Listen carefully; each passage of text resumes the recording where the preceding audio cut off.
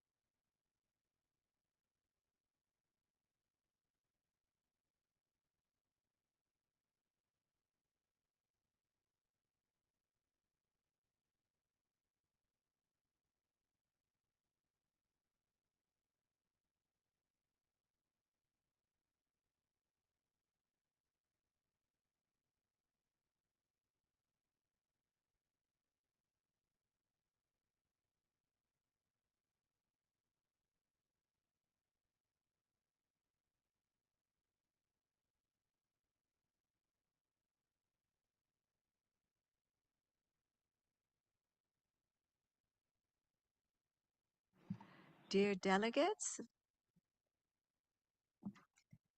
good morning. Welcome to the third and final day of the senior officers meeting. Just as some suggestions for effective virtual participation again, when you speak, please turn on your video, move close to the microphone and speak slowly. We ask again, please, that a dedicated microphone be used rather than the one built into the computer. We did have some audio problems yesterday, so we'd just like to emphasize that. And please mute your microphone when you're not speaking. And if you plan to read a statement, please send it to FAO-interpretation@FAO.org.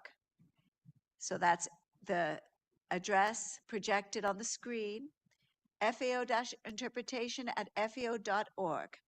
Interpreters will always treat this text as confidential.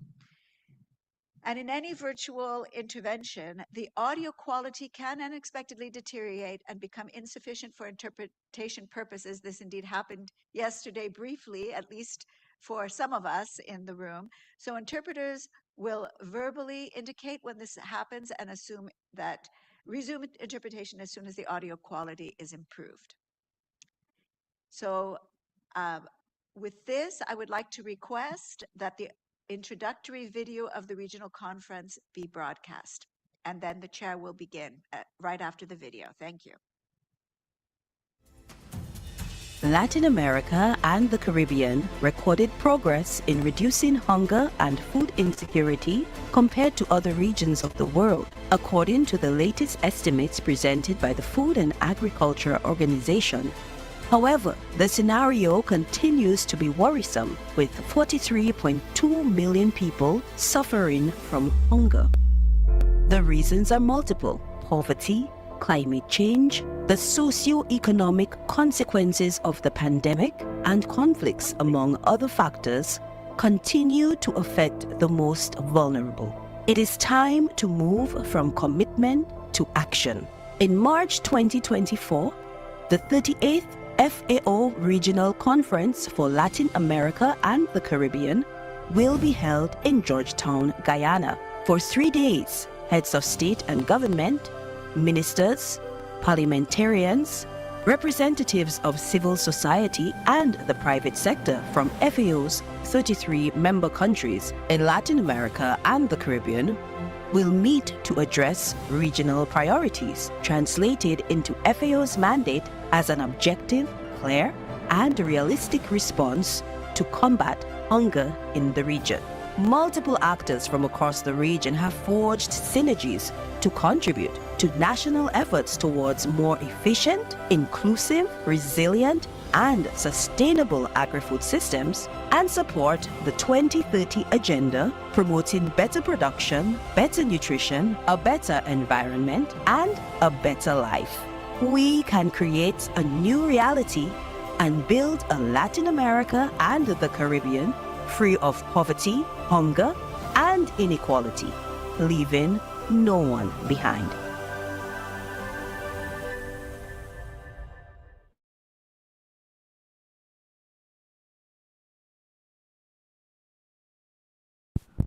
Good morning to all members, delegations, official observers, and spokespersons from non-state actors. My congratulations for your hard work yesterday. You know, yesterday evening we went late in the evening with a number of discussion, working to achieve a consensus on the draft report of this meeting. Whatever we do here will be very important for us. After some reflection following yesterday's extended session, I would like to propose some additional texts to be included in the conference report and hereby submit this for the consideration of the plenary later today when the chair's summary is presented. The text reads as follows. The regional conference supports FAO's effort to initiate the implementation of the proposal to reinforce the decentralization model, making more efficient and modern FAO country office network through open dialogue among members, and requests FAO to organize an informal meeting to further discuss the proposal of the modernization and of making the FAO country office network more efficient in order to discuss the matter in the council session. End. So, ladies and gentlemen, I'm just proposing this new this additional text after I would have considered, based on all the discussion I have been following last night, and we went late into the evening. I think that this encapsulates the essence of what some of the things that we want to say. And I see my good friend and brother, colleague, Ambassador Carlos, very attentively listening to me there. So I will just put this, and I don't know if I could be guided, if we could have a small discussion now or just move on, but I am just proposing this text so that we can, when we have the summary this afternoon, the chairman's summary, we can take this into consideration. Secretary, you want to guide me? Yes, I think that it makes sense for it to be discussed at the discussion of the chair's summary, if that was your proposal, for it to be included in the report. Over. Right. So this is the additional I wanted to be considered when we have discussion in the chair's summary this afternoon. All right, thank you very much. Before proceeding with the agenda, I would like to give the floor to the secretary to see if she has any announcement to make. Thank you, Minister. Thank you, Chair. Just to say that, as announced yesterday, today's agenda has been moved forward 1 hour. We appreciate your flexibility to be here 1 hour earlier. So on the new order of the day that was posted last night, you can see that the agenda is advanced an hour, which means an earlier lunch break, but the adoption of the report will continue at 6 p.m. Over.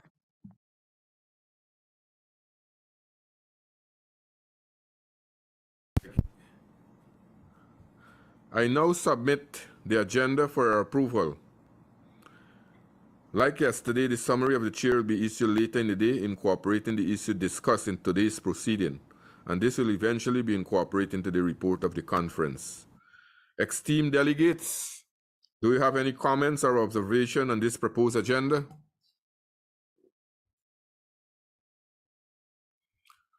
My good friend, Ambassador Carlos, you have the floor, sir.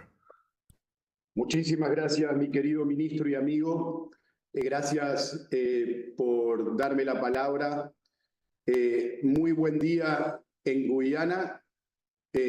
Para nosotros. I hope it's a good day for everyone. For us, it's difficult to figure out whether it's night or day, because yesterday we ended negotiations with our colleagues at 4 a.m. and therefore today here it's midday, but I'm not really quite sure whether it's night, morning, or afternoon. Yesterday, in the morning here. Yesterday we had a long negotiation among our colleagues. And what emerged was that there was no consensus on some of the points raised. And therefore we came to a reasonable, more or less reasonable consensus in the report on, in particular, on centralization.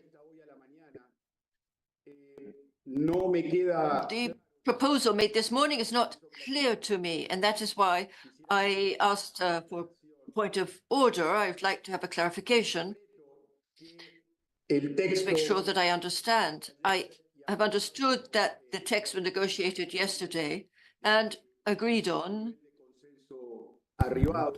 at least at the level of consensus that was achieved. So what I'd like to know is whether your proposal is going to be part of the chair's summary and presented as such your summary as the chairperson, and that is your power to be able to do so, or whether we will be reopening the negotiations that we had yesterday until 4 o'clock in the morning.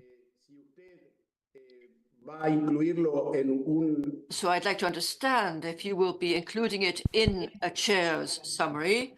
In that case, personally, I don't think that anyone could object to that because it would be, by definition, your summary.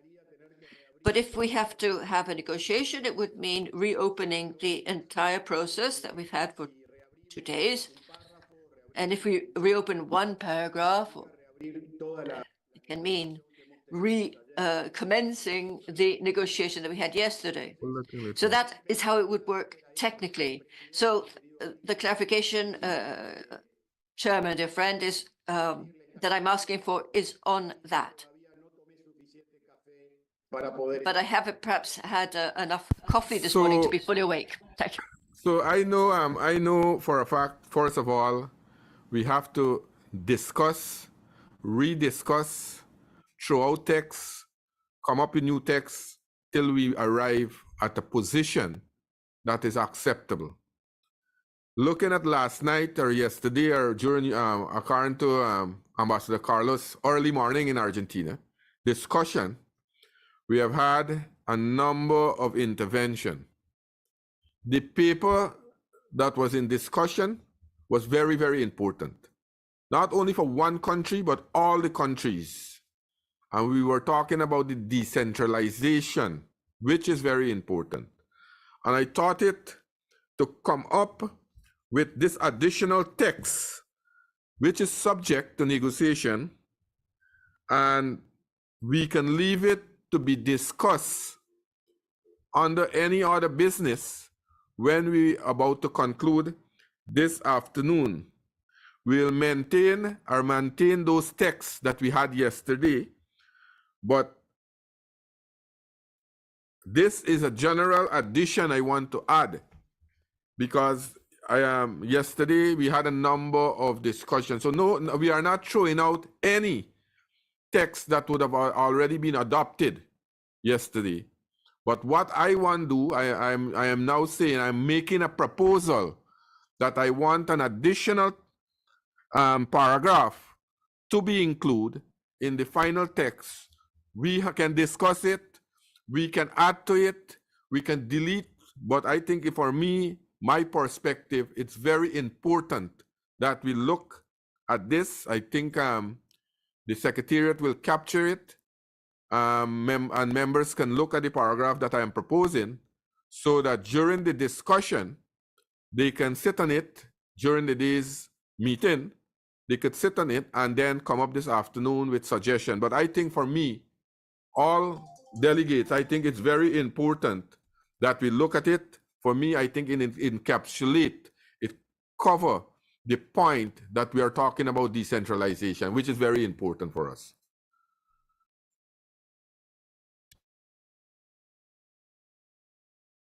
If we agree with that procedure, then we can move on. Is there any objection to the agenda?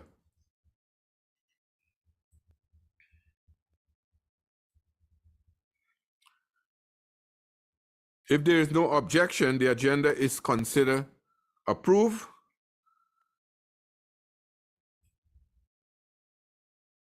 Continue with the agenda. It is now time for item 5 to review the framework for action and how to fight against food loss and waste through technological innovation, which corresponds to document LARC38. The region of Latin America and the Caribbean faces significant challenges in eradicating hunger and malnutrition. It is grappling with food insecurity due to economic shocks, conflict, insecurity, and extreme weather conditions. In this context, food loss and waste are a global concern with far-reaching economic, social, and environmental consequences. Significant level of food loss and waste occur in this region. For this reason, reducing food loss and waste and encourage context-specific technological innovations play a critical role in transforming agri-food system. Ms. Daniela Godet, FAO Regional Senior Food Security Policy Officer, will present this item. Ms. Godet, you have the floor.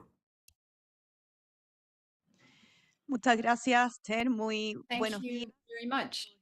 And good morning, everyone, especially to all the delegates of the member states who are here with us. My name is Daniela Godoy, and I'm an FAO official, and I'd like to present this item on food loss and waste with emphasis on technical innovation. As we've said in the past few days in the different sessions, the region is faced with significant challenges to eradicate hunger and malnutrition in all of its forms. And it has a highest cost when it comes to a healthy diet. And this is something that obviously affects nutrition and the health of people, especially the most vulnerable populations. In this context, it's extremely important to advance towards a transformation of agri-food systems.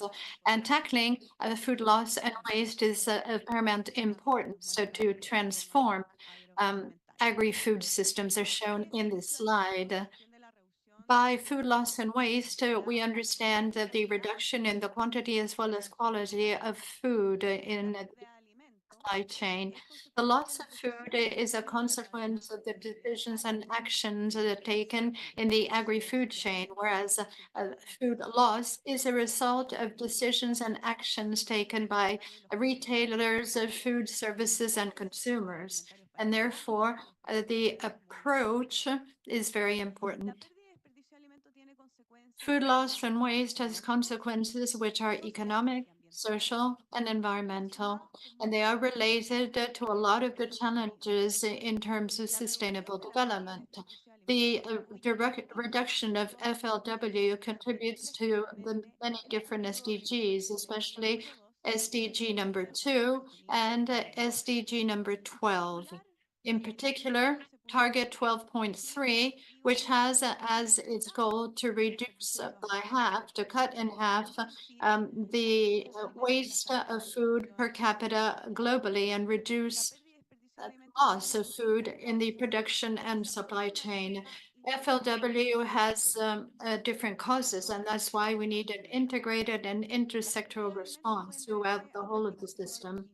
Food losses can be due to inadequate practices applied to harvesting and manipulation throughout the supply chain, but also natural factors, as for example, climate conditions or difficulties at the level of commercialization of the products or infrastructures that can be insufficient, among others. On the other hand, the waste of food is related to a limited useful life, the need for food products to comply with aesthetic norms, and the variability of the demand, also planning of meals and of procurement. Often people are not capable of reading the labels. Sometimes the labels are confusing and confused. It has been estimated that approximately 13% of food is lost after production.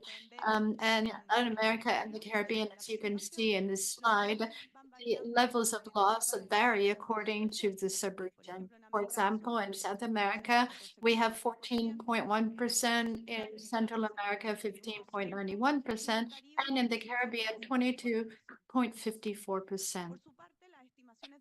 The instead estimates of food waste accounts for 17% of total food produced at the global level. What contributes the most to the generation of waste in our homes, to be followed by food services and retail. Food loss and waste has adverse effects on the environment. In Latin America and the Caribbean, FLW generates 300 million tons of CO2, which is greater than the global average, and about 125 million of hectares of land and around 17.5 cubic kilometers per year of water are used to produce food that is either lost or wasted. Reducing food loss and waste should be considered as a great opportunity for the transformation of agri-food system. And we have to make sure that these systems become more efficient, more inclusive, more resilient, and more sustainable. First of all, some of the opportunities when designing interventions to reduce FLW are associated with knowing exactly how much food is lost or wasted. Secondly, it's really important to have a clear idea of the general public goals and the reasons why there's a need to reduce FLW. And finally, thirdly, it's important to understand how FLW affects the goals being pursued. We therefore need an integrated approach with an agri-food systems approach and a response that comes from the different sectors and actors that will include technological innovations to understand the causes and reduce them too. There are different opportunities that we can see in Latin America and in the Caribbean and that have already been implemented.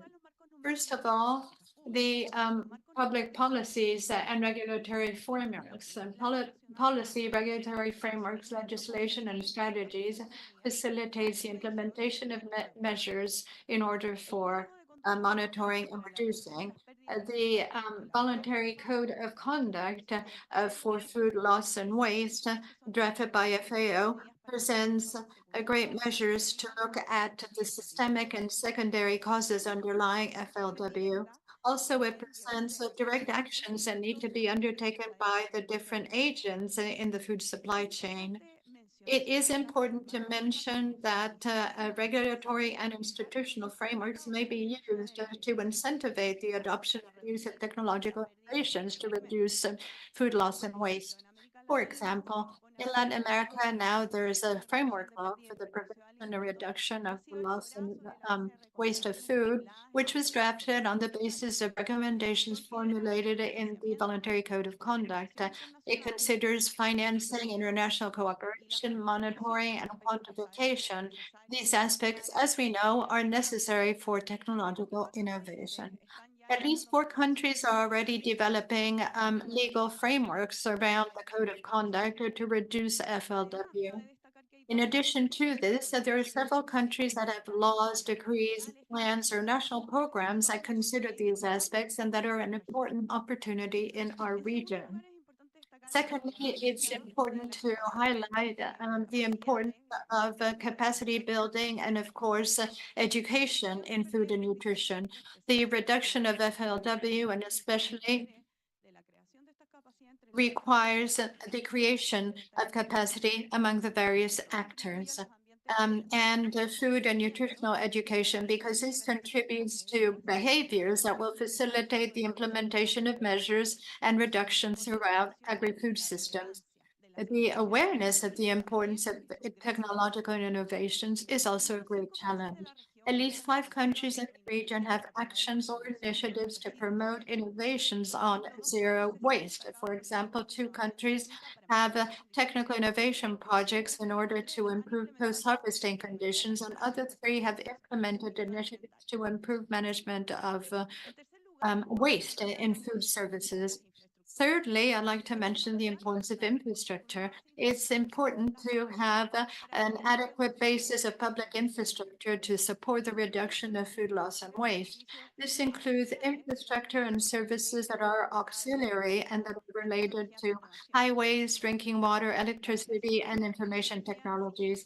The expansion of these technologies requires a greater access to electricity and drinking water, especially in rural and vulnerable areas where a lot of family farmers are located and that produce nutritional food. It's also important to consider data and information, as I mentioned earlier. It's important to know the causes underlying food loss and waste, to measure them and follow them, but we need data. Regions in the country, countries in this region already have strategies and methodologies to create capacities in the national statistics systems. And in some cases, there are experiences that are associated with the measurement of waste. This can be applied to different food products in different stages of the value chain and in different geographical regions. It's also important to produce this necessary estimates. In some cases, supermarkets have the tables to understand loss or losses and waste throughout the distribution and commercialization chain. FAO has developed an application called FLAP using methodology to determine quickly the levels of food loss and know when and how that happens. We already have information from 10 countries, and 4 of them are in the LAC region. In spite of all these initiatives, however, there are still challenges, major challenges in terms of data and information. In addition to all of these important issues, there is also the importance of partnerships and cooperation between the different actors. And here they are all asked to be involved. Reducing FLW requires the intervention of different actors, and it's important to be able to do that to further cooperate. So partnerships with civil society, the private sector, and others can indeed bring about technological innovations, among other things. National networks, which includes different actors and stakeholders, also plays an important role in contributing to research and coordination of technologically innovative measures. Other countries have national and international commissions that are a great opportunity to keep making headway.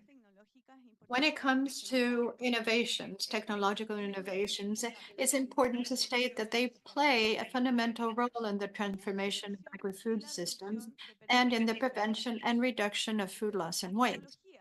Technologies can be used to prevent loss, add value, prolong the useful life and safety of food during their handling, storage, and packaging, as well as distribution, are extremely important. In addition to this, we have to consider the advances in information technology and digital innovations that can help to understand the causes and therefore prevent and reduce. Technologies to reduce food loss and waste and redistribution of food also contributes to food security. And in retail sale, technology facilitates an accurate management of commercialization of food through planning of rotation of products.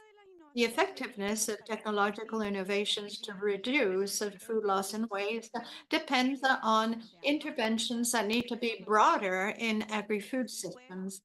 So this might lead to the adoption of a global approach of systems to apply integrated solutions that can guarantee sustainability in its social, economic, and environmental dimension. Lastly, because I'm running out of time, when it comes to food loss and waste, we can propose a number of recommendations for your consideration. First of all, facilitate the incorporation, monitoring, and evaluation of the model law for the prevention and reduction of food loss and waste and the voluntary code of conduct for food loss and waste reduction. Secondly, support countries in developing and sharing evidence and building countries' capabilities to collect, generate, and analyze data and information on the status of losses and waste in agri-food systems throughout the supply chain. Lastly, the 2 last recommendations consist in supporting integrated solutions for food loss and waste prevention and reduction, including policies and regulatory frameworks considering technological innovation as a main pillar, and mobilization of resources and resource mobilization and partnership building strategies to foster the development of regional, national, and subnational food loss and waste reduction policies. Thank you. Thank you very much for that insightful presentation. I think it was well done, although you said you have limited time. So let me thank the presenter for making that presentation. Next, I will ask government delegation. You are invited to comment on the item raised. So I see Argentina. You have the floor, my good friend again. Then Argentina, yes, you have the floor. Mi querido presidente, gracias por darme la palabra. Como primer comentario, As a first comment, we would like to highlight the importance of this issue contained in the document. Food loss and waste in our region is an important issue. It's a catalyst which has adverse effects and exerts a negative pressure on food security in our countries. We have to realize that when we're talking about FLW, all the resources used for their production, like soil, energy, water, and capital, is going to be wasted. In other words, this phenomenon not only has social consequences, but also economic and climatic consequences. For Argentina, food loss and waste is an issue of the greatest importance. And this is why our country was one of the advocates of the International Day to prevent FLW within the UN. Also, as a document states, my government developed a national plan to prevent and do away with FLW that looks at the prevention and fostering of the necessary logistics thanks to technologies. In parallel, Argentina has a national network with over 100 members from different sectors and areas throughout the country, the aim of which is to coordinate actions, share experiences, disseminate information, and generate interchange or exchange. Additionally, we've created a campaign called Let's Appreciate Food, which fosters synergy between the public and private sector to involve stakeholders and to prevent food loss in supermarkets, retail shops, and restaurants. Of course, all these initiatives are absolutely open to countries of Latin America and the Caribbean that might be interested in exploring the experiences of our country. Here, FAO might play an important role to facilitate regional cooperation so as to develop capacities in SIDS and in the areas making up the dry corridor. Also, we understand that FAO should adopt this as a regional priority for capacity building and the exchange and access to technologies to consolidate a holistic approach that will allow our region to overcome food issues related to this phenomenon. It would be interesting to maybe think about producing a report that will cover the main stages in the supply chain that lead to food loss and waste. We also would like to make mention of the FAO's voluntary code of conduct on food loss and waste. It's a very significant document, and it should be further disseminated because it could be a fundamental point of departure to reduce the impact from FLW. Thank you very much, Chair, and I'm sorry for going over the time allotted to me. Thank you very much, Argentina, and I agree with you, it's a very important document. I now give the floor to Mexico. Mexico, you have the floor. Gracias, señor presidente. Mi delegación comparte. My delegation shares and endorses the measures being proposed in this regional conference and in document LARC34/7. We agree with the conclusions and the recommendations that may be found in that document too. The issue being tackled here is nothing new, but it is really important for us to pay attention to it because we need to break with the inconsistency, which sees having people that suffer from hunger on the one hand and also having food loss and waste on the other. Within FAO, we need to be more effective in paying attention to this phenomenon.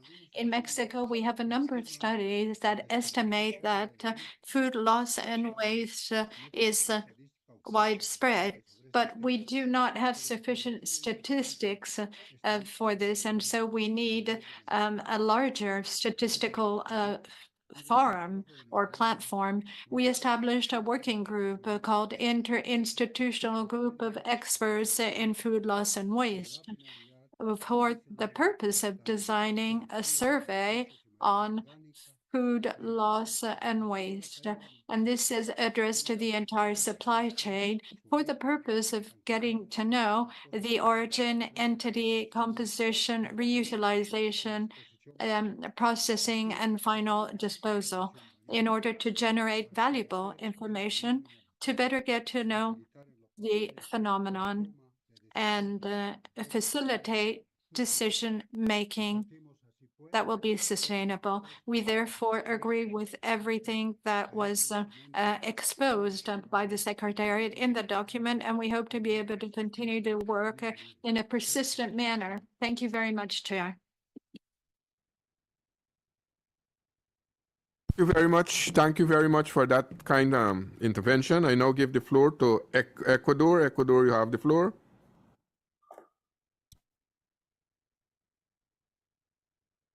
Señor presidente y participantes Thank del you very much, Chair. And I greet participants of LARC38. A very good day to you all. Ecuador would like to point out how important it is to strengthen the various public policies and initiatives to be adopted to reduce FLW, to foster the circular economy, and to provide for holistic management of residues. We also need to strengthen from farm to fork as part of the SDGs. We also need to strive for a climate neutrality by 2030. We also have to think about developing new technologies for the conservation of food, as the use of modified atmospheres to prolong the shelf life of food.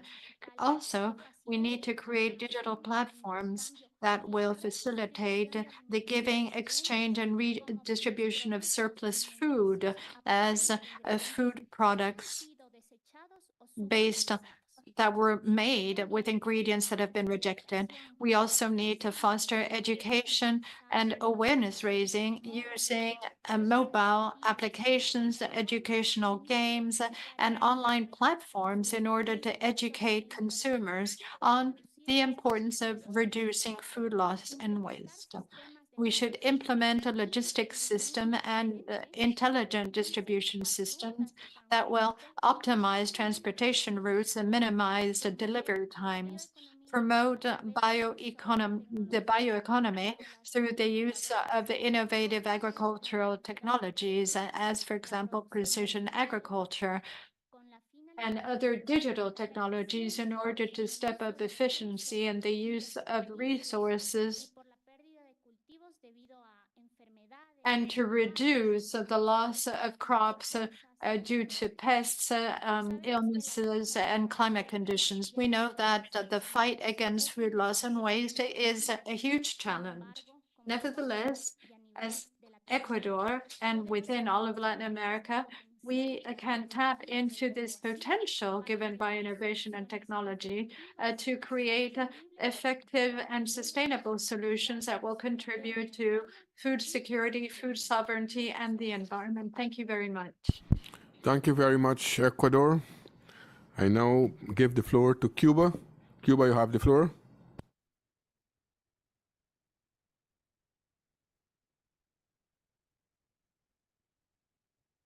Sí, buenos días, presidente. Buenos días, presidente. Morning, Chair. From Cuba, I'd like to say we're completely open to support all those who have spoken before us. The only thing we'd like to say at this point is that we do have a law on food and nutritional sovereignty, which recognizes the consolidation of local food systems that need to be sustainable and resilient. Now, part of those food systems or part of that strategy is dealing with the problem of food loss and waste. We have therefore established a national committee to prevent food loss and waste. This is an important part of the system. Sorry, but the interpreters believe that the sound is way too poor to keep interpreting. We apologize.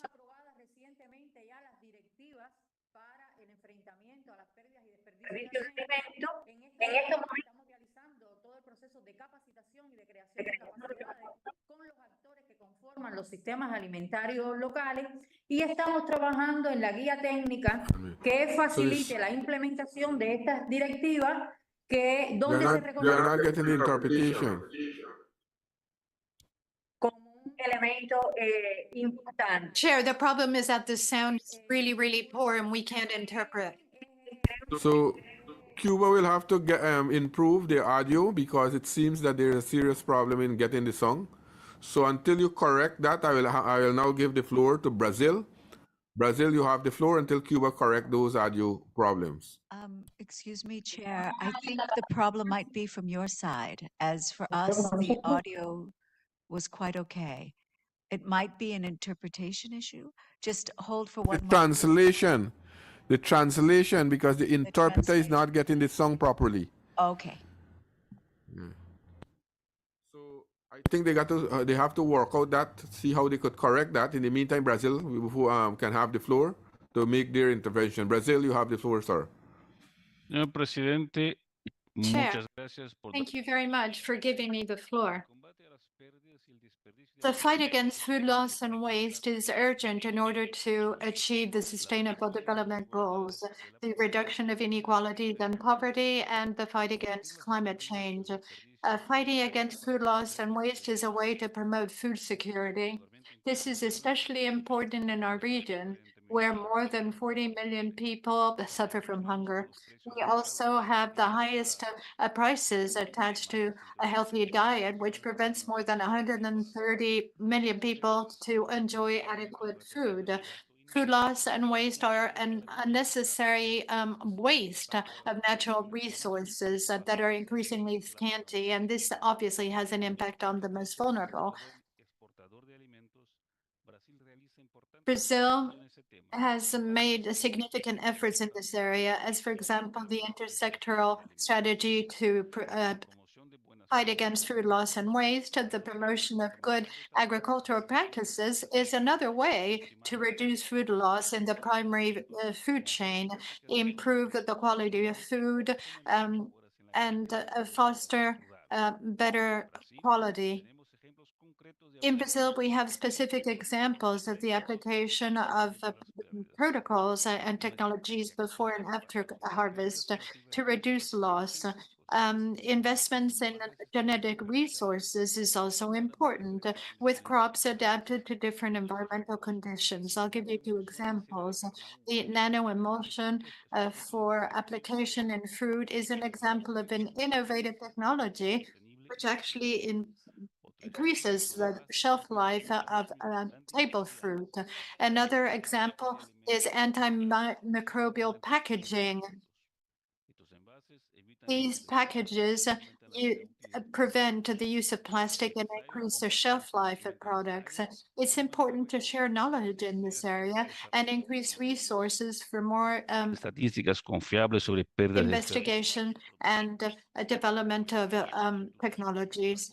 We enthusiastically support the recommendations that are suggested in the document. FAO has the potential to play a more significant role to support countries. Thank you very much, Chair.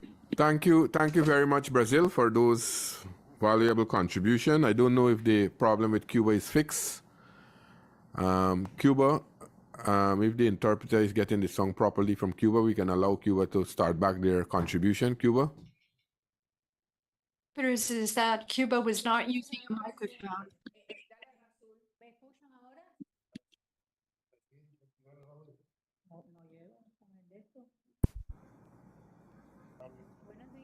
Señor presidente, ¿me escuchan ahora? Good morning. Can you hear me now, Chair? Yes, we're hearing you clearly. Okay. Bueno, Cuba comentaba anteriormente que Cuba comparte todo lo que se ha I was saying that Cuba agrees with everything that's been said by previous colleagues. And we only wanted to share with you that, as is known, Cuba today has a law in food security, nutritional security, and food sovereignty, which is the legal implementation of our national food sovereignty plan. What is recognized is a consolidation of local food systems that are sustainable and resilient. And as part of that, we have measures to prevent food loss and waste. Consistent with this, we established a national committee for the reduction of food loss and waste, which is an integral part of the governance system of food sovereignty in the country. It has 34 members, which represent the different sectors of the Cuban society.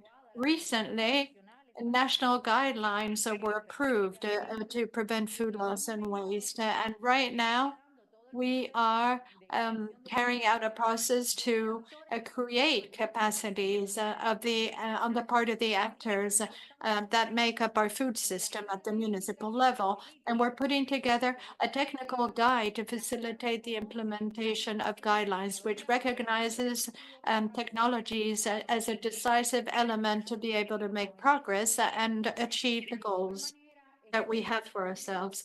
This issue, as said previously, is part of the statistical system on food security and food sovereignty, and is part of the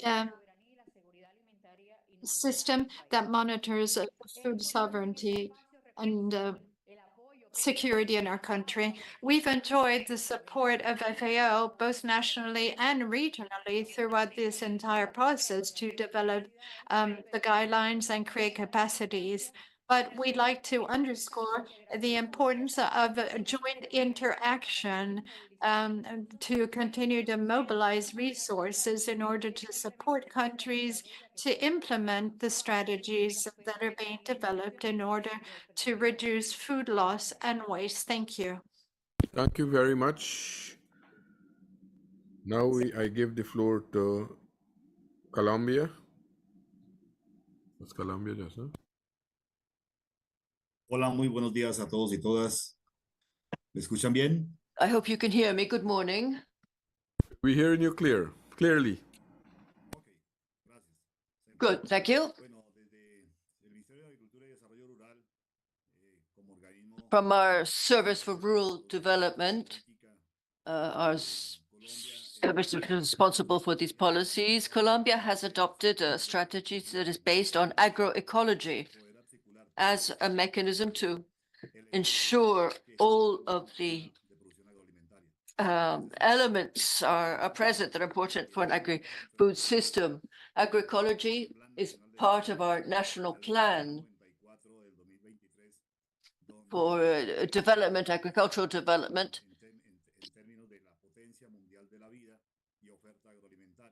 and which focuses on agricultural supply. And we have a policy which is based very much, as I was saying, on agroecology that aims at promoting some of the elements that can help us achieve food sovereignty, in particular of the more marginalized communities.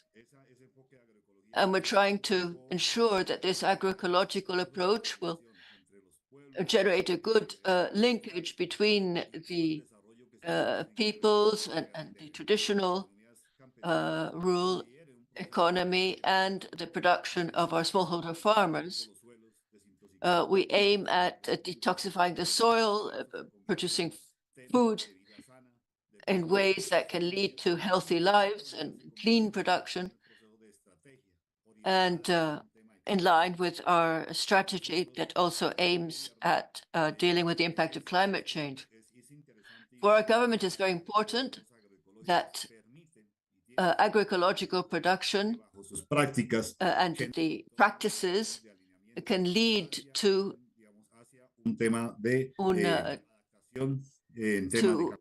policies that are aligned with the need for adaptation to climate change.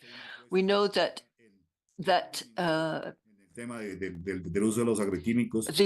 form of production can lead to a reduction in the use of agrochemicals and can help the different territories reduce the use of external inputs. Therefore, it is very important for us to generate this web of interlinkages that can be very important. Agroecology is based also on extension services, farmer schools that help develop a sense of ownership of the policy in the regions. And the government of Colombia is working on strengthening our production system in this sense. Thank you very much, Colombia. I now recognize Peru. Peru, you have the floor. Gracias, señor presidente. Agradecemos. Thank you, Chairman. We welcome the presentation of the up-to-date information on food loss and waste within agri-food systems. In Peru, we're working towards minimizing food loss and waste in an organized way because we are aware of the impact that food loss and waste has on the environment and on our economy. And that is why we have understood the need to strengthen our regulatory framework and public-private interventions to reduce food loss and waste and develop experiences for the adoption of technology included in the strategic plan for FAO 2022-2031. And there's a need for more support for accurate measurement of food loss and waste, recognizing its causes and critical points, as well as well-developed strategies to enable innovative technological and social solutions, also using the knowledge of the farmers themselves. And it's important that each country has its own way of identifying and source of information on food loss and waste. We call for support for the development of regulatory frameworks to recover food. And we feel that there's a need to strengthen the awareness on circular models in this area, implementing digital approaches to commercial management to improve access to healthy and safe food at more affordable prices, as well as enhancing the awareness and the capacity of the different actors in the supply markets to enhance their collaboration and making food available also to non-profit organizations. There's a need for special support to implementing roadmaps based on a circular economy with short, medium, and long-term measures to transform these systems towards more circular models with different models for trade, incentives, research and innovation in circular technologies, also for sectors including fisheries and aquaculture, as well as the agricultural sector. There's a need for greater awareness and a greater number of public and private actors in the supply chains to be involved with a priority given to the important steps relating to food loss and waste. We think that the educational basis is very important, with more information, awareness of the population, facing, of course, the scenario of hunger and poverty and deterioration of the environment, and understanding what it can entail. We're seeking partnerships and more financial support to implement initiatives for the improvement and strengthening of rural infrastructure. In our country, this is highly relevant in dealing with food loss and waste. In this context, we urge FAO to prioritize its technological assistance and resource mobilization for the region to facilitate food loss and waste reduction through research, adaptation, transformation, and technology transfer in coordination with entities that can provide support to production and science, technology, and innovation in the food, agricultural, fisheries, and aquaculture sectors, working together for better production and ensuring sustainable consumption and production patterns through technological innovation in food supply chains to make them more efficient and inclusive at a local scale and throughout the entire value chain, can promote food systems that are more resilient and sustainable, and that will help us come closer to our food security goals. Thank you. Thank you very much, Peru. And now recognize Guyana. Guyana, you have the floor. Thank you very much, Chair. In the context of Guyana agricultural food system, we recognize the critical role that technological innovation plays in addressing food loss and waste while advancing the nation's agricultural productivity and sustainability.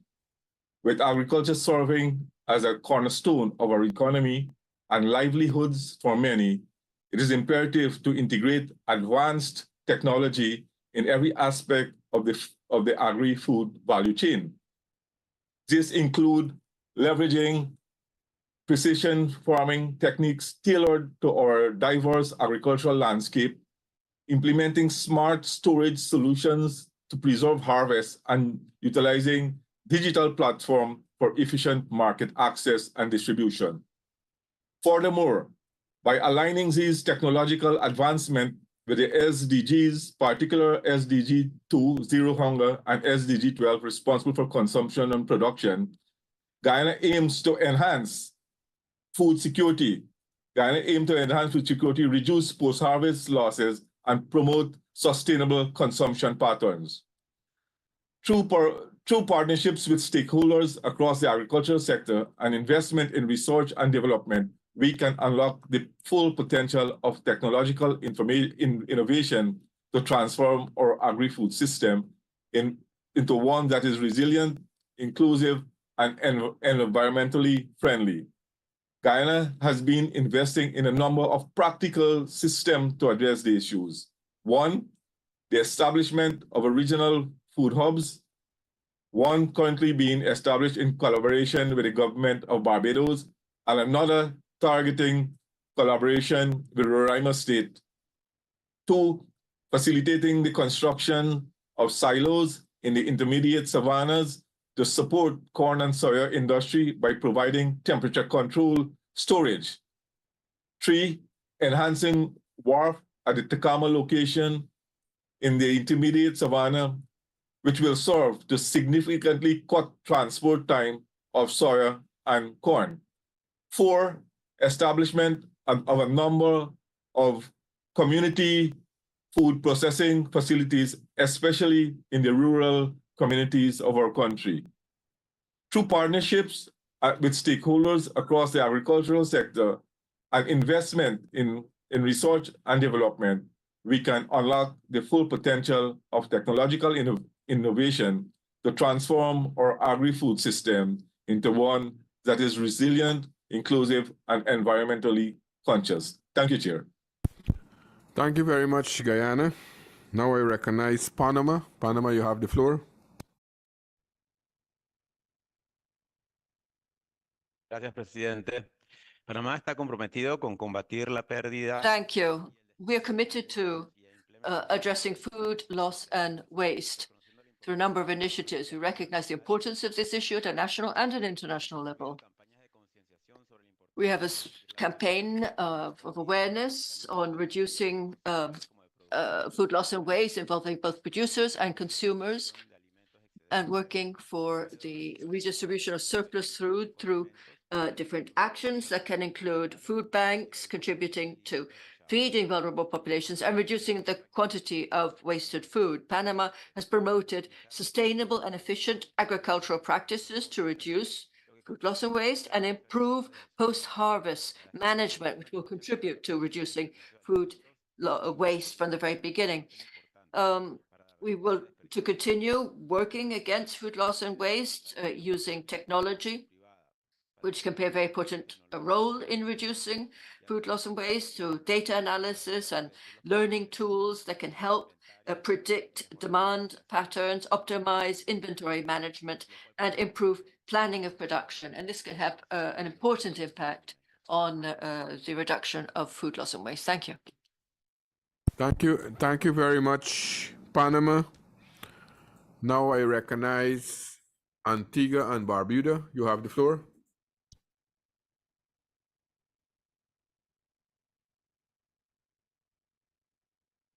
Thank you, Chair, and good morning. Thanks for this opportunity. Antigua and Barbuda welcomes the inclusion of this very important aspect of food and nutrition security during these discussions and deliberations, particularly so during these times when there is that concern for hunger and malnutrition that is prevalent within the region. We also recognize and welcome the recommendations as outlined by the presenter and colleagues who have spoken before, and support the integrated approach that has been tabled so far. And that would include namely the use of technology, education, policy, and regulatory frameworks, revision, collaboration, and partnerships. What we would like to do in this brief intervention at this time, though, Chair, is to recommend also a further measure that we think that within the OECS can assist us in this worthwhile pursuit. And that measure we are recommending FAO's priority support in is attaching an officer within the OECS Commission who will assist and help to coordinate our efforts and therefore enhance our pursuit of reducing food waste and loss, and also our very overall ambition of achieving the 4 betters. We have been making progress in terms of taking specific actions within member states, but we think it is at a time when this kind of coordination will enhance and better enable us to achieve these goals and objectives. And so thank you for this opportunity, Chair. Thank you very much, Antigua and Barbuda. I now recognize Chile. Chile, you have the floor. Buenos días. Muchas gracias por... Thank you. We thank you for the presentation on this subject. And I would like to say in the case of Chile, we think that this is a very important issue. Reducing food loss and waste is extremely important and very much part of promoting efficient food and agricultural systems. In Chile,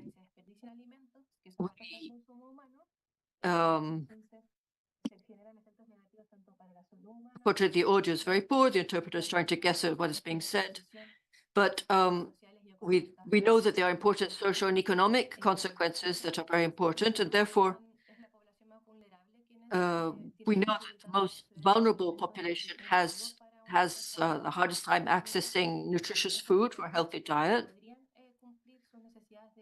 And a reduction of food loss and waste could be very important in facilitating their access to this food. And so understanding the situation, Chile has worked also at a legislative level.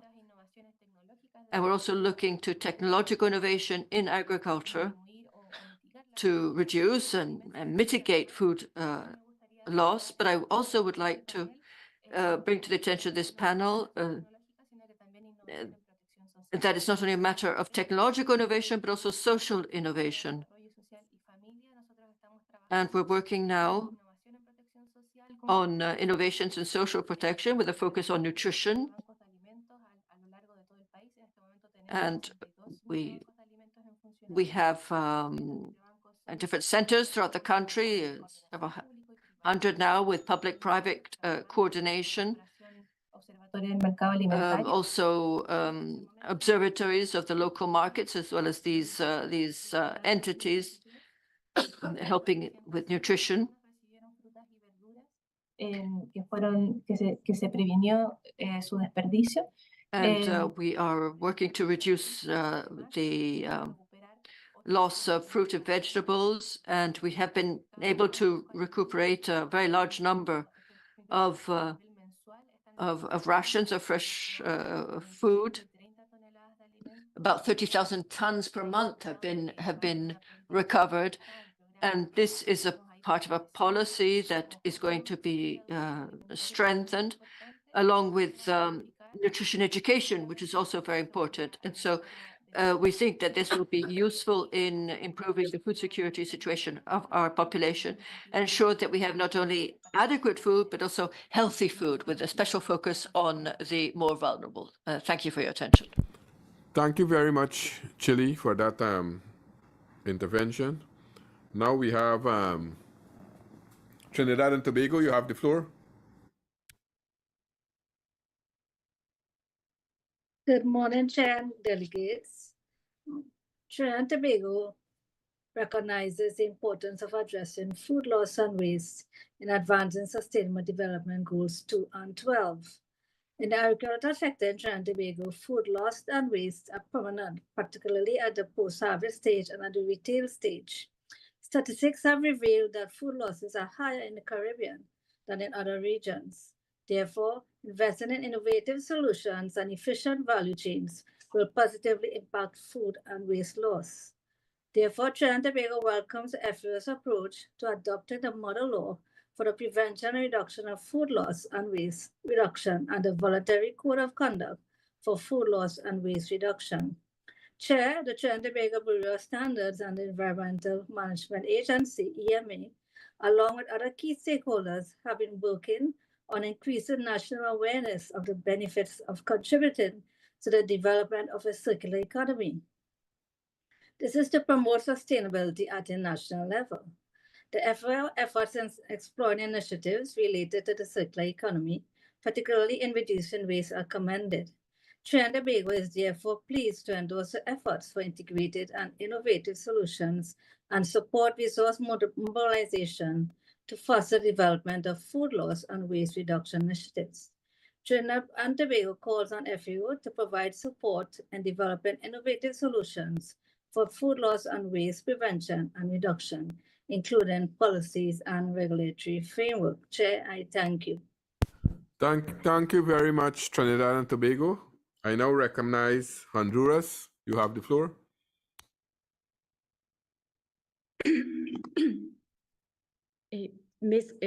Can you hear me, Mr. President? Can you hear me? I'm hearing you clear. Go ahead. Okay. Primero, thank you, Mr. President. Buenos días a todos. Good morning, all. Honduras agrees with this issue on food loss and waste and the recommendations that are set out in the document. I simply would like to mention the fact that we can help achieve the zero hunger target also through a reduction of food waste, and therefore it is especially important. And then management of crops is extremely important. Very often, our producers, when they're working alone and not in an organized way, tend to produce the same crops, harvest at the same time. And when they come to the market, sometimes they prefer to leave the crops in the field rather than sell at a very low price that doesn't cover the costs. And therefore, food security, food sovereignty are very important, but also fair trade and well-managed trade at the right time are all important also from the point of view of food loss and waste. And I hope that we will be able to work on this, working on laws, on special programs, and with the system of partnership among all of the sectors involved. Thank you. Thank you very much, Honduras. Now we have had a number of interventions from various countries. So I am now asking, is there any other country that wants to make an intervention now? Is there any other country that wants to make an intervention? Dominica, I am seeing Dominica. Is that clear? The Secretariat? Dominica, yes. Dominica, you have the floor.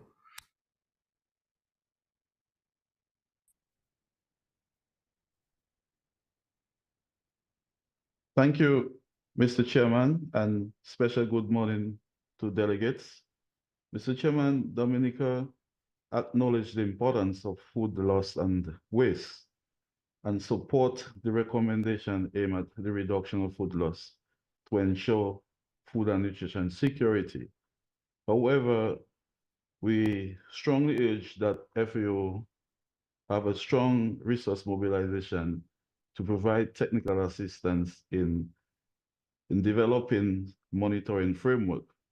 I can speak for Dominica. The issue is we don't have the capacity to monitor food lists and the necessary policy to do so. And so our recommendation is that to provide some technical assistance to put the necessary mechanism so we can monitor food loss along the value chain. In the case of Dominica as well, we recognize that there are food loss along the chain, the supply chain in terms of production, post-harvesting.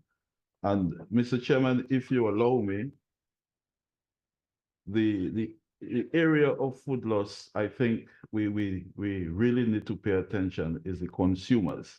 I think we need to have a public awareness, information sharing on what is the responsibility of consumer. I think that is an area that we need some. It's not only the farmers and the people involved in value chain, but I want to stress on the importance of the responsibility of the consumer in terms of food loss, achieving our goals. So with these few words, I want to thank FAO in terms of the achievement that they have done in providing the necessary assistance, but more needs to be done to provide that policy framework and mechanism for small developing states to have the capacity to monitor food lists. And I want to stress the point again that the consumers are critical in preventing food loss and food waste. Thank you, Mr. Chairman.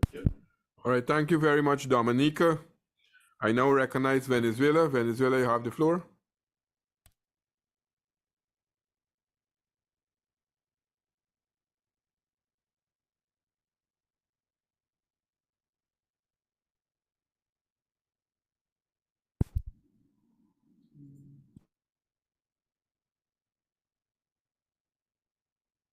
Venezuela hearing us? Yes, you have the floor. Venezuela saluda y ratifica su apoyo a la Thank iniciativa. you. Venezuela endorses this FAO initiative in contrasting food loss and waste. In Latin America, we have a percentage of food loss, which is quite considerable, of food from the peri-urban and rural areas. There are issues of access to markets, and these issues have become even more severe in recent years owing to difficulties in access, reduced mobilization, the impact of the pandemic, and also international measures that have hindered economic development. However, there have been some successful policies in the area of family farming, policies that have been adopted to have an impact also on food loss, with a special emphasis on products from family farming. Many cases, this sector accounts for more than 50% of the food that is available in the market, owing to the characteristics of low-scale food production, difficulties in access to market, the high cost of intermediation, the prices obtained for the products of family farming and peri-urban farming are lower than the prices that are achieved by larger-scale producers. And we are attempting to deal with that through policies that can strengthen the capacity of family farming, aiming at reducing this impact that also in turn generates higher levels of food loss. Venezuela calls for the inclusion of the recommendations of the document, in particular, those that refer to intensifying FAO support to localize and transfer experience and capacity relating to trade, especially of family farming, in this way facilitating the direct access of these products, the products of these sectors to markets. Thank you. Thank you very much, Venezuela. I now recognize Barbados. Barbados, you have the floor. Good morning, colleagues. Barbados acknowledges the proposals outlined in the FAO document, since food loss and waste continue to be an important issue in food production systems. The use of post-harvest technologies in reducing food loss and waste is a major issue, and countries like Barbados have constantly requested training in this area. To balance this out, the use of technologies like what FAO is currently exploring in Barbados in utilizing waste, in this case, fish silage, in the production of animal feed can also assist in reducing food loss and waste. Barbados also supports Dominica in the need to sensitize consumers and retailers in the food loss and waste, and therefore request FAO assistance in developing programs to address this particular group. Barbados therefore agrees with its CARICOM colleagues in seeking FAO's help in this area. Thank you. Thank you very much, Barbados. I now recognize Suriname. Suriname, you have the floor. Thank you, Chair. Yes, good morning, everyone. Food loss and waste is also a challenge in Suriname. And we need, I think, policy and guidelines in this matter in using technologies to reduce food loss and waste. And this data collection is also needed, is important, where we also need assistance from FAO. From here, I also support the recommendation made by FAO and other members. I would like to take the opportunity to thank FAO for its support that already have been given in food security projects. And now with the many challenges, the ongoing support from FAO is very important, I think, to achieve the SDGs. Thank you. Right. Basigulapo. Thank you very much, Suriname.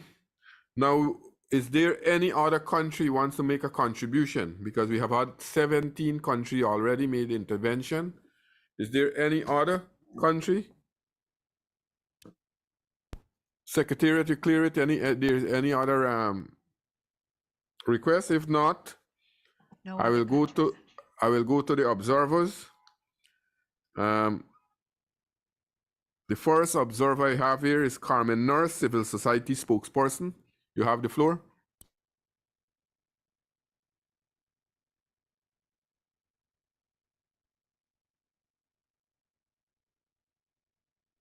It is Carmen Nurse, the Civil Society. Carmen Nurse. Yes.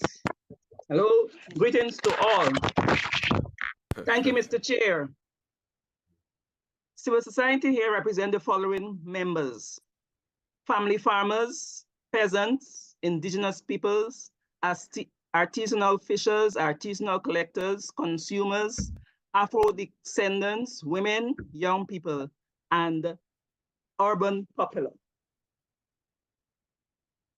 From Monday, we have heard that imperial data, we have seen and heard imperial data indicate that in our LARC region, 40 million people suffer from hunger. 180 million people are in poverty, and 33.4 million people cannot afford a healthy diet. And at the same time, we are grappling with extremely high levels of food waste. Ironically, our food and nutrition insecurity is greater in the areas of overconsumption of diets high in starches and sugars, due mainly to limited nutritional education and economics, and extremely low in fruits and vegetables, which accounts for the highest yield of loss of waste in our region. Since health is wealth and guaranteeing higher productivity of human resources, we, the civil society, would like to make the following suggestions and interventions. That consideration be given to improve roads for farming communities to ensure timely transportation of products in and out of farms. That adequate recommended transportation vessels, be it boats, trucks, vans, etc., be adequately equipped to preserve the freshness and quality of products. That community storage facilities be established to store foods instead of products remaining on farms to waste, thereby resulting in not just the waste of food, but also of finances. Food and guarantee food in and out of season. We recommend that high-tech processing facilities be constructed within communities, that foods that are not sold can be processed, thereby reducing waste, creating employment and higher economic gain.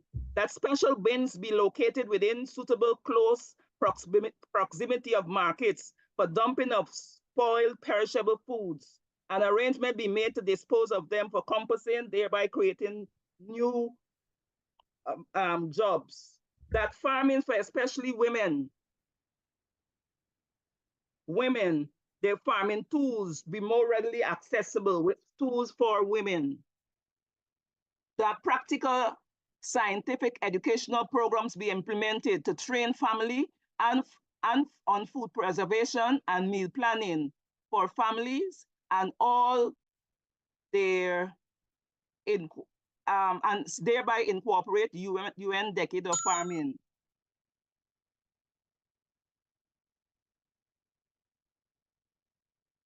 Sorry about that. Sorry about the loss of it.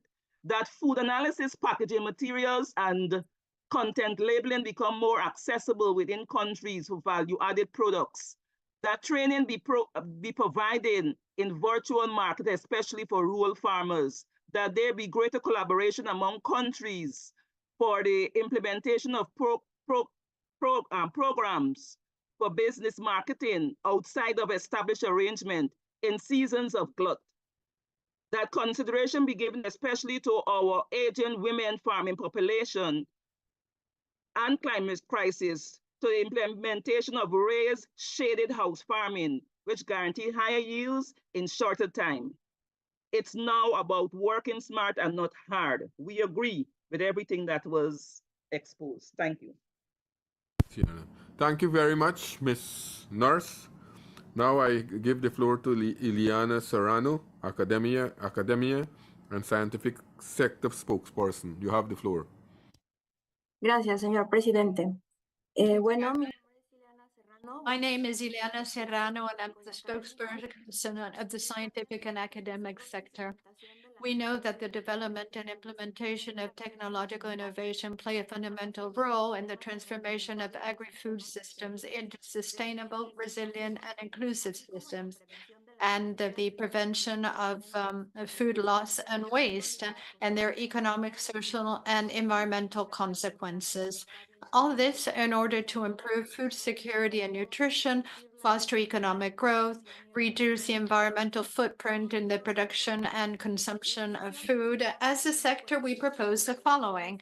The inclusion of the academic sector in the dialogue, creation and strengthening of regulations, policies, and implementation of measures to support the reduction of food loss and waste and transformation of food systems. Then the creation of a bulletin of technologies developed by institutions of research and universities in the region, available to be disseminated among small-scale farmers and SMEs. They should include a diversity of technologies and adequate structures that will foster compliance with safety norms, nutritional value, and diversity, as well as the processing and recycling of food through composting and anaerobic digestion. Also, the establishment of funding programs that facilitate access and transfer of technological innovations, the creation of innovation capacities, learnings, collaboration, and negotiation, and the use of plant genetic resources for small-scale farmers and vulnerable as well as marginalized groups, in particular women and youth in the region.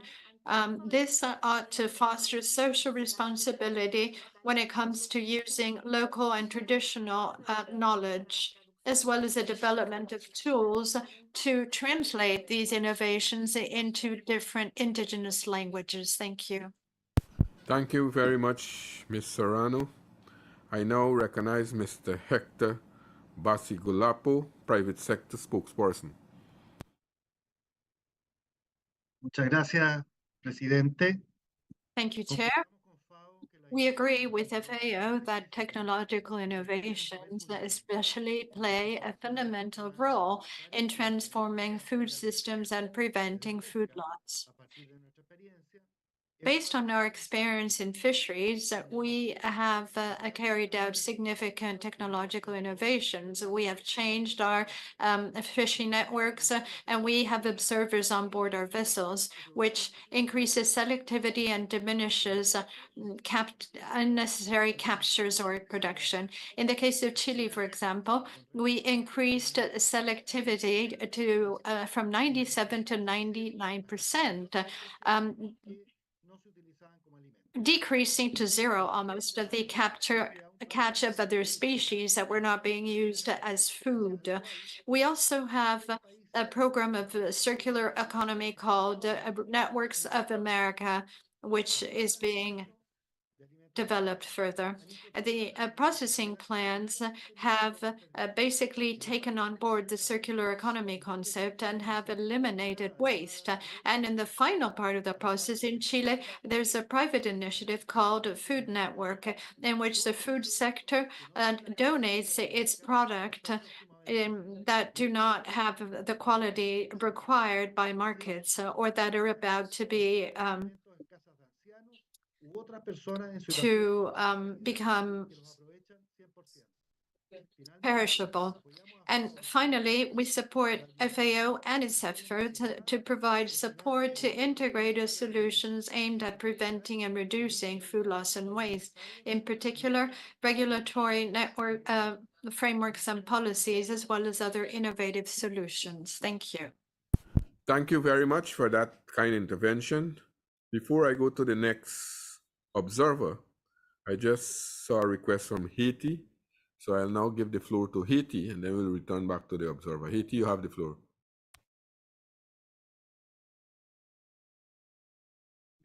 Bonjour tout le monde. Good morning, everyone.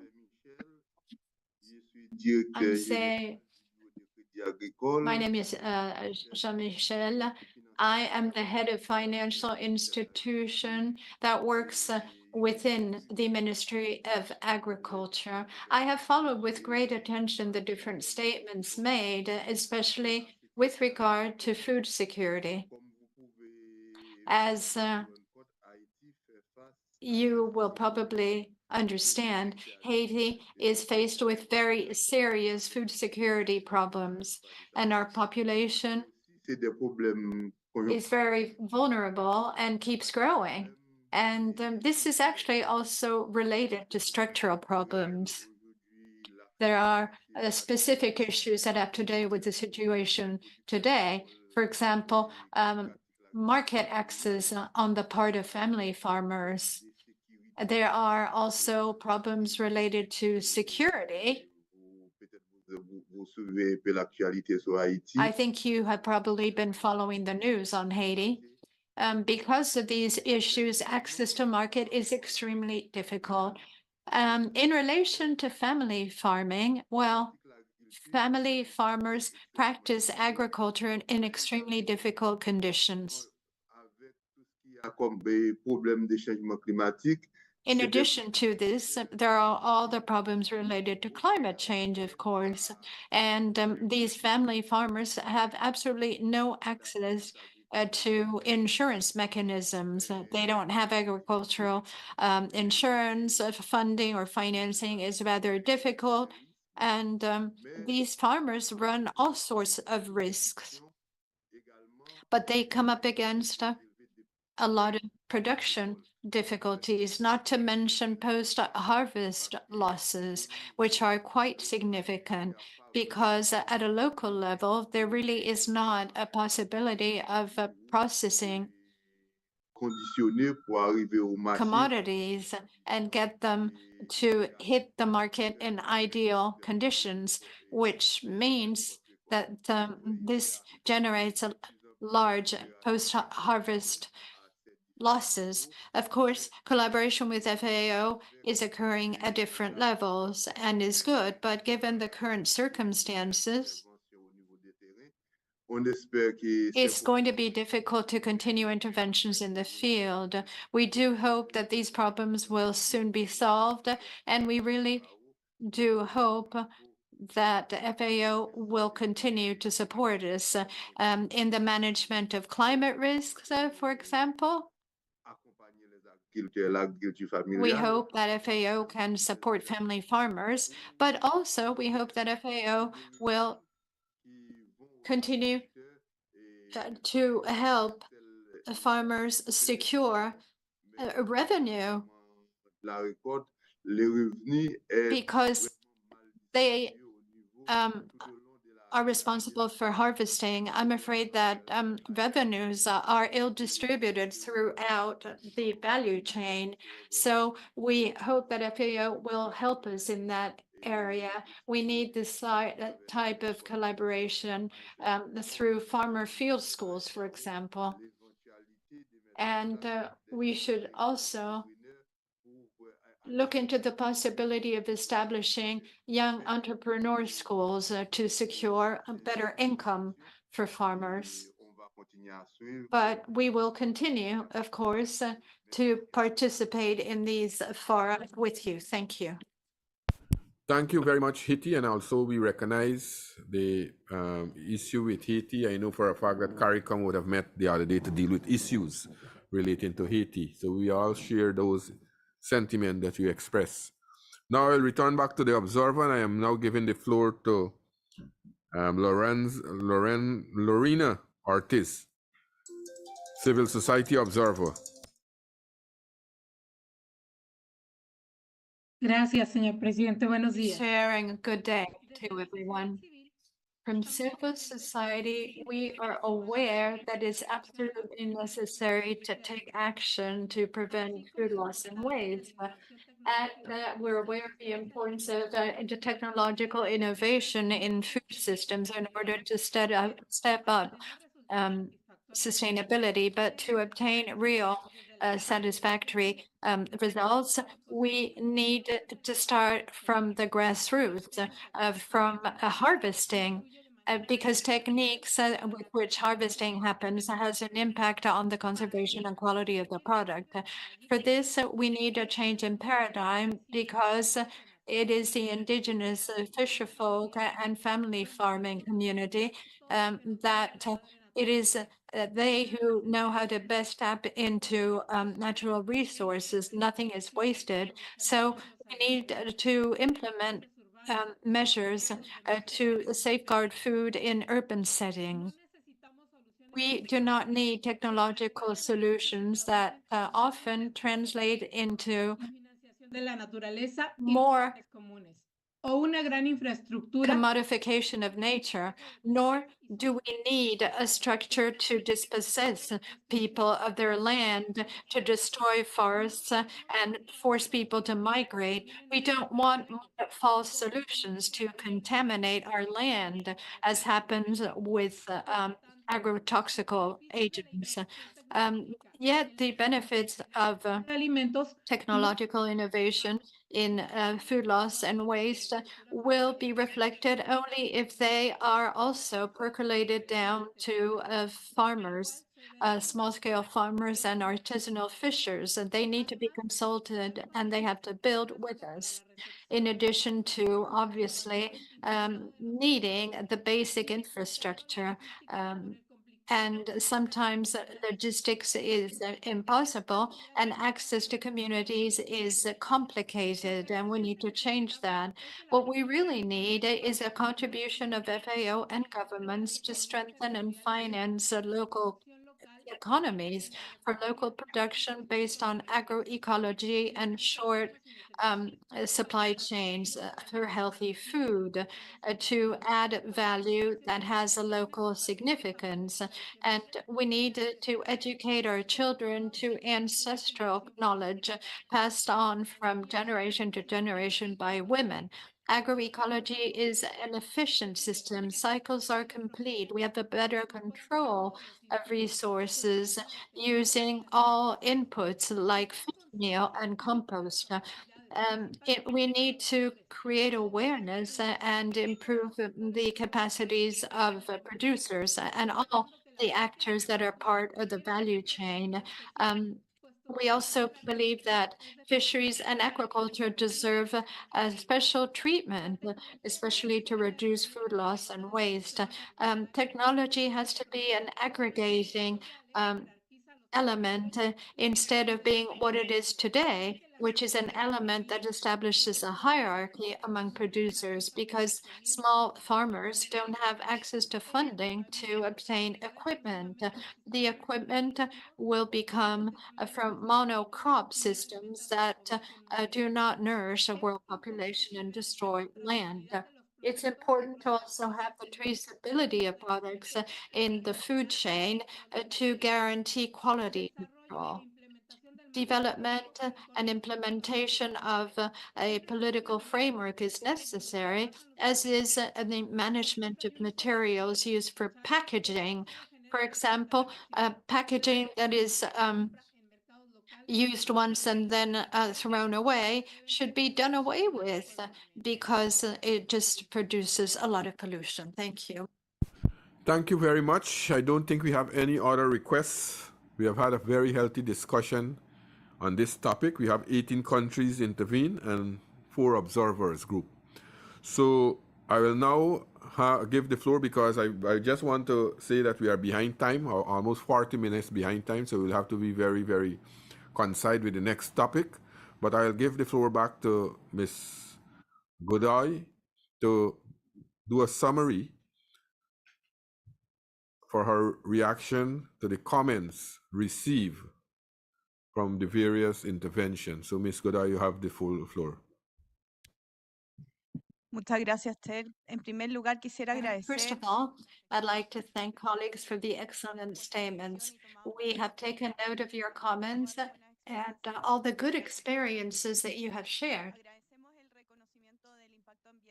We'd like to thank you for recognizing the environmental impact of food loss and waste and its relevance for the 2030 agenda. We appreciate the mention of an impact of food loss and waste on small-scale farmers and artisanal fishers and the giving or donation of foods.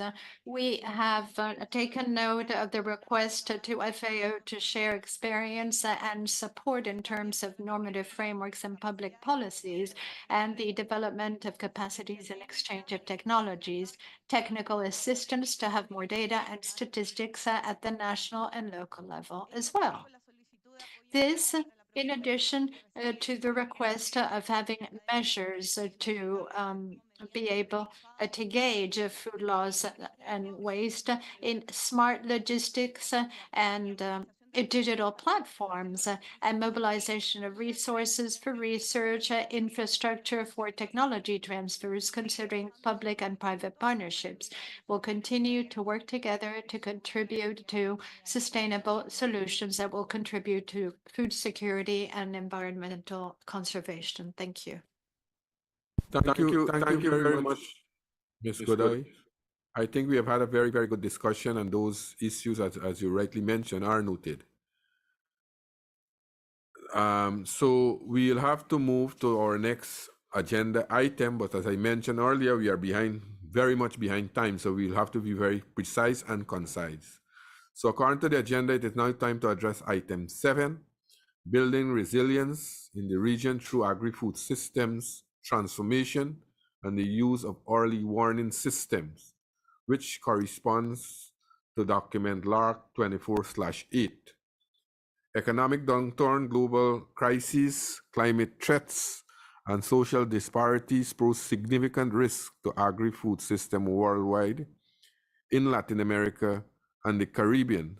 Structural disparities, governance issues, and the escalating impact of climate change compound these challenges, endangering fragile population and ecosystem.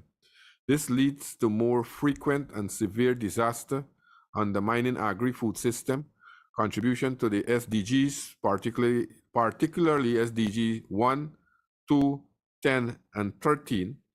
Resilience, the sum of essential capacities to prevent, anticipate, adapt, absorb, and transform in the face of risk and shocks is crucial. Bolstering agri-food system, resilience is essential for food security, nutrition, and protecting livelihoods. Regional consultations on this issue highlighted vulnerabilities and the role of early warning systems. This session delved into the challenges, opportunities, and strategies to enhance resilience across all agri-food system domain, guided by an overview of the regional context. Mr. Rain Paulson, who is the FAO's Director of the Office of Emergency and Resilience, will present this topic. Mr. Paulson, you have the floor. Chair, thank you so much for the opportunity to present on this important topic, and greetings to all of the delegates from the members and the observers online. Let me share the presentation.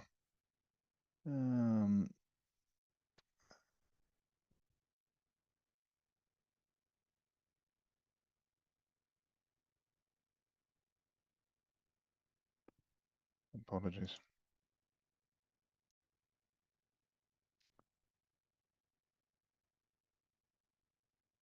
I'm struggling to share the presentation here at the moment.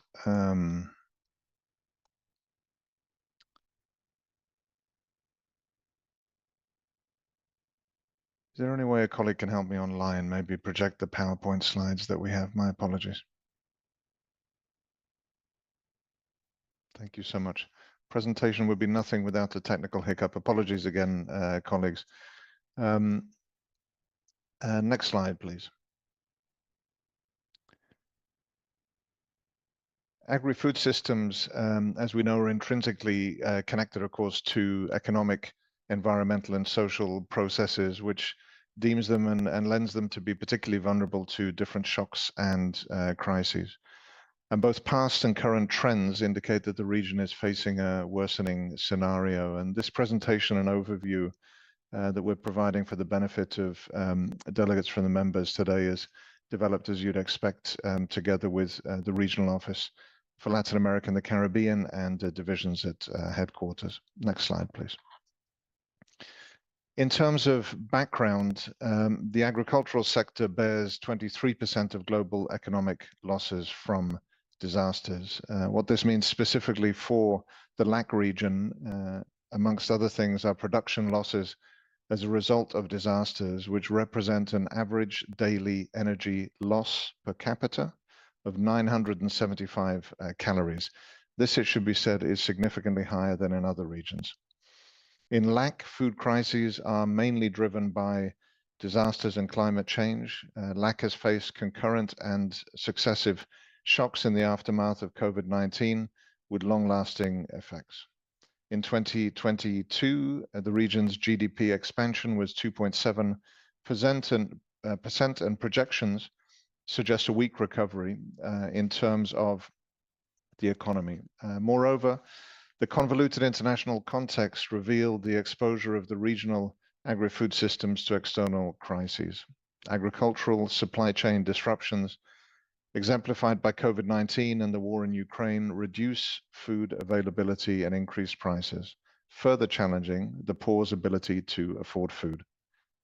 Moreover, climate change poses significant challenges for LAC as the region is particularly vulnerable to increasingly frequent and intense climate-related hazards, leading to heightened risks for agriculture and food-based livelihoods, and thus, of course, to the overall food security and nutrition of the most vulnerable and those at risk. Hunger and food insecurity remain above pre-pandemic levels. Although the region has showed improvement in the reduction of hunger and food insecurity between 2021 and 2022, in 2022, the prevalence of hunger remained higher than pre-pandemic levels, suggesting that the region has experienced a spiral of instability, which constrains agri-food systems' ability to recover from these multiple shocks. In 2023, about 13.6 million people faced acute food insecurity in the region. The region's severe inequality exacerbates the impacts of disasters, particularly on rural populations. Rural poverty remains high, with poverty rates 15 percentage points higher in rural areas than urban areas. During the last 20 years, agricultural growth has primarily benefited specific products, regions, and capital-intensive companies, widening disparities for small-scale farmers and family-run operations, while poverty reduction has stagnated since 2013. People in rural areas also experience higher prevalence of moderate and severe food insecurity than urban areas. Poorer communities suffer disproportionately higher income losses from shocks, and climate change could drive an additional 2.4 to 5.8 million people in the LAC region into extreme poverty by 2030.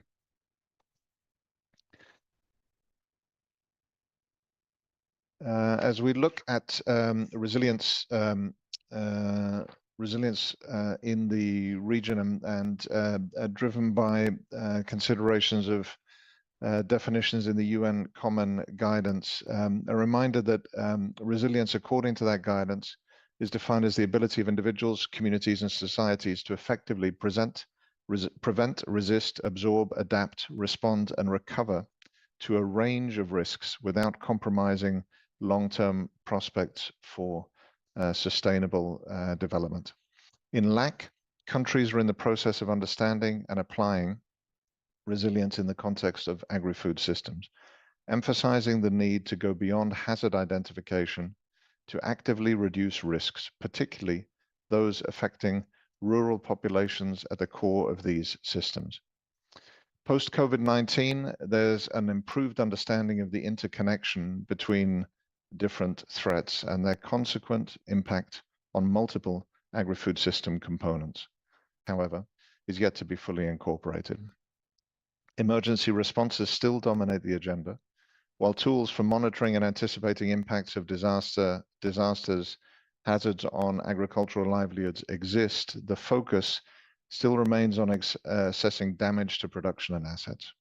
The region lacks systematic measurements of disasters' impacts on livelihoods and food security, and these risk evaluations rarely consider differentiated vulnerabilities based on territories, gender, ethnicity, or age, impeding a comprehensive understanding of disaster drivers and their impact, and hence of resilience of our agri-food systems. Next slide, please. With this backdrop in mind, then points for the regional agenda to increase resilience in agri-food systems. If we move on to the next slide, the first area on which we'd like to focus is improvement of data and early warning systems for timely and effective anticipatory action. Monitoring systems and early warning systems, such as the FAO's Global Information and Early Warning System, GEWS, monitor hazards for agri-food systems, providing timely alerts for risk mitigation through the implementation of anticipatory action. To inform decision-making processes, FAO has also developed the Data in Emergencies DM Hub. This platform is centered around primary data collection, focusing specifically on the impact of shocks on food security and agricultural livelihoods. Sector-specific risk analyses are also emerging, informing the design of risk-sensitive interventions, emphasizing the need to improve data on impacts and the integration of agri-food system sensitive triggers into national alert systems, which are essential for the comprehensive risk management and resilience, including anticipatory actions. Further, integrated analysis with territorial focus allows the design of tailored solutions, such as the experience of the Hand-in-Hand initiative in the Dry Corridor. Through the identification of territorial interactions, synergies, and trade-offs, countries under this initiative pinpoint key investments, fostering poverty reduction through territorial opportunities. Next slide, please. If we look at this key question of policy coherence in the areas of risk management, economic, environmental, and social policies, some areas to highlight. Mainstreaming inclusion allows for us to develop differentiated resilience strategies, which are crucial to avoid exacerbating inequalities. Addressing structural inequalities in policies and interventions is paramount for achieving resilient and inclusive agri-food systems, with nuanced approaches based on disaggregated data for women, youth, indigenous populations, and Afro-descendant peoples. Climate shocks drive disasters in agri-food systems with increasing impacts on the environment, economy, and sustainable development. Adaptation has been increasingly possible and scalable due to the greater availability of climate financing mechanisms in the last decade. It also represents a significant opportunity for additional long and short-term disaster risk management approaches, since national and agricultural climate change adaptation plans have traditionally incorporated disaster risk reduction strategies and tools, and now increasingly are starting to include early warning systems, thus opening again possibilities for anticipatory action and emergency response preparedness.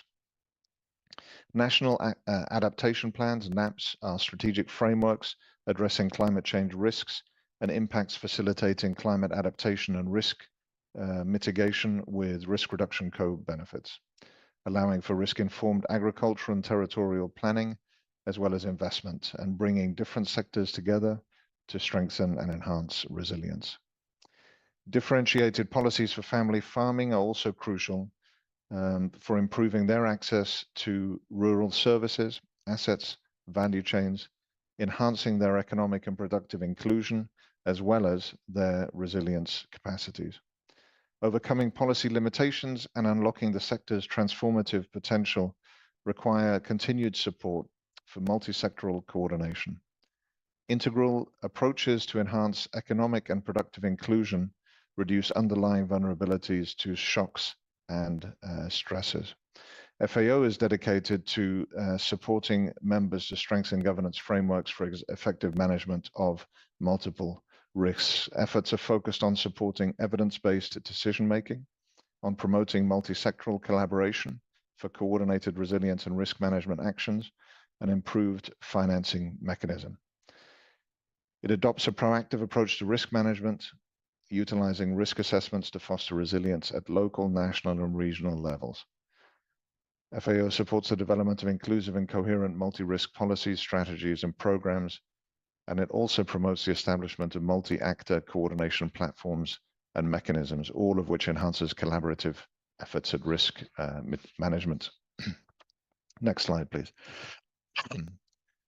Lastly, it is imperative to understand that fighting poverty and inequality is paramount to the resilience of rural populations. Integrated national social protection systems are crucial to respond to shocks and to build livelihood resilience ahead of shocks. Intersectoral cooperation and adaptable design, implementation and evaluation enhance the synergy between social protection, agriculture, environmental sustainability, and employment. Implementing new practices, technologies and models beyond standard emergency assistance aids livelihood resilience by bridging the emergency development gap, resulting in sustained impacts that are driven by awareness of risks. Emergencies, especially when they are large scale, can generate opportunities for institutional innovations, such as the creation of intersectoral coordination mechanism or normative changes, leading to improved institutional architecture. These critical changes will only be possible if emergency response and recovery decisions are backed by adequate and appropriate risk analyses. Despite improved risk analyses, uncertainty remains high. Risk-informed livelihood diversification strategies through programs combining agriculture and non-agricultural pursuits strengthen resilience, for which technical assistance and sustainable market linkages are required. FAO works on identifying and facilitating the implementation and scale-up of resilient best practices to prevent and to mitigate risks, incorporating indigenous and local knowledge. FAO also focuses on addressing underlying causes of vulnerability, promoting context-specific solutions through improved social protection systems, the economic inclusion of women, youth, and indigenous groups. The productive inclusion of rural and smallholder medium enterprises and family farmers, as well as investments in efficient and sustainable agricultural practices. In disaster and crisis situations, FAO is committed to delivering timely and cost-effective assistance, protecting agricultural livelihoods. This aid is crucial for saving agriculture and food-based livelihoods, as well as related agri-food systems, which ultimately contributes to saving lives. These efforts are part of the Build Back Better strategy, which aims to inform long-term resilience, ensuring intercultural and gender-sensitive approach mainstreaming, and a risk management approach in reconstruction, development, and climate strategies. Next slide, please. On to the next slide, please. So then, to successfully address these current and future challenges, and with the backdrop in mind just provided, recommendations are for LAC to foster inclusive and resilient agri-food systems equipped with the necessary measures to preserve their core functions and ensure food security and livelihoods for the millions of people that depend on them. And to achieve this goal, FAO proposes the following recommendations for your consideration. Improved data and analysis, as you can see on the screen, measuring and understanding multiple risks and impacts in the first instance. Secondly, improved data and analysis enabling effective responses and resilience building at local, national, and international levels through context-specific and disaggregated data, and also enhancing early warning systems. Additionally, coherent risk management, social, economic, and environmental policies through 5 key areas, focusing on multiple risk governance firstly, secondly, strengthening intersectoral synergies, thirdly, developing technical capabilities and measures related to prevention, adaptation across all domains of agri-food systems, with a particular focus on climate change. Fourthly, integral inclusion of vulnerable groups and enhancement of collective action. And fifthly, timely and effective and context-specific investments. And finally, let me highlight also for your consideration mainstreaming resilience in development and climate strategies. Doing this through continuing to reduce socioeconomic related risks and vulnerabilities such as poverty and inequality through inclusive rural transformation, through building inclusive, intercultural, and gender responsive anticipatory action. And thirdly, and finally, by developing humanitarian development nexus, integrating the Build Back Better principle to which reference was already made. Thank you very much, and Chair, hand back the floor to you. Thank you very much, Mr. Paulson. I think it was a very, very interesting presentation. I will now request government delegations. I'm inviting for comments. I see one already, Argentina. But before I go to invite delegates, I want to reiterate the point that I have made earlier, that we are behind, very, very much behind time. Let us be very precise and deal with the issues at hand directly. So I'll give the floor to my good friend again, my brother, Ambassador Carlos. You have the floor, sir. Querido presidente, gracias por brindarme la palabra. Dear Chairman, thank you for giving me the floor. To begin with, we'd like to stress the importance of promoting resilience in our region. As we've heard in previous interventions, all of the countries of the region are suffering from the impact of climate change as a consequence of recurring floods and droughts, recurring phenomena like the El Niño becoming increasingly severe. And all of these phenomena have an impact on our food production, logically, and exacerbate the regional and global food insecurity situation. So in this context, Latin America and the Caribbean is also a victim of climate change, and therefore mobilizing climate change funding for our countries is essential. And this report identifies solutions, technologies, and concrete proposals to overcome these challenges. However, the gap in funding that our countries suffer from compared to other developing regions is points to a situation that is very imbalanced.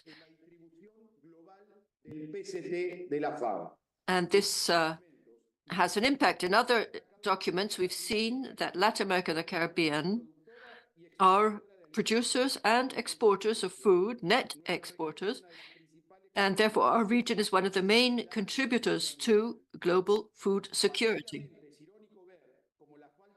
It is ironic to see that the lack of international funding to promote our adaptation is systematically becoming worse. So FAO should do much more to meet our common interests. We agree with the report's call for the use of early warning systems, applying technological innovation, promoting sustainable systems, strengthening our agricultural systems at a small scale, and also using satellite imagery to help mitigate the impact of climate change. However, I insist on the question, how can our countries be expected to deploy this technology if we don't have sufficient support? In my country, Argentina, in the last campaign, 20% of the national harvests were lost because of a very deep drought. And I think also of the dry corridor, which is facing dramatic challenges in terms of soil erosion, as well as the SIDS, which are threatened by salinization of soil. So all of us, I repeat, all of the countries of our region are in need of support to adapt to climate change. And that is why I said so emphatically yesterday that we cannot support the promotion of new categories of countries from climate change. We're all in the same boat, Chairman, each with our own specific, unique and specific challenges. And this document is sharing proposals for action, and is very important, which we appreciate. We think that what is lacking is the financing, and I'm talking about real financing. Without that, these proposals will simply remain dead letter. Thank you. Thank you very much, Ambassador. I now recognize Mexico. Mexico, you have the floor.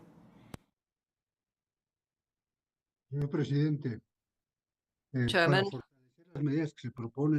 to strengthen the measures that are proposed at a regional level, we look at the different measures that are proposed in the report, but we also encourage FAO to support members in establishing early warning systems for multiple threats that are inclusive. Our country considers that synergies are essential between our national systems with FAO for monitoring of water scarcity and droughts in many of our countries, including Mexico, to create strategic mechanisms to address these issues and in this way achieve the goals of this regional conference. With respect to climate change,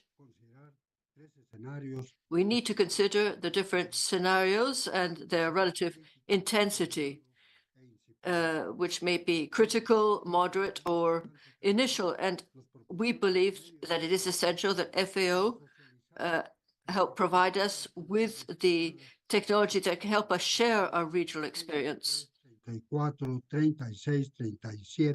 over the years. And as set out in this document, and we support this to achieve progress in Mexico. Mexico, we are aiming at making proposals to support small-scale producers in strategic areas for the production of food. And the main challenge of the region is to ensure access to food for all Mexicans. And for this, there's a need of a policy that is based on 3 pillars: more productive agriculture, more sustainable agriculture, and more inclusive agriculture. With implementation of this program to basic food commodities, starting from 1999, we've had a change in our agricultural policy with specific public policies providing direct support to producers.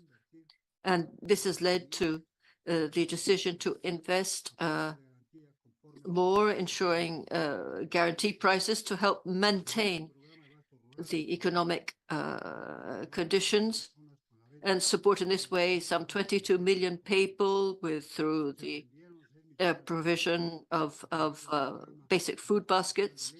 And we have social programs to provide milk to population living in conditions of scarcity. And we also provide for the distribution of fortified milk. Thank you, Chairman. Thank you. Thank you very much, Mexico. I now recognize Cuba. Cuba, you have the floor.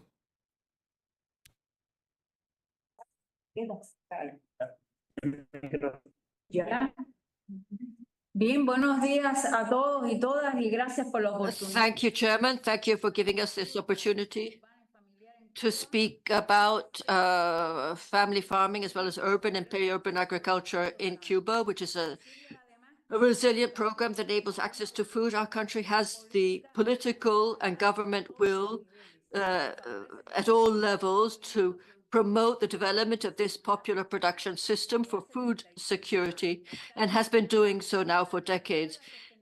The aim is to achieve local sustainability and strengthen production and ensure food sovereignty of the country. The Ministry of Agriculture is responsible for the state production with priority productions.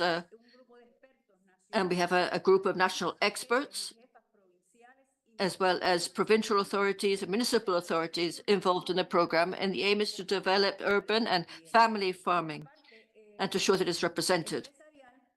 On the entrepreneurial side, we are developing sustainable models on a large number of hectares in different forms of production.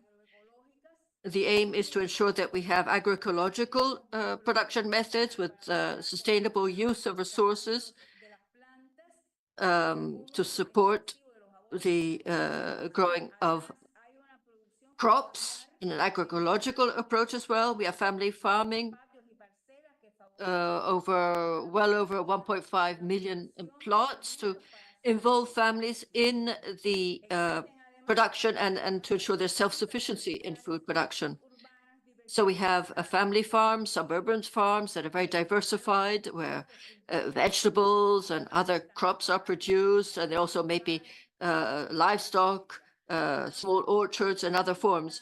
Also, seed production on the part of the producers is very important, as well as specialized producers of seeds, focusing on our national varieties.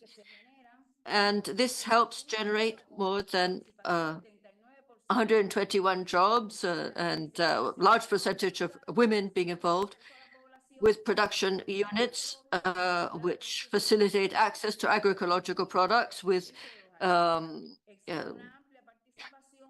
prices that are contained at levels that enable solidarity, so with good cooperation with citizens, NGOs, civil society organizations, and systemic support of FAO. FAO supported us over the years in developing this type of production. And inclusion, resilience, and sustainability is supporting the production in over 6,800 communities, and look forward to continuing this production in the years to come. Thank you for this opportunity. Thank you very much, Cuba. I now recognize Peru. Peru, you have the floor. Gracias, señor presidente. Thank you, Chairman. Peru is a country that is one of the most diverse in the world. We have 38 types of climate according to the Thornweight climate classification, with a great diversity of ecological areas and an extraordinary variety of agricultural livestock products. There also are favorable conditions in this area, but with the impact of climate change can be felt. According to the Tyndall Center of England, Peru is the third most vulnerable country to climate change. In this framework, the Ministry for Agriculture and Irrigation has developed satellite tools for territorial analysis, enabling monitoring over different timescales of different variables, including temperature, swings in daily temperature, the temperature of the sea with the NOAA satellite images. Also, the GOES images are used for rainfall production, information on surface temperature of the land with the MODIS images, satellite information on for imaging, for analysis and land use changes, as well as access to weather and hydrological information over the timescale, temperature, rainfall, river flows provided by our National Meteorological Service and other variables. So the platform that has been developed to monitor drought, the condition of pasture lands, development of crops, and changes in rainfall patterns has been developed. Along with this, since 2022, Midagri has developed an organization of agricultural producers, which is provided with a database for georeferential database with information following 38 different strategic variables. And this has made it possible to really conduct a specific diagnostic of the needs of services and production potential in each producer.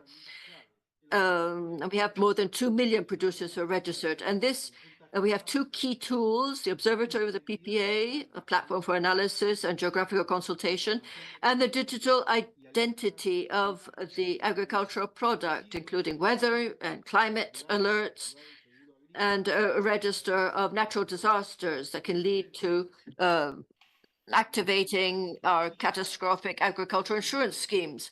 So in this sense, digital identity is a tool that is implemented by the ministry and can bring the services close, and this political and public organizations closer to the producers, directly establishing channels for two-way communication to offer services and also to receive information from the producer concerning their needs, their productive potential, and also to provide early warning on disasters or adverse conditions such as droughts, freezing conditions, hail, flooding, and in this way achieving an unprecedented integration between the Ministry for Agriculture and each producer at a national level. Along these lines, it's important to have greater support from FAO by strengthening capacity for development and improvement of our early warning systems. And this can be achieved through specialized services that can transfer experience on early warning systems that have already been developed in other countries, and that can make it possible to be better prepared to mitigate the possible adverse impact of the dangers, reducing the risks, or preparing a response to the disaster that can minimize the impact of the processes such as the El Nino phenomenon and climate change, which have a significant impact, especially on the agriculture of Peru. Thank you. Thank you very much. We have to be mindful of our time also, because I said, we are behind time very much. I recognize Brazil. Brazil, you have the floor. Mr. President, thank you for giving me the floor. Mr. Paulson, my delegation has appreciated your enlightened presentation. Brasil agradece la propuesta de FAO para apoyar el fortalecimiento de los sistemas agroalimentarios. Los sistemas agroalimentarios se enfrentan desafíos derivados tanto de cambios climáticos como de presiones socioeconómicas. Brasil ha adoptado un enfoque integrado para aumentar la resiliencia de los sistemas agroalimentarios, considerando los aspectos económicos, sociales y ambientales. A nivel regional, el apoyo al aumento de la resiliencia debe necesariamente llevar en cuenta a las mujeres, los pueblos originarios, los afrodescendientes y los agricultores familiares. Necesitamos sumar esfuerzos, movilizar recursos y coordinar acciones para la construcción de resiliencia en la región. To build up resilience in the region, recognizing the situation and the specific challenges that the small island developing states are facing, the most vulnerable amongst us. So enhancing the value and prioritizing family farming is the natural path to build resilience of agri-food systems. In Brazil, 77% of the rural farms are family farming. And family farming is essential to achieve the Sustainable Development Goals, as well as the targets of the Paris Agreement and the Global Biodiversity Framework. Brazil has developed technical assistance programs and rural credit with better conditions to finance approaches based on sustainability, social biodiversity, and agroecology. About $15 billion have been allocated to small-scale producers. Climate change is aggravating the vulnerability, which was already pre-existent in our region, and El Nino has reached the region in a very severe way in the last year, which has contributed to food insecurity in the Amazon basin and Central American countries. Nonetheless, only 3% of climate funds are supporting the transformation of agri-food systems. Therefore, obtaining resources from multilateral banks and climate funds may contribute to building resilience in the region. FAO is coordinating with other United Nations agencies and should help access these funds. In this sense, we recommend that FAO work in close coordination and collaboration with the World Food Programme, with IFAD, and other United Nations agencies. Regarding resilience to climate change, it is important to recognize the leadership of indigenous peoples and traditional communities, providing incentives to the application of the traditional knowledge of these groups. Mr. Chairman, I will conclude by saying that to strengthen climate resilience, it's necessary to have more ambition. We must maintain the rise in global temperature under 1.5 degrees. Brazil launched in the latest COP, the so-called 1.5 degrees centigrade mission to pave the path towards COP28 to COP30, with a sense of urgency and gravity that climate change requires. Countries must join in a spirit of cooperation, linking socioeconomic needs and climate action to reduce vulnerability and increase resilience and response to climate emergencies. In the G20 framework, Brazil is leading a working group on climate sustainability and environmental sustainability. One of the 4 pillars of this is adaptation to emergencies and prevention of extreme climatic events. Thank you very much, Brazil. And the next speaker is Chile. But before I call on Chile, I still want to reiterate the point I have made earlier. We are seriously behind time. We have another 7 countries to speak, and we might have more. So let us listen to the bell and take our time slot. Don't go over our time. Chile, you have the floor. Muchas gracias, señor presidente. Thank you very much, Chairman. Good afternoon, all. Those colleagues who are online and everyone present here. Chile thanks FAO for the document, and as per the Secretariat's presentation, Chile, like many other countries in the region, has faced crises and extreme events that stem from climate change and other weather phenomena. Our agriculture sector has faced high temperature and many other extreme weather events. This has limited farmers' capacity to coordinate multiple organizations on the ground. The report set out by the Agriculture Ministry in October of last year in relation to the intense rainfall that affected Chile in 2023 indicated that thousands of farmers were affected by these phenomena. The harvests affected were, among others, grains. Also, in the case of the agriculture and livestock sector, over 20,000 animals died.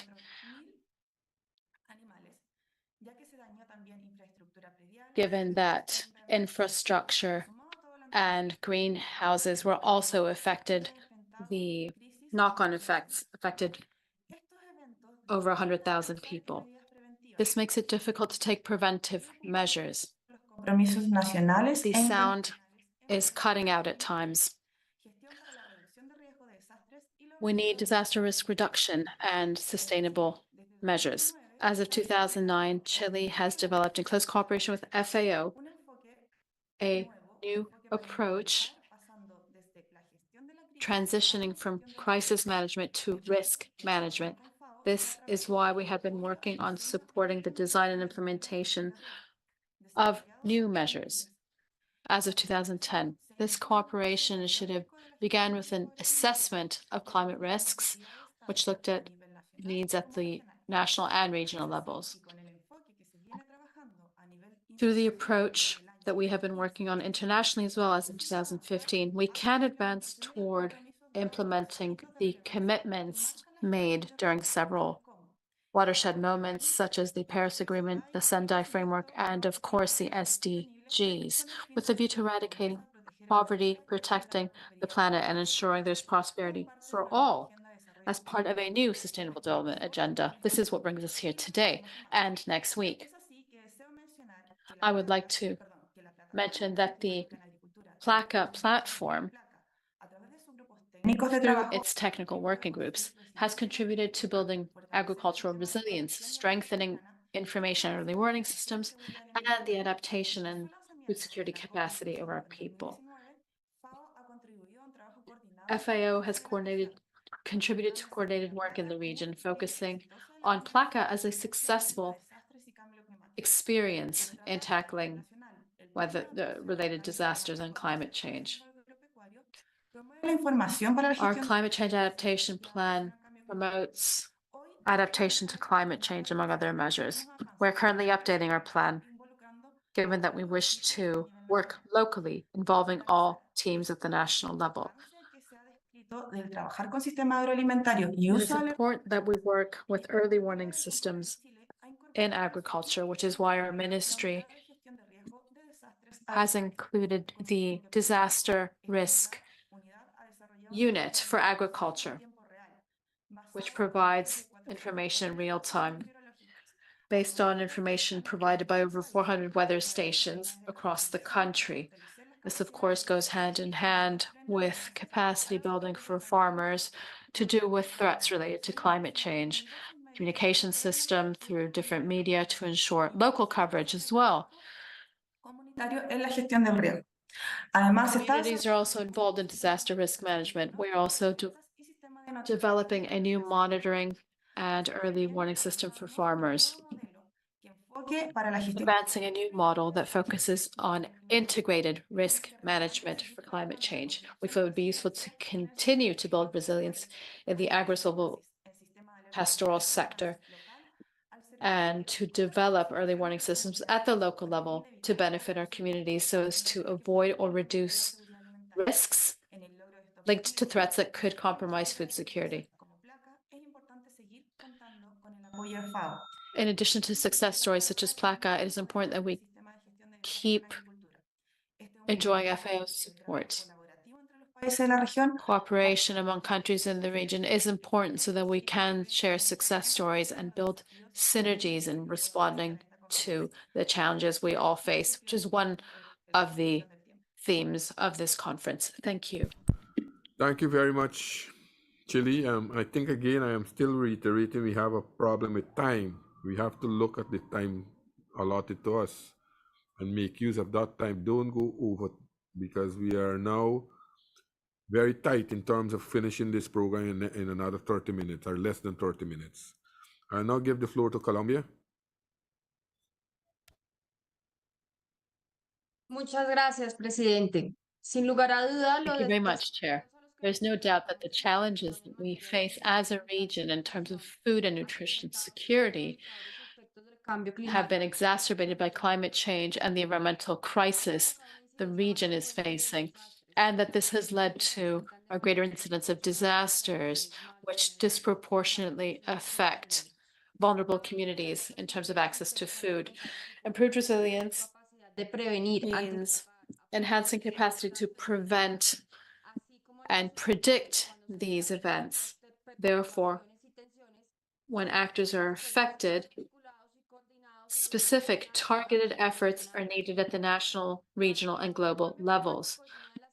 Climate change is one of the causes of many problems in the world, including hunger, according to Colombia, which is why we have included resilience in our national development plan. Transforming agri-food systems should include a component that seeks to enhance resilience to the effects of climate change. Colombia is seeking to transform conventional agriculture toward agroecology to enhance soil productivity, reduce environmental degradation, and enhance environmental resilience. We're also trying to broaden the coverage of agricultural and livestock production, low carbon production, resilience to climate change to reduce the effects of climate change. Colombia is working on an agroecology law that seeks to foster this approach for resilient, sustainable, sovereign agri-food systems based on scientific knowledge and ancestral knowledge, which would allow to increase production and consumption of healthy foods and resilience when facing crises. Given that we need to include all vulnerable groups, Colombia is seeking to foster fora for dialogue and policymaking so that the most vulnerable groups can have a voice and participate. Women often bear the brunt of crises and emergencies, hence the importance of an integrated approach that bears in mind women's empowerment, the inclusion of indigenous peoples, youth, peasant farmers, and artisanal fisherfolk. We must mainstream resilience as a key point in our debates. We would like to thank FAO for any support it might provide states in terms of adequate investment, establishing early warning systems, improving data and analysis to do with risks. We would like to highlight that FAO is already working closely with the Agriculture and Rural Development Ministry of Colombia on projects that seek to drive resilience in parts of our country through sectoral policies to tackle climate change and environmental sustainability, as well as environmental risks, benefiting over 6,000 families of Guayú indigenous peoples through methodologies that aim for resilient agriculture. Thank you, Chair. Thank you very much, Colombia. We have now Venezuela. Venezuela, you have the floor. Let us ensure we make use of the time. Don't go over the time or else we'll end up in problem. Venezuela. Buenos días, señor presidente. En la delegación de Good Venezuela. afternoon, Chair.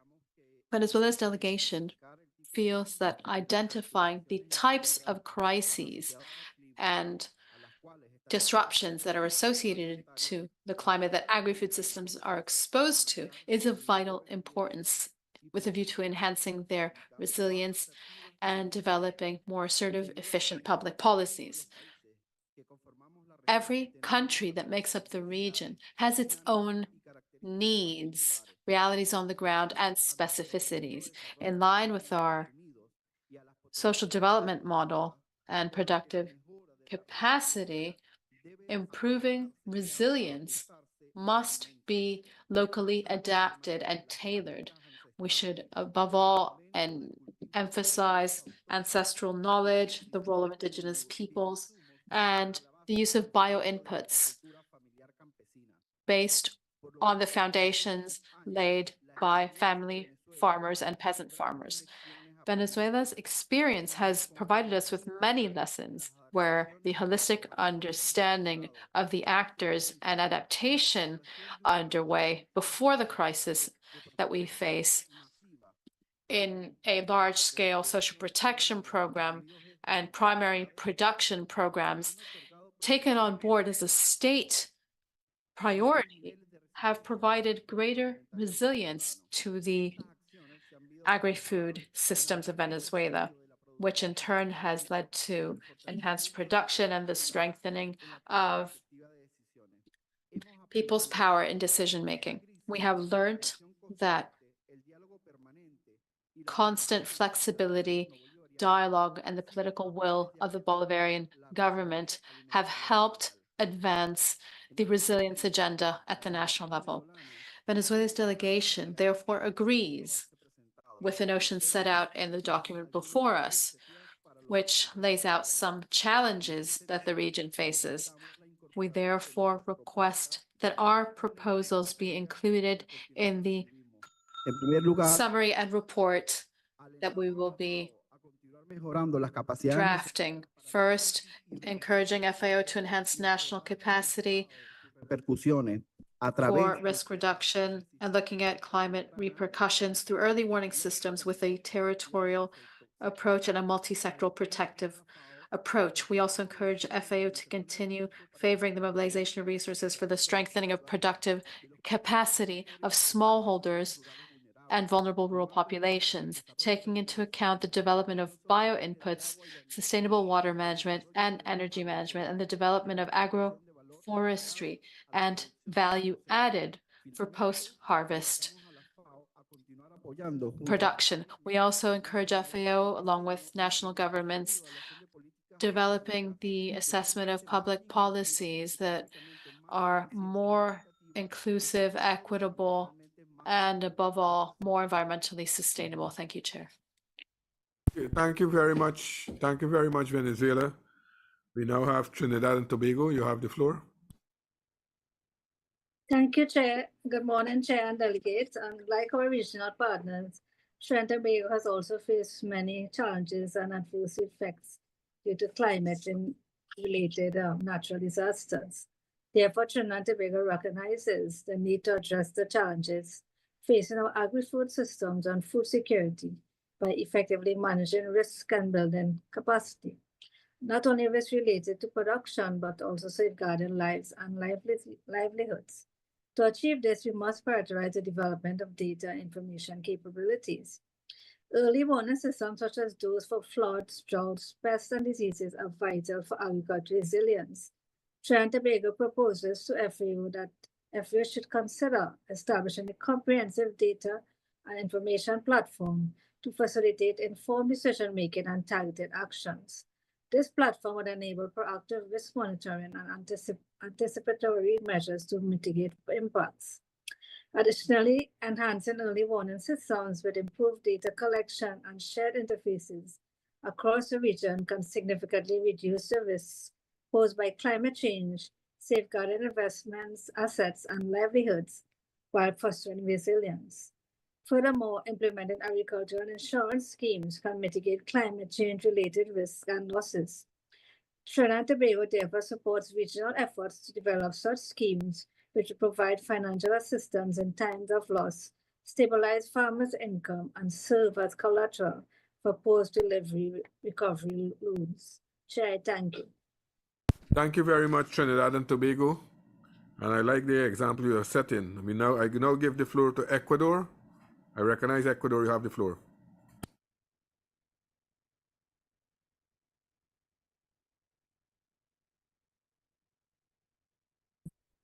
Buenos días, les saluda Edwin Calada del Ministerio de Agricultura y Ganadería del Good Ecuador. afternoon from the Agriculture and Livestock Ministry of Ecuador. Agriculture is one of the most vulnerable sectors when it comes to the effects of climate change and the damage caused by flooding and drought. Therefore, Chair, Ecuador would propose that the sustainability, environmental sustainability and climate change pillar of our strategy be one of the main focuses in the way forward. Sectoral policies and national adaptation plans are part of what we have in terms of adaptation tools at the community level. We must foster development and monitoring tools for regional drought, foster the transition towards sustainable and low carbon production systems, and promote the use of innovative technology so that our sector can be adapted to the effects of climate change, mitigating its vulnerability and enhancing its productivity. This would mean that we do not put our farmers, family farmers, and peasant farmers at risk, that we ensure their food security and improve their livelihoods. We must lend visibility to women's role in the agriculture sector, linking inclusion mechanisms and women's empowerment mechanisms to public policies, such as is the successful case for Ecuador. We must ensure there is a generational handover so that young people do not leave the countryside and can play a key role in implementing resilient agriculture when it comes to climate change through the use of new technologies. Fostering public-private partnerships and strengthening innovative technologies and sustainable agricultural practices based on adaptation plans are all a must. We must strengthen resilient livestock systems that are low-carbon systems through sustainable practices, such as silvopastoral systems and regenerative livestock systems. This would improve rangeland production and preserve our watersheds. We should strengthen and boost ancestral knowledge, harness ancestral knowledge, given that it provides climate change adapted strategies. At the country level, we have made progress in statistics and early warning systems. As a country, we feel it is necessary to develop maps that show the adverse impact of climate change, that we monitor drought in the agriculture sector, and have agroclimate risk maps.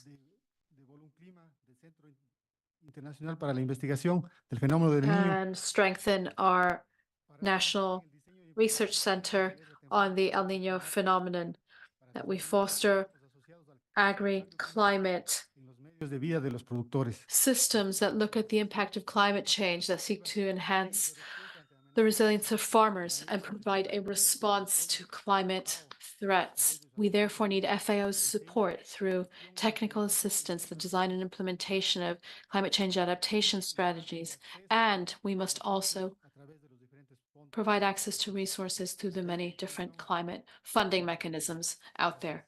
Thank you, Chair. Thank you very much, Ecuador. I now give the floor to Dominica, and remember we are behind time, so let's make full use of our time. Dominica. Thank you, Chair, and I will promise to be brief. I just want to support some of the initiative and recommendation mentioned by my colleague Trinidad and Tobago. But Dominica recognizes and thanks the FAO in the area of climate resilience. As I mentioned yesterday, Dominica suffered the worst hurricane possible, a Category 5 in 2017, and we are very thankful for the Food and Agriculture Organization, specifically the Sub-Regional Office of the Caribbean, in aiding Dominica in providing a draft transformation document, which is called the Dominica Agri-Food Transformation Plan. And this plan, we're looking to advance it and to have a policy framework on this plan.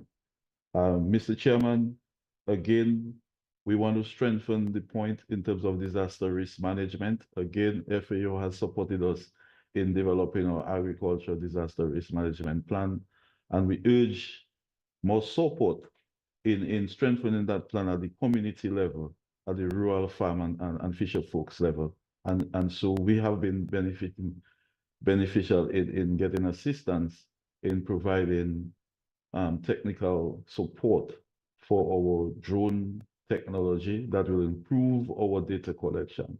Fundamental for us in Dominica is how we develop an early warning system at the community level. And so we are very thankful for the support that FAO is giving.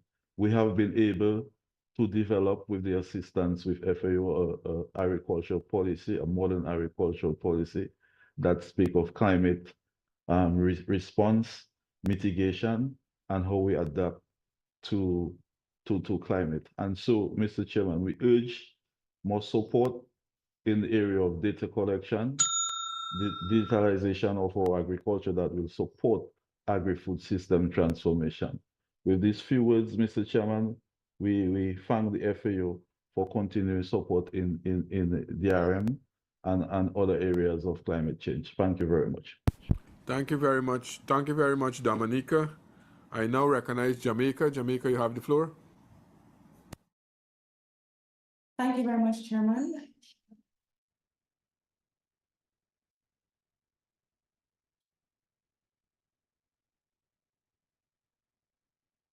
A moment, Chairman, I'm having a bit of technical difficulty. So please go ahead.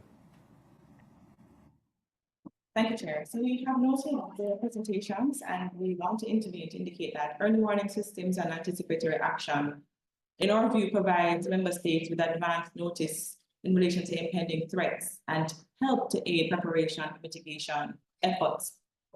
Chair, we believe that it is the moment for the FAO to provide a targeted support to member states, including financial and technical assistance, to help to develop the necessary resource protocols and contingency plans that will help to address the climate and other related shocks, including disease and meteorological shocks. Establishment of the integrated warning systems, Chair, we think this is very important. We also believe that the FAO could provide further assistance to help member states to regularly update and improve their reporting, and also to ensure that there's a collaborative early warning system that is established across our regions. We also believe that it's important to increase access to regional metadata for weather forecasting and for monitoring, to track weather patterns and to provide early alerts of potential threats. We believe financing could be improved, especially in relation to preparedness for initiatives, also for farmers, for them to build their resilience to shocks and crises relating to agroforestry, conservation, agriculture, and water management techniques. Chairman, we also want to indicate that the FAO should strengthen institutional coordination by enhancing collaboration among government agencies. That includes NGOs, other research facilities, and help all members to implement clear early warning monitoring systems with the support of the NGOs that are able to provide that kind of assistance. We also ask for investment in upgrading rural infrastructure that includes irrigation reticulation, drainage networks, and storage facilities to mitigate against the impact of climate-related events. Chair, we're calling for the FAO to improve the ability of member states to implement communication systems that includes SMS alerts, mobile apps, radio broadcasts, and other communication networks to disseminate early warning information to farmers, extension officers, and other relevant stakeholders, and also to facilitate notification to these stakeholders on potential threats. This information, Chair, should be easily understood, actionable, and accessible to the targeted audience. Finally, Chair, we believe that the FAO is in a position to help member states to utilize and to develop climate modeling techniques to assess the long-term effects of climate trends and identify potential threats associated with climate change. Chair, we believe this should be a part, again, of the integrated data infrastructure that the FAO should provide to members. Thank you, Chairman. Thank you very much, Jamaica. I now recognize Guatemala. Guatemala, you have the floor. Buen día, colegas, señor presidente. Pues Guatemala, ante la realidad de la vulnerabilidad, Guatemala, when it comes to vulnerability to the effects of climate change, has a strategy of agri-climate roundtables, where we have a cycle where we generate information, recommendations, and measures targeting risk management associated with climate change, to deal with risks associated with climate change and climate variability. Guatemala is fulfilling its NDCs, its National Climate Change Adaptation Plan, and these roundtables take place across the country through 19 technical working group meetings. Every 3 months, we meet to analyze the outcomes of the climate forum. We issue a climate bulletin, which contains relevant information on the measures that can be taken on the ground. These agri-climate roundtables bring together government actors, NGOs, producers' organizations, and territorial authorities.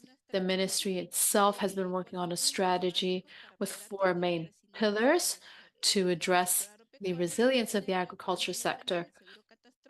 For instance, we have an insurance for producers. Over 100,000 farmers, including women and youth, have registered for this disaster insurance policy. We're also working on a national irrigation plan and on food and nutrition security at large, so as to transition toward resilient, low-carbon agriculture. We would also urge that FAO continue to provide its support, backstopping, and technical assistance, so that we can continue to fulfill the goal set out under the UNFCCC. We are happy to share our success stories in terms of how our roundtables work. Thank you very much. Thank you very much, Guatemala. I recognize Guyana. Guyana, you have the floor. Chair, distinguished delegates, Guyana welcomes the report and is thankful for the opportunity to make this brief intervention on the critical subject of building resilience in the agri-food system in Latin America and the Caribbean. Agriculture underpins the livelihood of over 2.5 billion people worldwide. Given its inherent connection to the environment, resilience on the natural resources, and a vital contribution to socio-economic growth, it is crucial to urgently implement strategies for creating resilient agricultural system and protecting these livelihoods. Our actions today are vital to securing the food and nutrition of both current and future generations by building resilience in agri-food system. In 2022, our region's gross domestic product grew by a modest 2.7%. The impact of the rise in fertilizer and basic food costs has revealed this susceptibility of our agri-food system to external disturbances. This vulnerability is amplified by the escalating effects of climate change, such as more frequent and severe natural disasters, which disproportionately impact our small and medium-sized farmers, as well as indigenous population.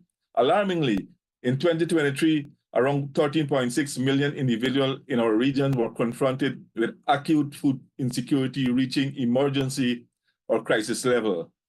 In the face of such difficulties, the CARICOM Special Ministerial Task Force on Food Production and Food Security is diligently focusing on, 1, introducing alternate financing and insurance mechanisms to de-risk our agriculture sector, and 2, driving investment in production and research and development that embrace climate-smart practices. These measures represent just a sample of our effort to strengthen the agri-food system. We are equally committed to developing multi-hazard early warning systems, achieving policy coherence, and integrating resilience in all of our strategic responses. Guided by the technical expertise of FAO, Guyana will undertake to improve risk and impact-related data and analysis and establish inclusive multi-hazard early warning system as we strive towards having a resilient agri-food system. Thank you. Thank you very much, Guyana. Now I recognize Suriname. Suriname, you have the floor.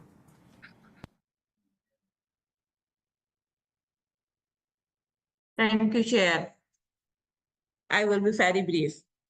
Suriname is in dire need of assistance in developing and putting in place early warning systems for crop as well as livestock production. Unexpected flooding and afterwards long drought in the recent past have caused significant reduction in the national food production.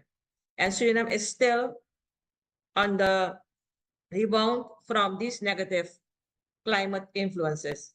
Suriname recognizes the need for the utilization of these islands, crop varieties, and livestock breeds to counter the effects of climate change. Further, fostering indigenous, locally adapted crops and livestock breeds through regional conversations and utilizations efforts and the exchange of genetic material. Thank you, Chair. It was my input. Thank you very much, Suriname. I now recognize Costa Rica. Costa Rica, you have the floor.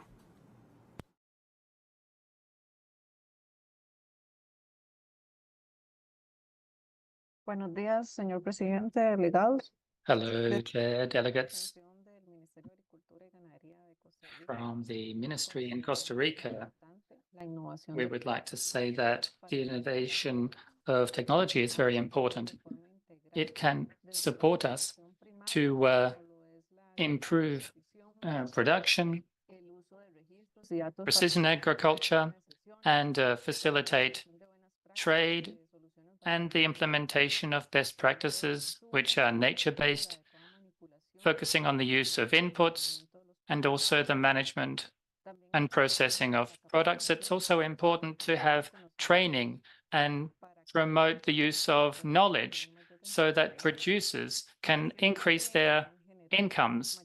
And this means they can also increase their added value with the produce that they bring to the table. These producers will then be able to bring their products to market. The ministry has been making efforts to increase support to producers, helping them to implement sustainable measures. And we also believe it's important to recognize FAO's support when it comes to bringing about sustainable, efficient, and resilient agri-food systems, bringing many actors to the table, including academia and government stakeholders in the private sector. Strategies like farm to fork also help us to have inclusive agri-food systems, helping us to also focus on reducing FLW and also addressing important issues like the fight against climate change. Thank you very much, Chair. Thank you very much, Costa Rica. And now I recognize my good friend from Honduras. You have the floor. Thank you, Mr. President. You are doing a great job. En este tema tan importante, felicito a la On FAO this very important subject, we'd like to thank FAO for including it in this meeting. I'm going to try to be direct, concrete, and brief. de los países, gracias a Dios, también lo estamos haciendo, como el tema de mesas agroclimáticas, por ejemplo. Share the views expressed by many of the delegates already. Honduras, que es un país con una alta Honduras is a very vulnerable country. Climate change. We are one of the most affected countries in the world when it comes to climate change. We have suffered a lot. Climate change does not just affect the land in the country. It also affects our crops and our exports. It affects the food that gets to the tables of our population. our farmers can't sow their seeds, for example, in coastal areas. This is something which is also important. Something else which is very important is the lack of agricultural insurance. We need to focus more on inclusive financing with services and products which help our producers. These are areas we can work on with FAO and scale up our work with FAO, looking at the use of water, protecting water sources in productive areas, reducing deforestation. These are areas we can work on with FAO. We have also made some progress when it comes to our national information systems, when it comes to the prediction of rainfall. And I think we need to strengthen access to financing, which is inclusive, as I said earlier, because we can see that it's very difficult for farmers to recover after a natural disaster. So we need to focus on financing in that respect as well. We need to focus as well on ancestral and traditional knowledge. And we need to use this in our focus on disaster risk reduction. We need to more resources for climate change. We need financing for education in schools, special courses that can be provided for students. We congratulate FAO on the work that they're doing. We thank them for the work we're doing. And very briefly, we spoke yesterday about decentralization, and there was a proposal to create centers for development, research in the region. And I would like to invite you to create a center and establish a center in Costa Rica because of our context in relation to climate change. We can be part of the solution. Thank you. Thank you very much. And we have requests, the last request from Belize. Belize, you have the floor.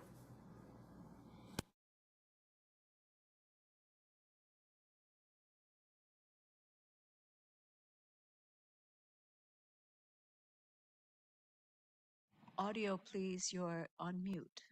Muted. Belize, your mic is muted.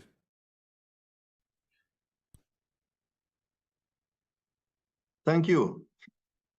And we thank you for giving us the opportunity to speak. I will be brief, and we thank FAO for extending us this invitation. In Belize, as with all the other countries, we have been facing the impacts of climate change and the effects it has had on the production of our small-scale producers, who make up some 85% of our farming population. We thank FAO for the projects it has engaged in here, and our government is in the process of executing two other major projects, the Resilient Rural Belize project and the Climate Resilient Agriculture project. Those are with funding from other IFIs. In my substantive post, I am the registrar of cooperatives. And here in Belize, the Department of Cooperatives sits under the Ministry of Agriculture. And at my department, we have been working with UNDP, GEF, the Small Grants Program, who have over the past 2 years providing small grants to farmer cooperatives. But to go a step further, we would require some assistance, and we would like FAO's support to further our agro-processing sector through food technology and food science. We would also like to be compliant with some global farm and food safety standards, not just for our local food security, but also to enable us to better access global markets. Tomorrow, our government is launching a program called Finance Belize. And again, some areas that we would like to see some support in is help to our finance sector. Currently, the services or the products, as the bankers call it, all that is offered here are loans and advances and overdrafts. We believe that there are other services and other projects and other products that can be offered, particularly that would be more accessible to our small producers. And so we would solicit some support from FAO there as well. And with that, I say thank you.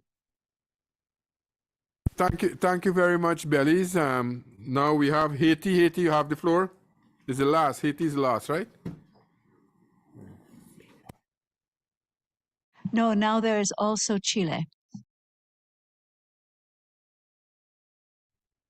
Sí, muchas gracias, señor presidente.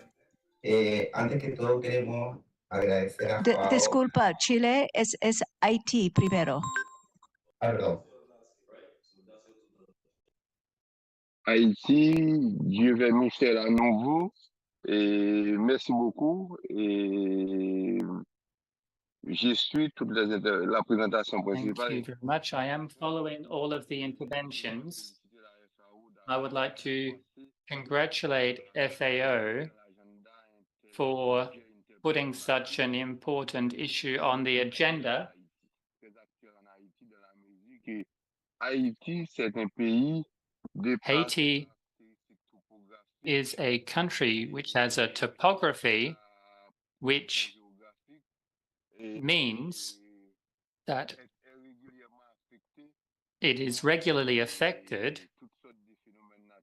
by all sorts of natural phenomena, cyclones, but also problems to do with climate change that affect the country as a whole. Unfortunately, Haiti as a country also has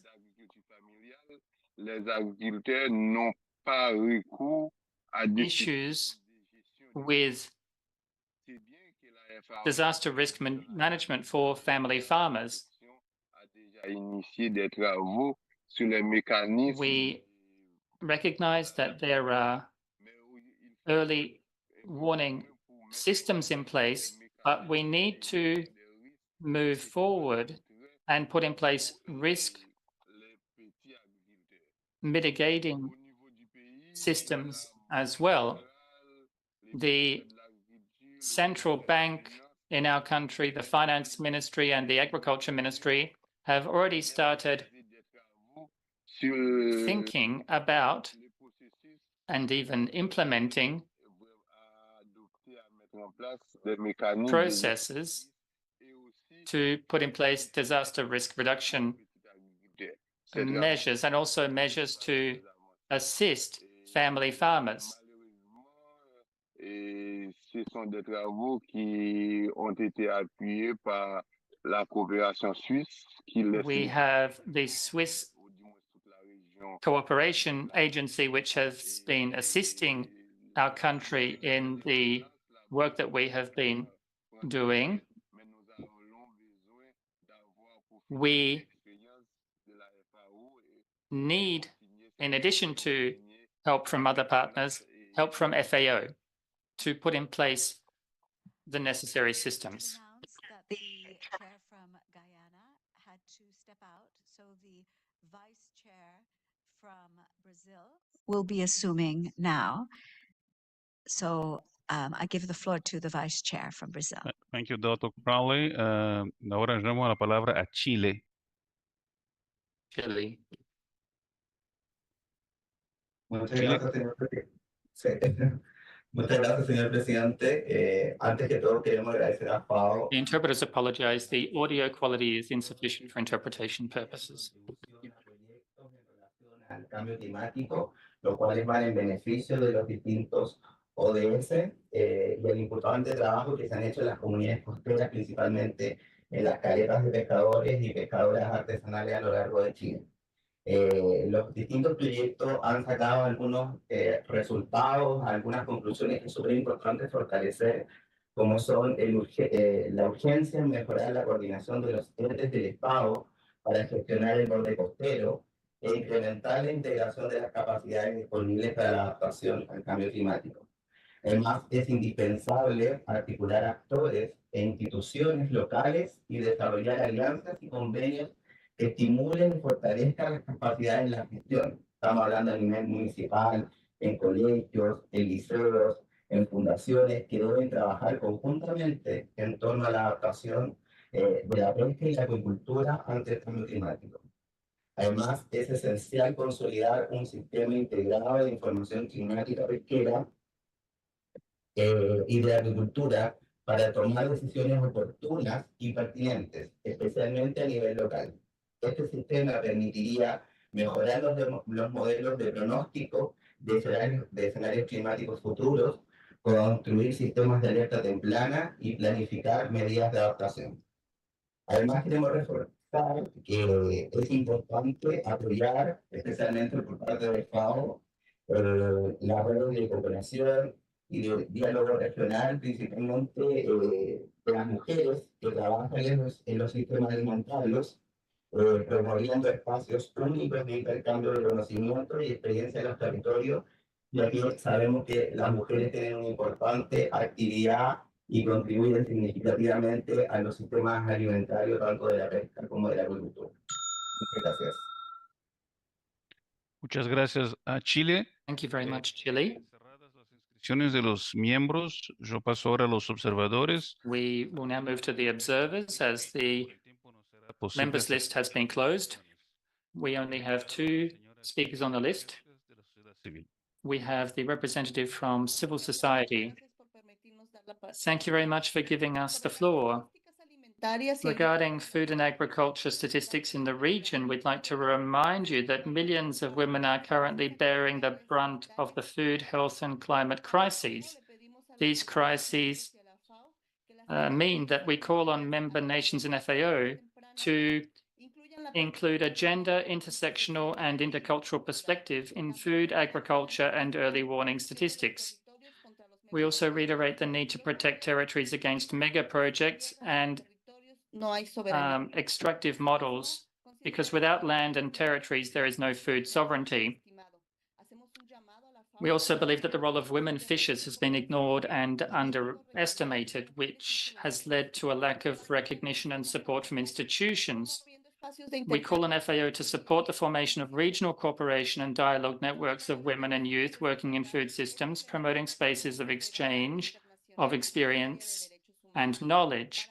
Another way to reduce inequalities is to implement international legal instruments on human rights.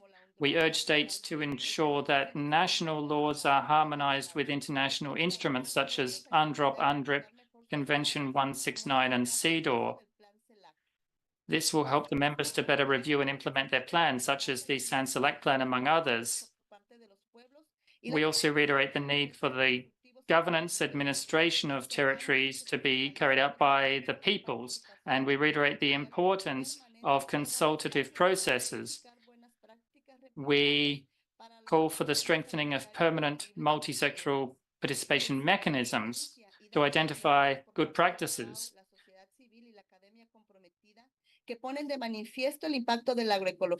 We see that data generated by FAO showing that civil society and academia highlight the impact of agroecology, its contribution to health, and its resilience in the face of multiple crises, which is why we believe that this information should be considered by states and included in national plans. There are multiple factors that have an influence on women, for example, social norms and roles, socioeconomic imbalances, unequal division of labor, at home and in the workplace. We also believe that we need to work on eliminating gender-based violence in food systems. Thank you. I would like to give the floor to the scientific and academic sector now. Thank you. I'm Sylvia Luna, and I make this intervention as spokesperson for the scientific and academic sector. In LAC, there are different cropping systems. The greatest vulnerability can be found in large areas of genetically homogeneous monoculture, the production of which and their price depend on the availability of many chemical and genetic inputs, most of which have documented risks and they are very damaging. This dependency generates vulnerability. This became clear with the COVID crisis and the war in Ukraine. In addition to ecological effects, the impacts are also on nutritional quality and diversity. y la salud de los suelos, que además de hacer We need to focus on healthy soils. We need to have more efficient use of water. We need to promote nutrient cycling. We need to stimulate health of crops and natural biological controls. And we need to avoid thus environmental pollution, soil and health degradation by agrochemicals. We propose the incorporation of indicators, resilience indicators into FAO's early warning systems. Indicators on crop diversity, recognizing multiple ecosystem functions, including climate regulation, indicators on dependence on external inputs, restoration of properties of soil, which are relevant for resilience to variations in water availability, water usage efficiency, and energy use efficiency. We believe that the indicators will enable member nations to recognize productive vulnerability and legislate for biodiverse and resilient production systems. We believe that would allow them to design food distribution systems based on short marketing chains. It will allow them to generate bodies for the generation and participatory exchange of knowledge, and it will promote the adoption of agroecology and other biodiverse systems. Our sector remains available to work together with everyone in order to successfully achieve the transformation of agri-food systems. Thank you for your presentation. Mr. Poulsen, you have the floor. Thank you very much, Vice Chair, and I would like to thank on behalf of my colleagues, all the delegates, for this very fruitful exchange, and we value very much, of course, all of your inputs and suggestions for improving FAO's work in the region on this thematic. We've taken note, of course, of all of the rich comments, suggestions, ideas put forward. We take note in particular of a few points. First and foremost, that the proposal was generally positively received by countries, and that there is a clear acknowledgement that resilience not only is important to all the countries in the region, but that all of the work around impacts of shocks, the way in which they directly affect food security and vulnerable communities' livelihoods came through in the interventions. Question of financing for countries in the region is key. Recognition that the global distribution of resources in that regard is uneven. Climate financing and financing for resilience, of course, is indispensable for implementing the recommendations, and also the importance of supporting smallholder farmers, fisher folk, and others to access information and financing for climate risk management and to build their resilience. The resilience of the livelihoods came through in a number of comments. A whole series of good practices highlighted, not least around climate smart agricultural practices, positive actions around food storage, water capture and management, just to name a few. Important reflections on family farming and its role within the achievement of SDGs, as well as the leadership of women, the particular role of indigenous people, youth and local communities in general, but also as an important source of knowledge for solutions. FAO was requested, amongst other things, to support multi-hazard, inclusive and collaborative early warning systems. This issue of synergies between systems, coherence between early warning systems came through in a number of the comments, as did the linkages between early warning systems and anticipatory action. Anticipatory action guided by a clear understanding of specific locations, territorial vision, and multi-sectoral perspectives. There was a strong call also heard from a number of delegates on FAO's work to support exchanges, to access more information on best practices and the good experiences mentioned in the document, so that they can be replicated by countries, including through knowledge exchanges to learn best practices from countries through the region. and to better understand important phenomena, obviously, such as El Nino and other climate extremes, all with a view to strengthening and improving preparedness actions and related response mechanisms. There were also, I think, important reflections on forest fires, droughts, floods, and other shocks, and the extent to which those disaster events make difficult progress on preventative measures and complying with international commitments. So all of this to say that there's a clear message there around the importance of strengthening disaster risk management as part of integrated disaster response. In the interest of time, I may not read through all of the other points I have there, and apologies if we've skipped a few important ones. Let me highlight maybe two more before I wrap up. Important suggestions around the need to support alliances to work together on questions around adaptation of agri-food systems, adaptation in the fisheries sector, in particular, and agriculture more generally, to climate change, and support the development of information systems specific for fisheries to provide early warning.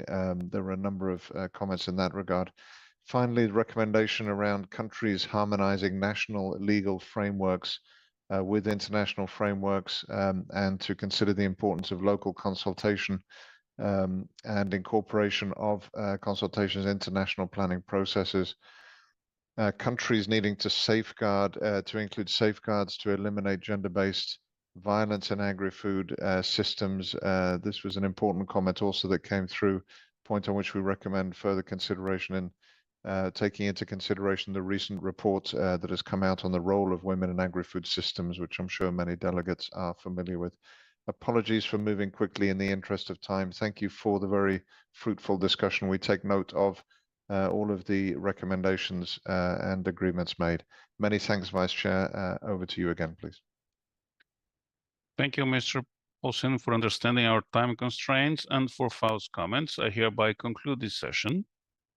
Now, due to our time constraints, we go straight to the summary of the main comments, conclusions, and recommendations made in today's sessions. As in the previous ones, I ask the rapporteur to guide the discussion. Ambassador Pinnock, you have the floor. Thank you, Chair. As we proceed,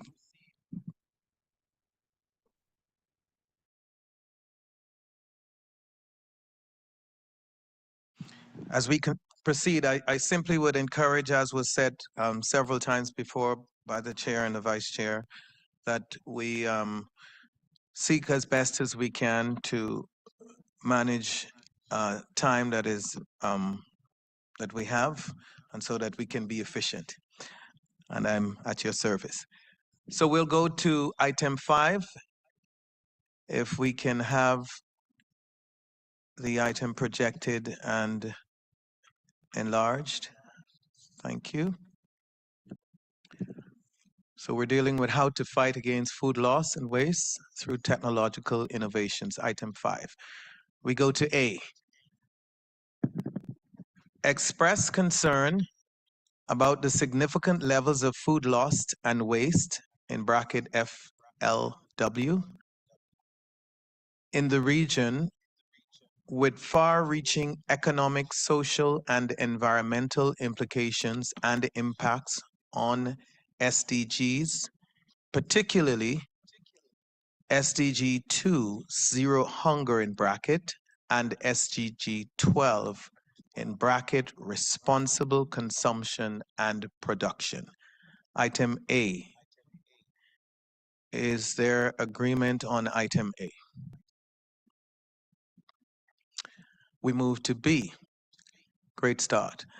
Acknowledge that the causes of FLW are multifaceted, including the absence of policies and strategies or their inadequacy, lack of access to finance, lack of evidence and data, limited access to technologies, and low levels of knowledge and awareness, as well as stigmatization weak infrastructure, logistical challenges, market access issues, and natural factors.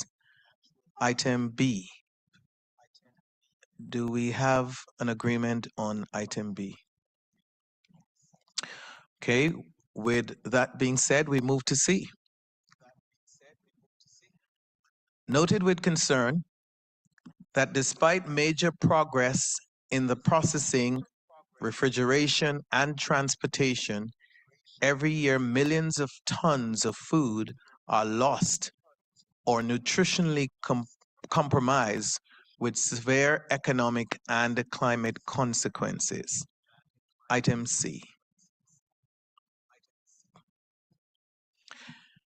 With agreement on C, I would ask to raise the screen to D, and if you can raise it all the way to the top, thanks.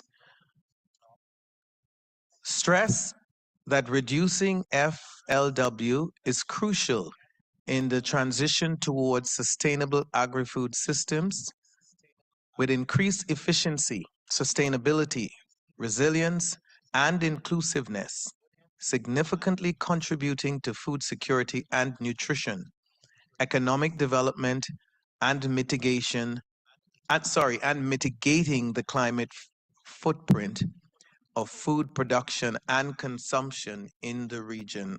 Item D. Argentina. Gracias y buen día por ser mi primera. And good afternoon, given that this is my first time greeting you today, Rapporteur. It's a pleasure to see you again. I wanted to ask that we replace the notion of climate footprint in the third line with climate impacts. The rationale for this is that there are no global negotiated indicators around climate footprints. Therefore, I believe that climate impacts captures the message we're trying to convey and would not lead to a potentially lengthy debate. Thank you, Mr. Rapporteur. Okay. Argentina's suggestion is it acceptable? Do we have any objection to the input by Argentina? No objection, and I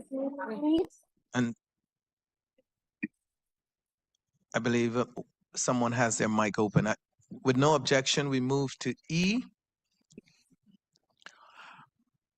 Recognize that context-specific technological innovations play a critical role in transforming agri-food systems and preventing FLW, but their effectiveness in reducing FLW hinges on broader historic interventions and national and subnational levels to provide essential infrastructure, more circular systems, develop evidence-based legal policy, institutional and regulatory frameworks, raise awareness and strengthen capacities, and support partnerships and collaboration.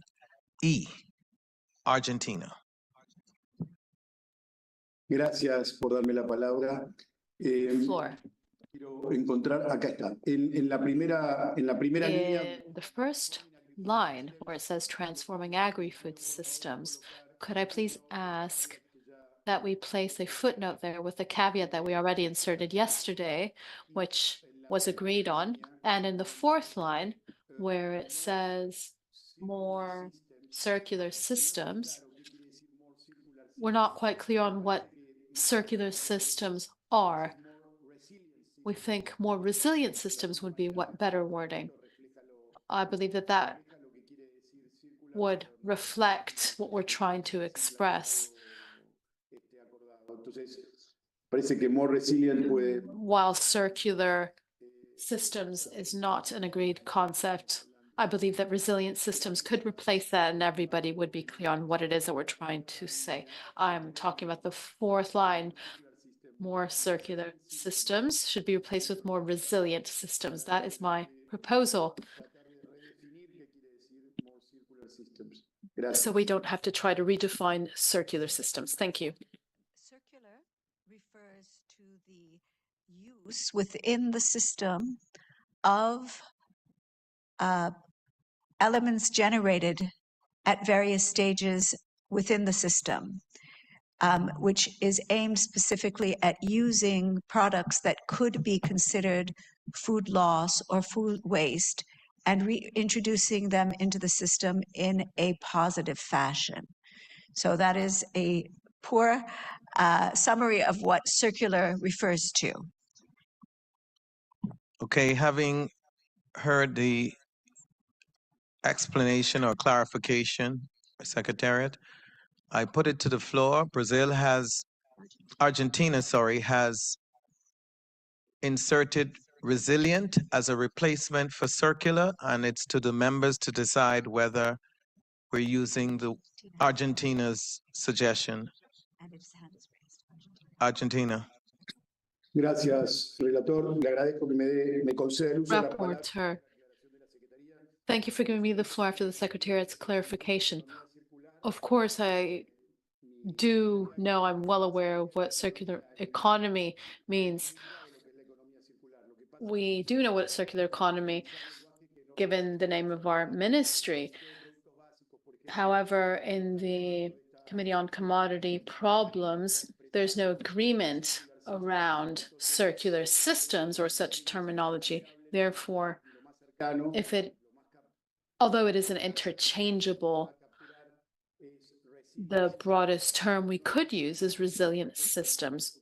I, of course, would be open to any other improvements or better language, but I do not agree with circular systems. Thank you. Thank you, Argentina. We now give the floor to Brazil. Thank you, Mr. Chair. We would like to agree with Argentina's suggestion. I think it greatly improves the text. The reference to resilient is much clearer than circular systems, which might lead to confusion. So we support resilient there. And we'd also like to suggest instead of evidence-based, develop science-based legal policy, institutional, regulatory frameworks. I think it gives a broader remit to what we are trying to do here, not limiting it to only evidence, but bringing in all the elements related to the scientific process. Thank you.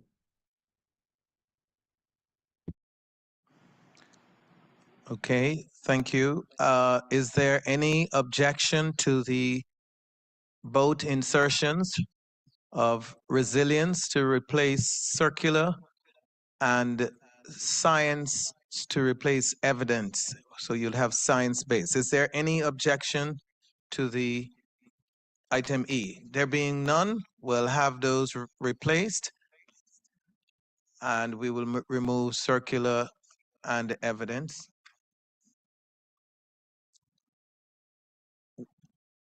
We'll now go to F, if I can have the screen raised to F, please.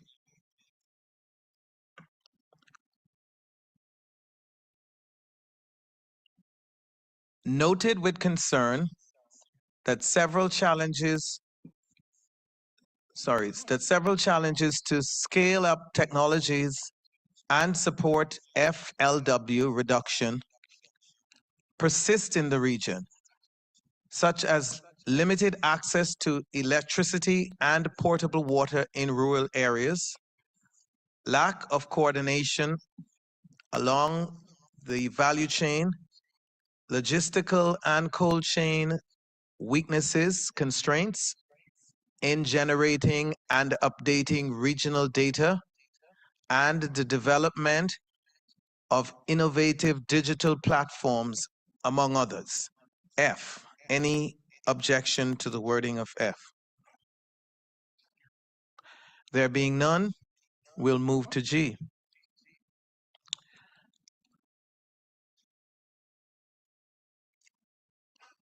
Noted with importance of awareness and education to stimulate behavioral change and actions to reduce FLW, targeting all relevant stakeholders of agri-food systems as a policymakers, legislators, civil society, school children, academia, the private sector, among others. Item G. Argentina.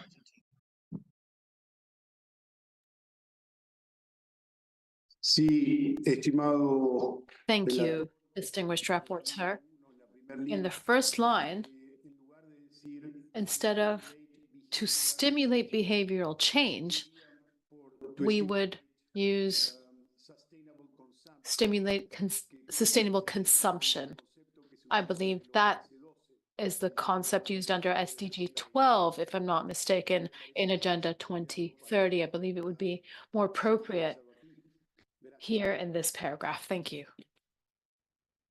Thank you for that insertion, Argentina. And so we now put it to the members. If there is no objection to Argentina's insertion, no objection. With that, we move to 2. The regional conference recommend, and we start with A. Expand efforts to facilitate the incorporation, monitoring, and evaluation of the FLW model law and the voluntary code of conduct for food loss and waste reduction through policy dialogues, exchange of experiences, and the design and implementation of policy support. A, 2A. Do we have an agreement on 2A? There being no objection, we move to B.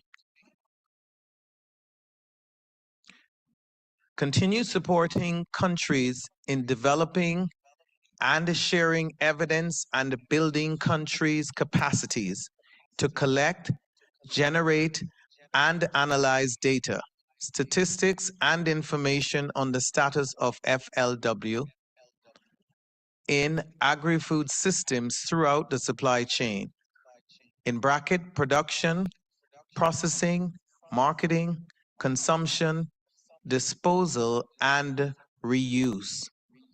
B. Any objection to B? There being none, we move to C. Continue putting into place integrated programs with an emphasis on circularity, promote science, technology, and innovation, strengthen regulatory, institutional, and policy frameworks, awareness, investment, promotion, and development and monitoring of initiatives aimed at reducing FLW in agri-food systems along the supply chain. C, Argentina. Gracias, estimado relator. Thank you, distinguished rapporteur.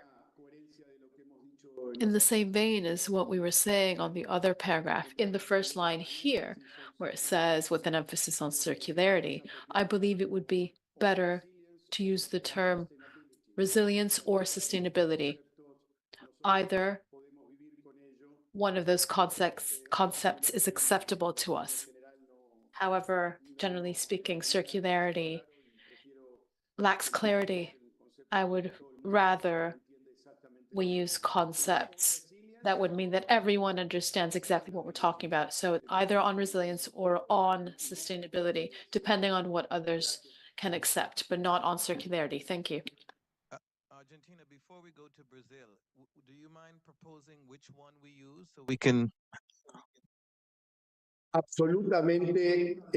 Absolutely. We are completely flexible. I think on resilience is fine.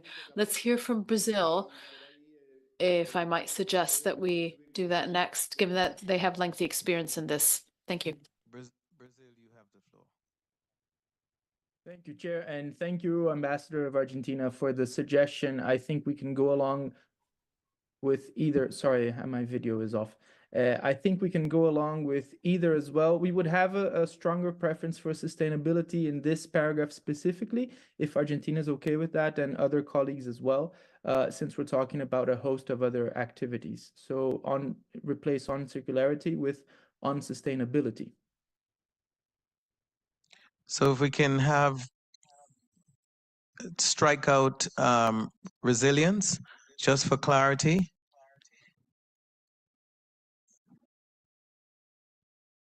And bracket circularity, as the intention is to have that removed. Do we have an agreement on the proposal to insert on sustainability? Is there any objections? Peru. Bueno, de acuerdo con la propuesta de Thank you. Argentina. In line with, well, we agree with Argentina's proposal. We think it's quite apt. Thank you. Thank you, Peru. Having said that, is there any objection? Is there agreement to go along with this?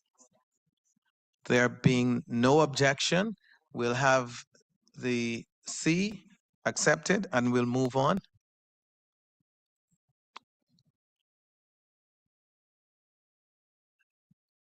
Item D, strengthen the implementation of integrated solutions for FLW, prevention and reduction, including policies and regulatory frameworks, and innovative digital solutions to achieve progress against FLW through multiple agendas, including providing nutrition and reducing the agri-food sector's impact on the climate. D. Do we have an agreement on D? We do. Having agreed to D, that seems to be the end of this item. Okay, so we'll move to item 7.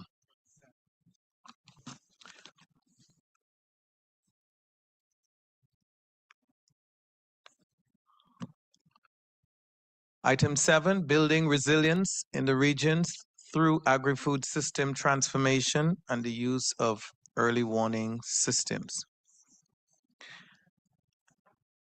A, stress that multiple and rapidly increasing risks are affecting agri-food systems, making them vulnerable to different crises and shocks. A. Argentina.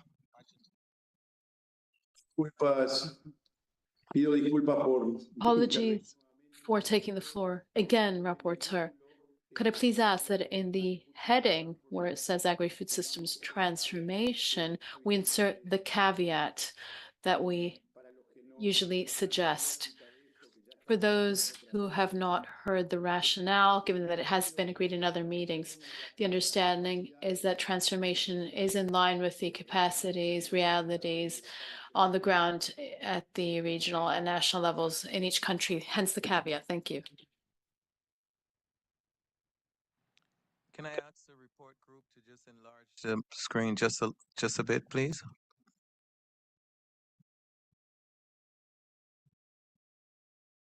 Good.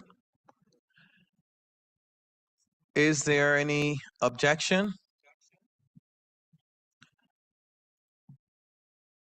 Okay. Then can we raise the item?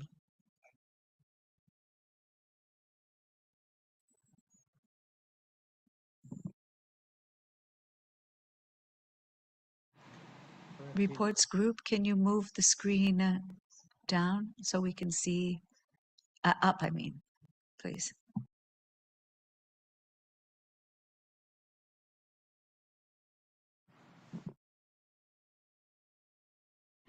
Okay, we're moving to item B, and I'll ask the report group just to let it flow for me to please remove the item from the screen as we progress. So we're at item B, so we shouldn't be seeing A, sorry. In the interest of time, express concern that climate-related events like droughts, floods, fires, and storms, as well as non-climate related events such as plant and animal pests and disease outbreaks, will intensify in the future, compromising the agri-food sector and affecting rural livelihoods and food security and nutrition. Item B. Do we have an agreement on B as worded? We do. And with that, again, I would ask the report group to just raise to item C. Thanks. C, stress that the persistence of poverty in the region is also fueled by disasters and shocks affecting poorer communities which suffer higher income losses than the regional average. Item C. No objection to the wording of C. We move to D. Recognize the importance of adopting a systemic resilience building approach that addresses the interconnected threats to agri-food systems, which includes the improvement of risk and impact analysis, policy dialogue, multi-sectorial and multi-actor collaboration, provision of evidence and best practices to address vulnerabilities to shocks, emergency agriculture to protect food security and nutrition and rural livelihoods, as well as inclusive rural transformation to support resilience, building capacity and vulnerable communities. Argentina. Gracias, relator. En la Thank línea. you, rapporteur. In the third line, where it says provision, we would like to say science and evidence-based.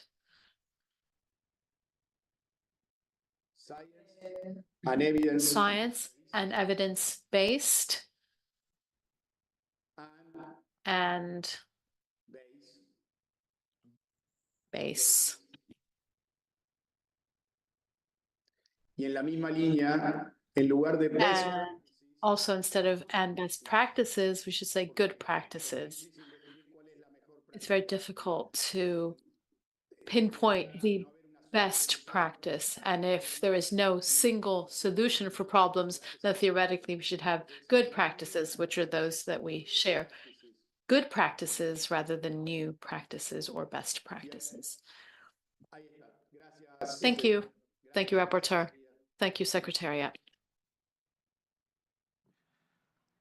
Thank you, Argentina. Is there any other comments on D?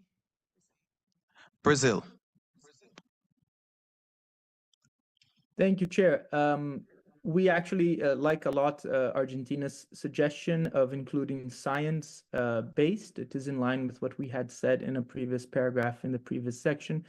But we would also prefer that if we deleted evidence, if that is okay for colleagues. We think that the wording would be stronger with science-based and good practices. We also appreciate that other suggestion by Argentina.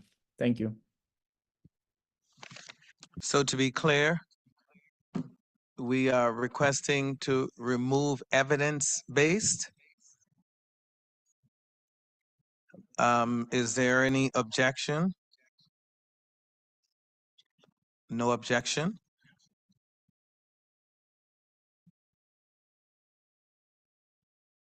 We move to E. And yes, and have the removal of best practices. Thank you. Okay, item E. Recognize the need of improving data and information systems for timely and effective actions, including early warning systems to monitor hazards and provide timely alerts that reach decision makers and people exposed and enable them to prepare responses to alleviate impacts. E.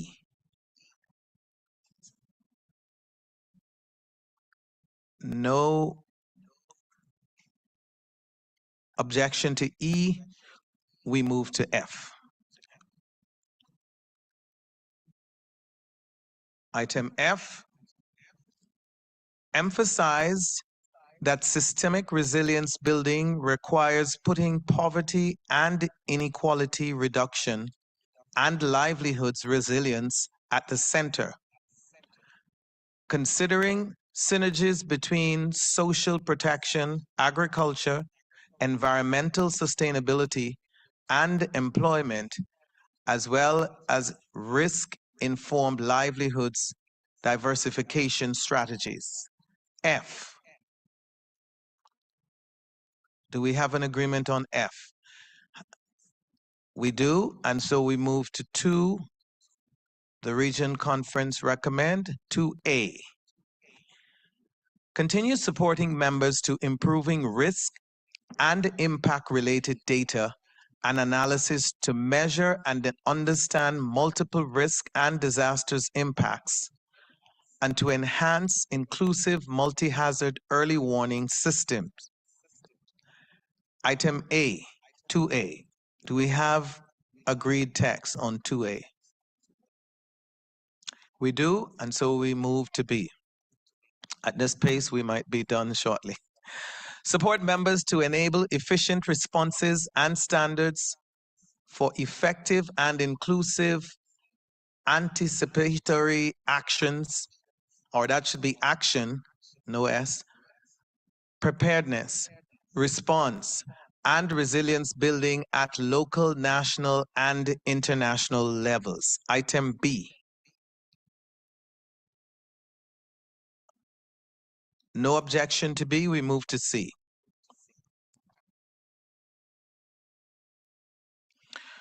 Provide technical support to mainstreaming resilience in emergency responses, development and climate strategies, and to addressing underlying vulnerabilities such as poverty and inequality through inclusive rural transformation. Item C. There being no objection to C, we move to D. Support members in the development of coherent disaster risk management, social, economic, and environmental policies, including the mobilization of timely, effective, and context-specific investment. Are we having Argentina on B? On D, sorry? Or is there a concern about C? About E, okay. The next one, sorry. Okay, Argentina, I think you're ahead of me. I'll get to you right now, Carlos. Okay, item E. Continue working with members and other United Nations agencies to support the active participation. Hands raised on D. Okay, so we'll go back to D.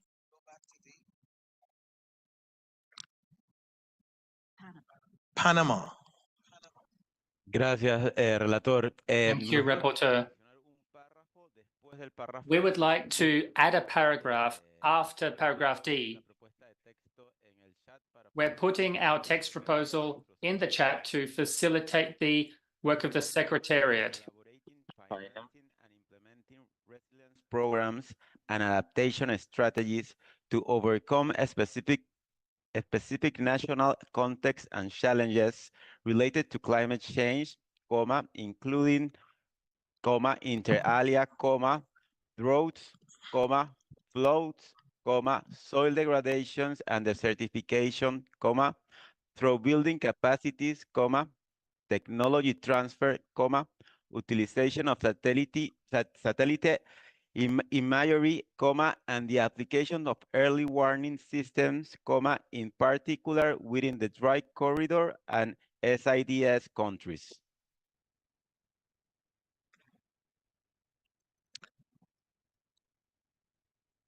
So we now have a new E.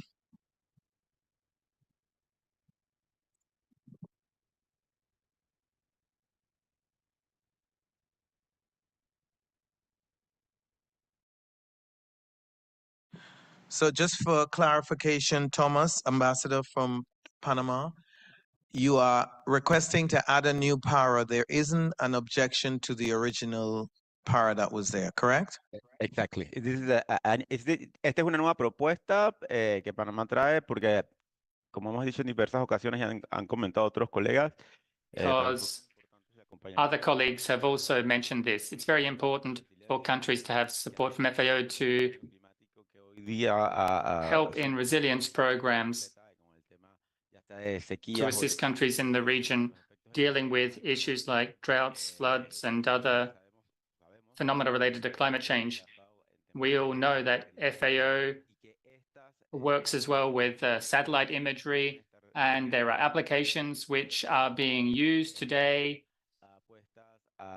within FAO, and this is something which could definitely help our region's countries, especially countries in the dry corridor, and especially SIDS. Thank you.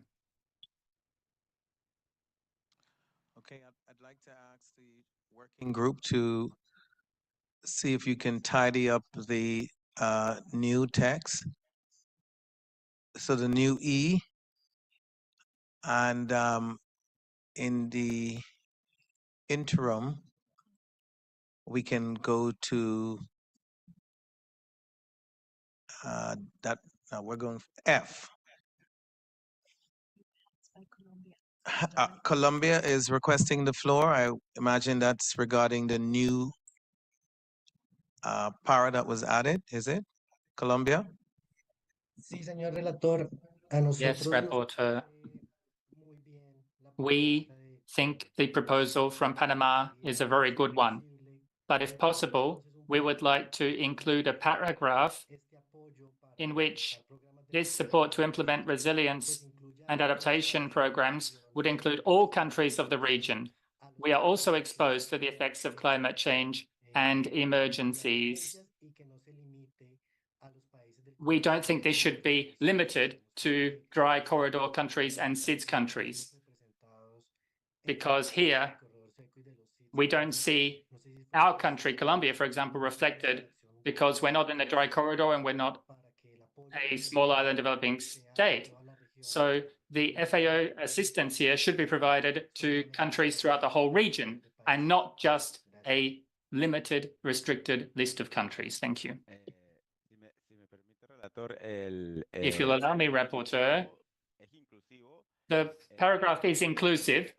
We have said in particular within the dry corridor and SIDS countries.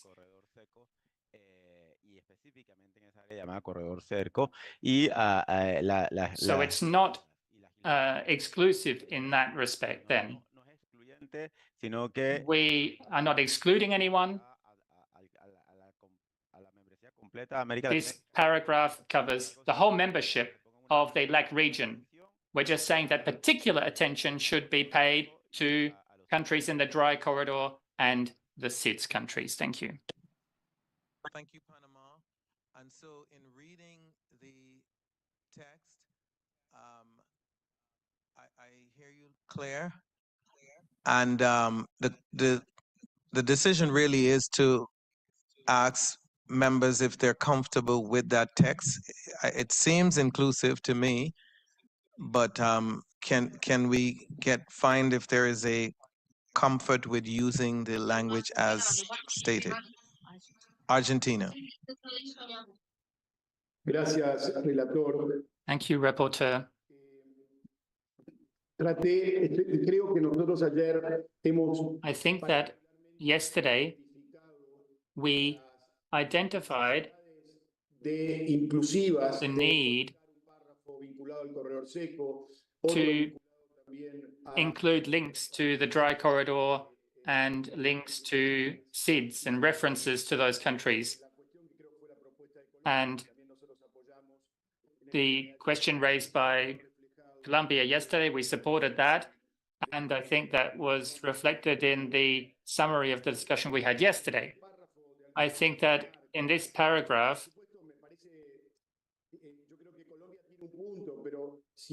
I think Colombia does have a point.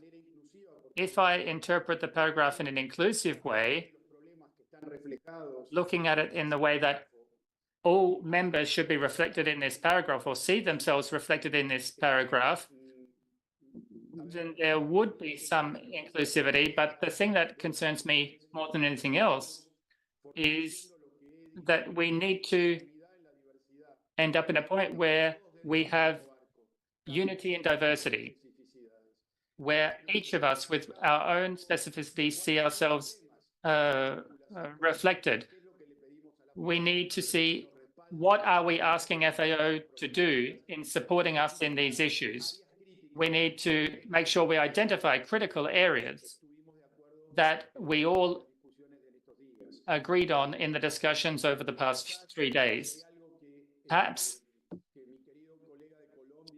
if there's something our dear colleague from Colombia could suggest including in this paragraph, perhaps to capture this idea of unity in diversity, that would be a good thing.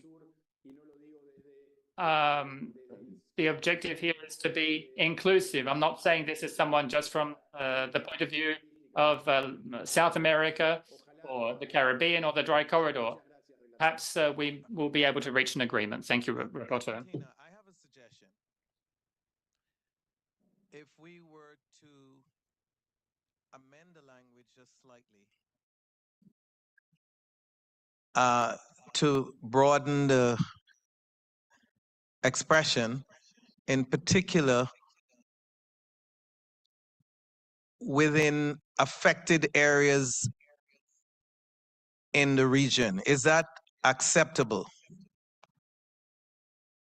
Gracias, relator, por tratar de encontrar una solución, pero en el caso de Panamá, como lo digo, creo que la situación... I think the situation of the Dry Corridor and the situation of SIDS is recognized by everyone as a pressing and specific and particular situation. Of course, all countries have their own issues, but we recognize, and many colleagues have recognized this during their interventions, that the situation in the Dry Corridor and the situation in SIDS needs to be highlighted. And as I said at the beginning, this paragraph is completely inclusive. We're just calling for particular attention to be paid to these two specificities, these two categories of countries, because they have their most pressing urgency. We'll add the word after affected areas in the region to such as but not limited to.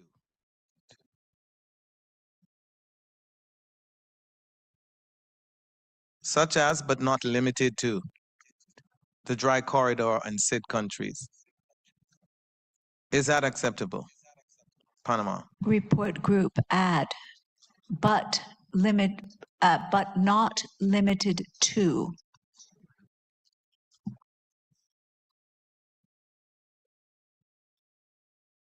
Panama. Sí, relator. Ok. La verdad que para lograr el consenso estoy de acuerdo. Perfecto. Lo puedo In aprobar. order for us to reach consensus, I can live with that. Okay. Is there any objection to the last amendment in order for there to be, okay. Just recalling, as was discussed yesterday, FAO is not a financing institution. So we would have to add at the beginning, support members in elaborating, mobilizing finance for,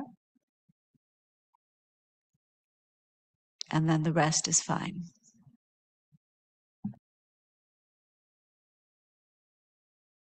or mobilizing financing for is also okay.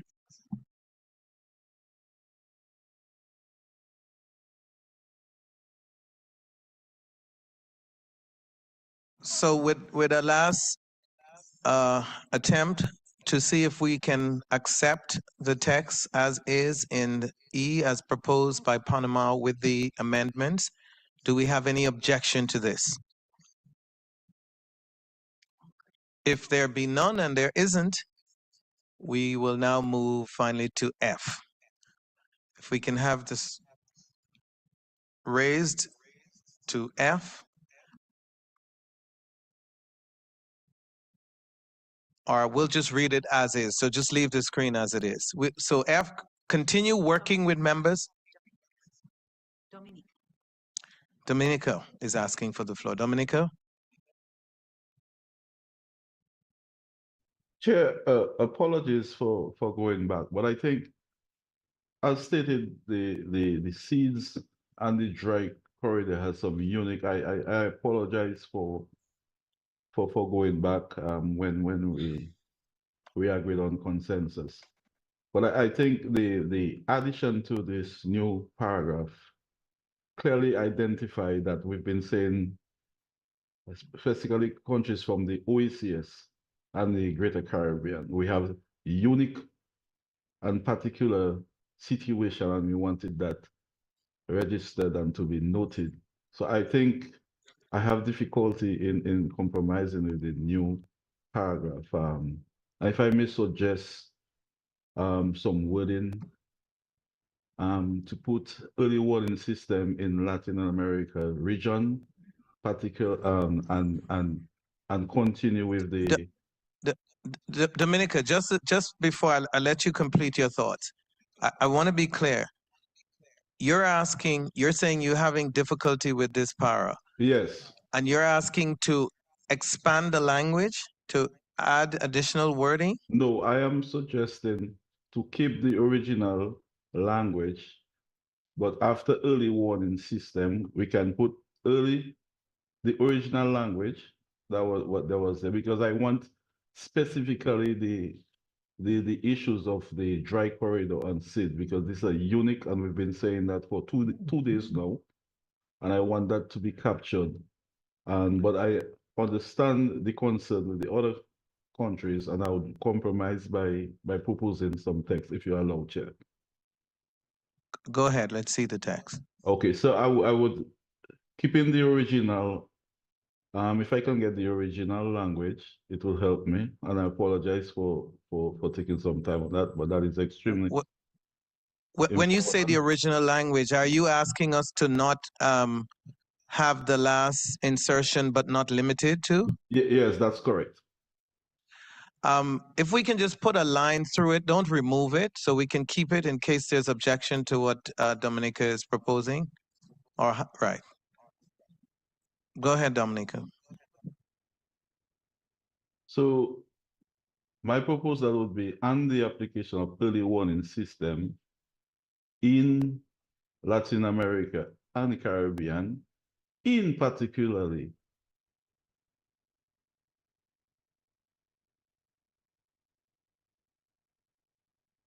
and we continue with the original text and don't put but and. I don't have the privilege of the original text, but I want us to keep in Latin America and the Caribbean and comma, particularly within the dry corridor and SIDS countries. That's my proposal.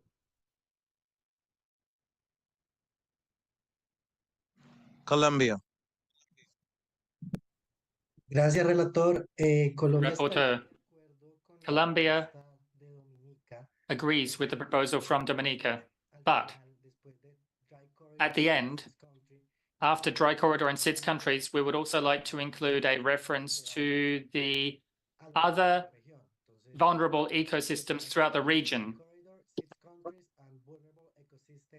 Across the region, para que entonces el párrafo pueda tener un enfoque un poco más. In that way, the paragraph would be more inclusive, in our opinion. Bueno, no sé sin el other. I'm not sure if it would be ecosystems across the region. Perhaps it could be other SIDS countries and vulnerable ecosystems. That might be a better proposal.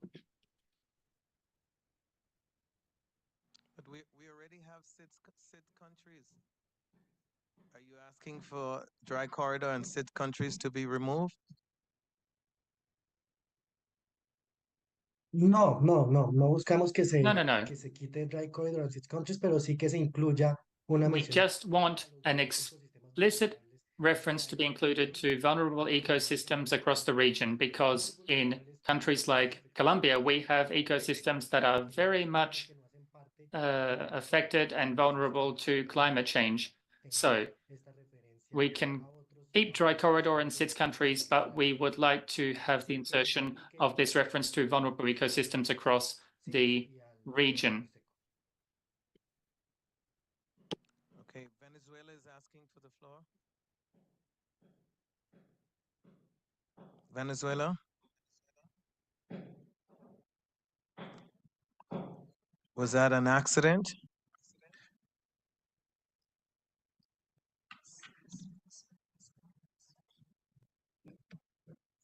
Venezuela, are you requesting the floor? Venezuela tiene la mano levantado. You have your hand raised. We can't hear you. I apologize.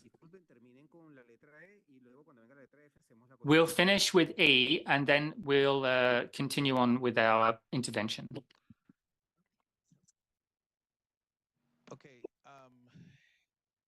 Is there any objection to the proposal of Colombia? Colombia is requesting the floor. Gracias. Solo una propuesta más editorial. Just an editorial proposal. After affected areas in the region, such as, Tu sobra sería such as the dry corridors. it should say, such as the dry corridor and SIDS countries and vulnerable ecosystems across the region. Such as the dry corridor. Such as the dry corridor, comma, SIDS countries and vulnerable ecosystems across the region. Y debido a que ya al final en Vulnerable Ecosystems Across the Region se está haciendo referencia a la región. And at the end, and vulnerable ecosystems across the region refers to the whole region. So that's why we can delete in the region in the second to last line where it says within affected areas in the region. No. Keep that in the second to last line where it says within affected areas in the region. Delete in the region. Across the region at the end. And then the line just above, when it says within affected areas in the region, you get rid of in the region there. Sí, para no repetir. Right. In order to avoid repetition. Can we just have those areas removed? Because I believe we're just about at the point of having an agreement, but it's confusing seeing all of the notes on the screen.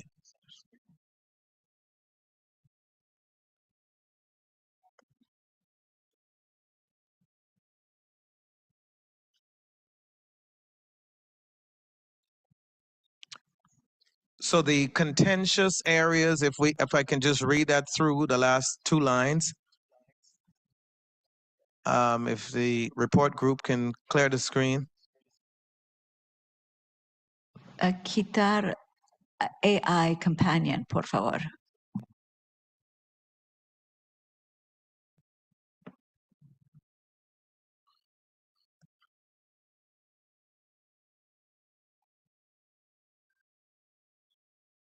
Tiene que seleccionar Got It on the AI companion para que haya visibilidad.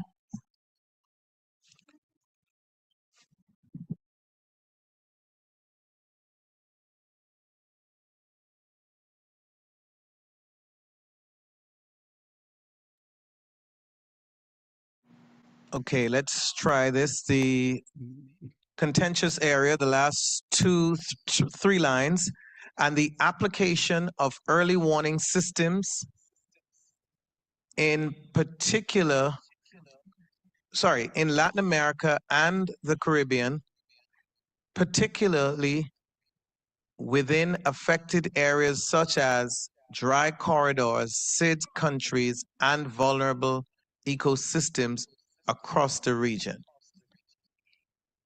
I believe we'll have consensus on that if we can clean the screen, and then everybody will be able to see the text as proposed.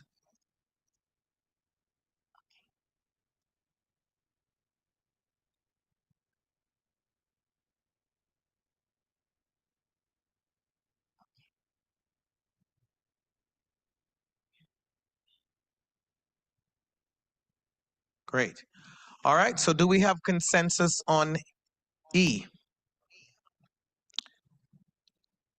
Okay, we do, finally. All right, so we'll move on to F.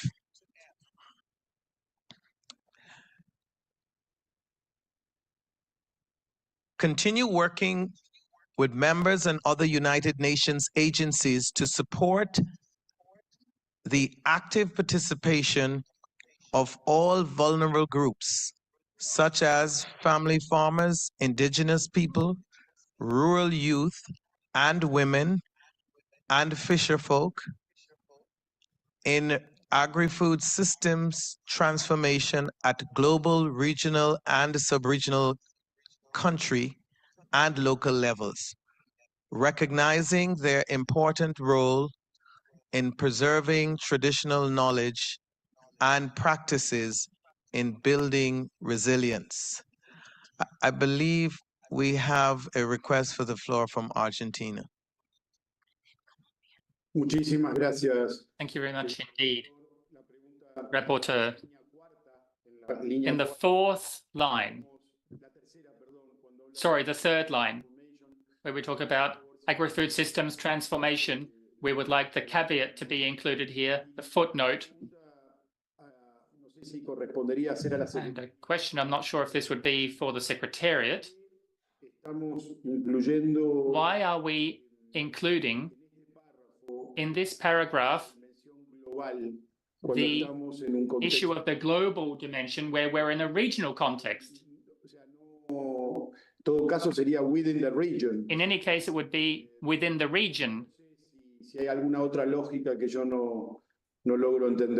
Perhaps there's something I'm missing here. Perhaps the Secretariat could clarify this for us. Okay, so we could remove at global.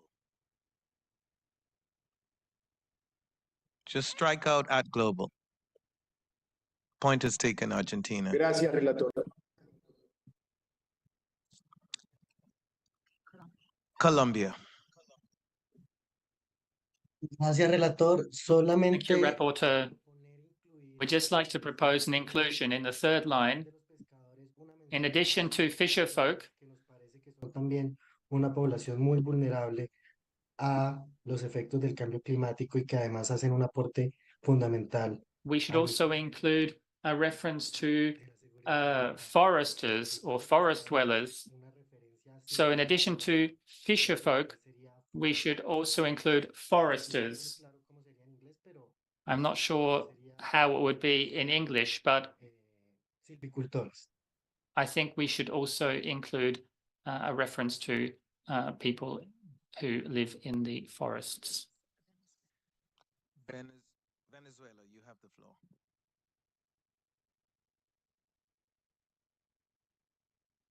Venezuela. Saludos, presidente. Venezuela solicita incorporar en este Venezuela would like to request an inclusion in this paragraph at the end where it says traditional knowledge and practices in building resilience. We should also add and looking after the environment. al final del párrafo. So at the end of the paragraph, and preserving the environment at the end, in building resilience and preserving the environment. the care for the environment. Exacto.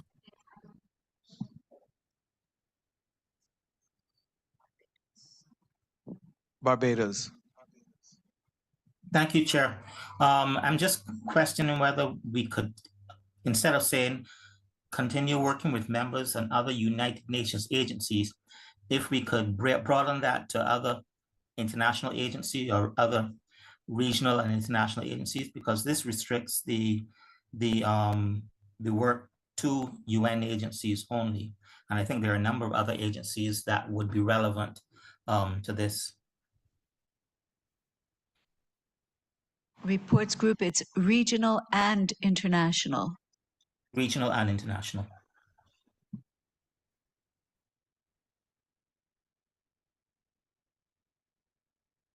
Brazil.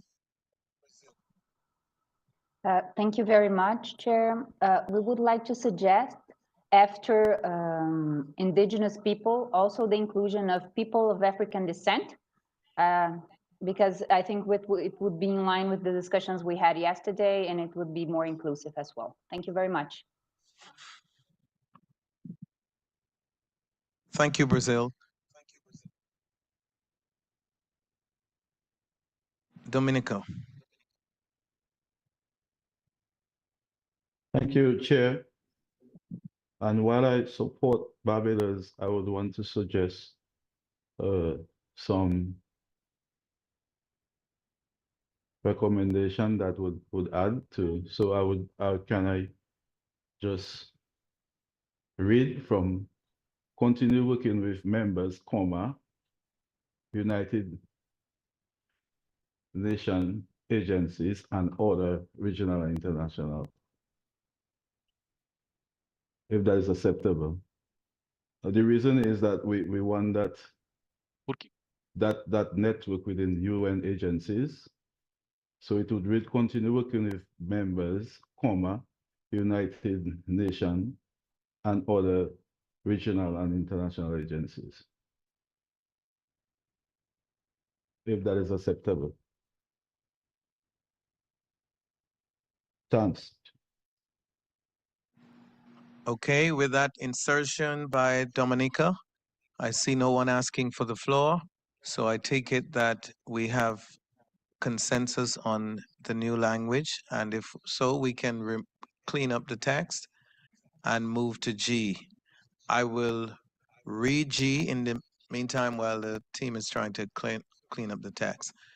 Continue mobilizing resources towards resilient and sustainable agri-food systems, including the provision of technical assistance and support to restore and enhance livelihoods and food security and nutrition in emergency contexts.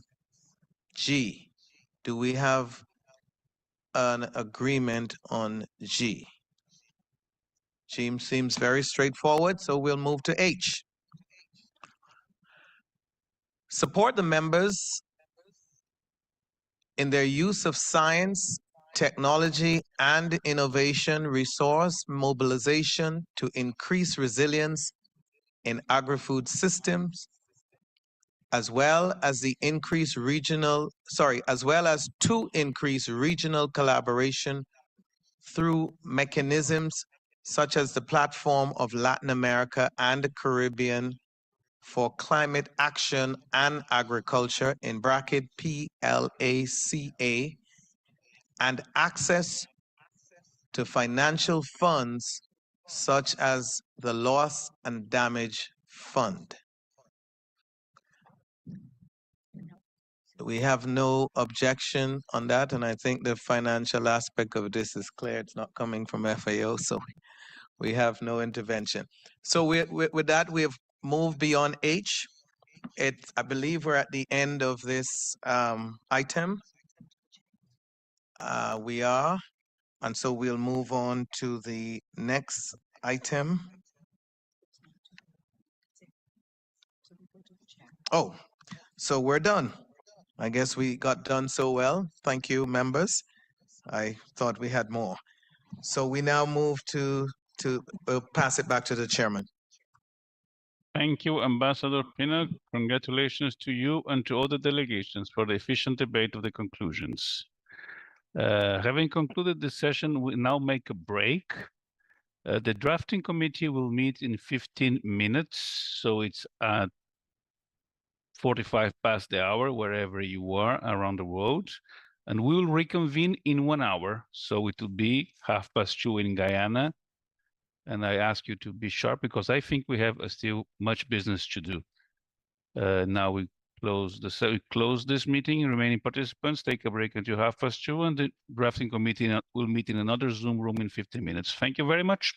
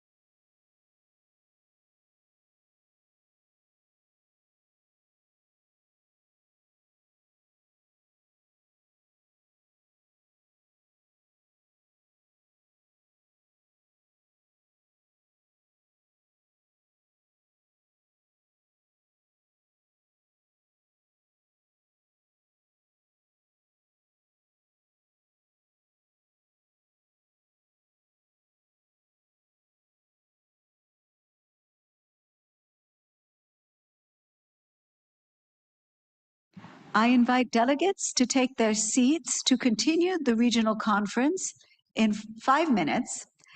As we're verifying the quorum, just to remind you to use a headset to speak clearly into the microphone to facilitate the interpreters. Thank you very much.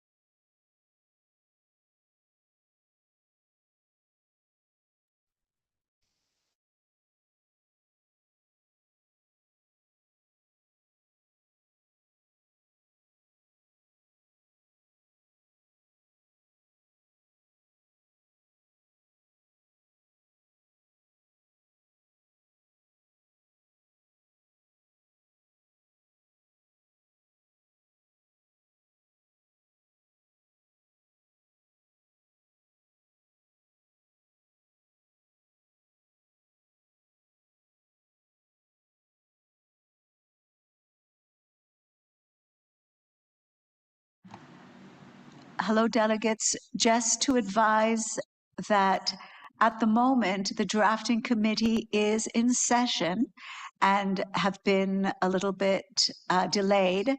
And therefore, we expect to resume roughly in 30 minutes.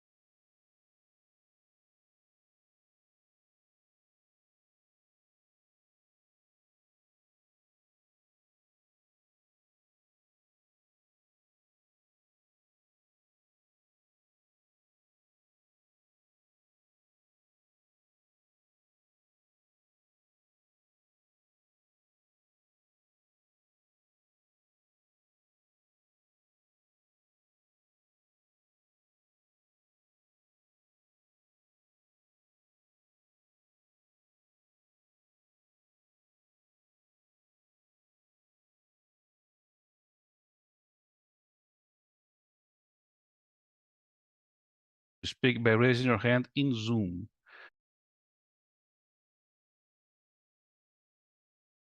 Intervention not to exceed 3 minutes. Do we have any raised hands, Secretariat?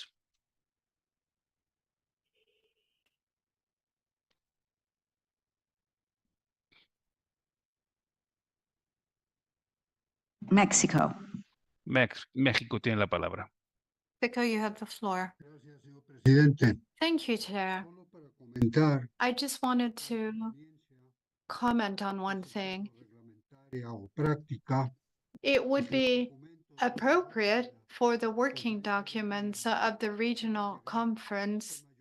It would be convenient if they were dispatched to the member states ahead of time with greater notice. This would guarantee a greater ownership of the issues on the part of the various countries, and it would also provide us with a margin for consultation with the technical entities for some of the matters. So we reiterate once more our interest in seeing to it that in the next conferences, we receive the documentation not a fortnight before, not a week before, but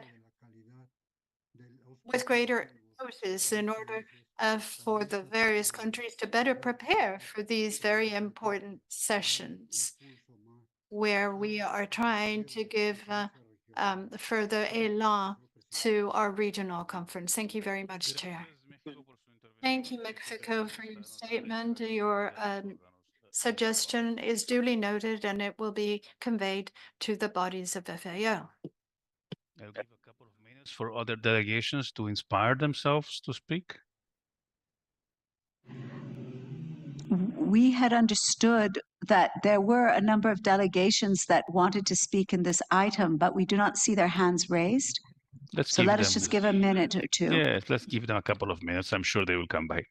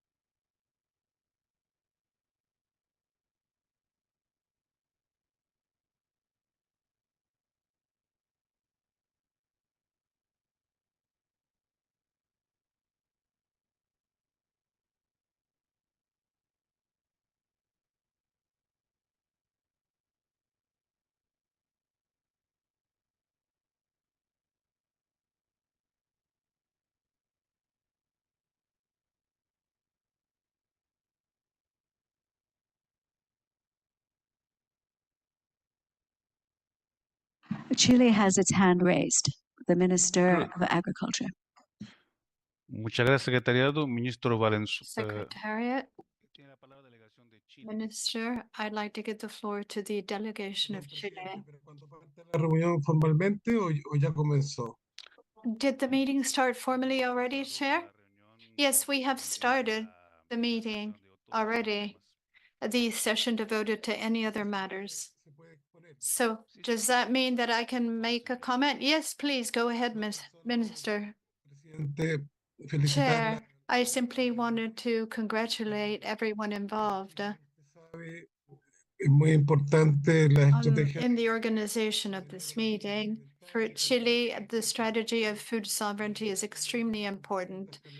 And we attach great importance to our diet using unique products like white meat and fruit and vegetables. And in this perspective, Chile has worked very closely with FAO in all the areas having to do with family farming, diversification, resilience, and sustainable food systems. And in particular, well, Chile, in the context of Latin America and the Caribbean, and therefore in the Americas, Chile is affected by this pandemic of malnutrition. We are one of the countries that have the greatest difficulties at this level, and that's why we're extremely interested in being able to have a significant impact on the provision of good and healthy food, and we want to foster the consumption of fresh food and vegetables. We want to work in this direction, and we've actually achieved a significant goal very far from countries like Brazil. But anyway, we've done our best to provide school meals and promote healthy diets in all public services through FAO.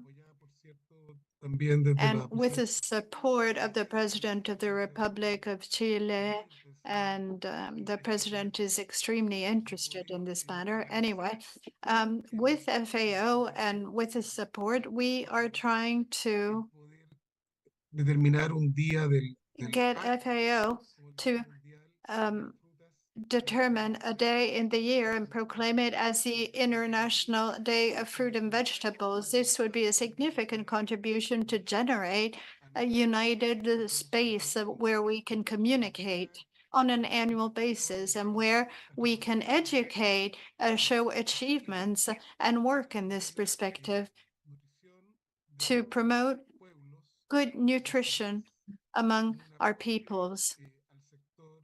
And this would be a great contribution to family farming, of course. The consumption of fresh fruit and vegetables would do that. And the industry would indeed benefit from this concept of healthy living. It could benefit our communities and the original peoples that are part of our culture in Latin America and the Caribbean. It would be extremely important to us, and we would like to propose this.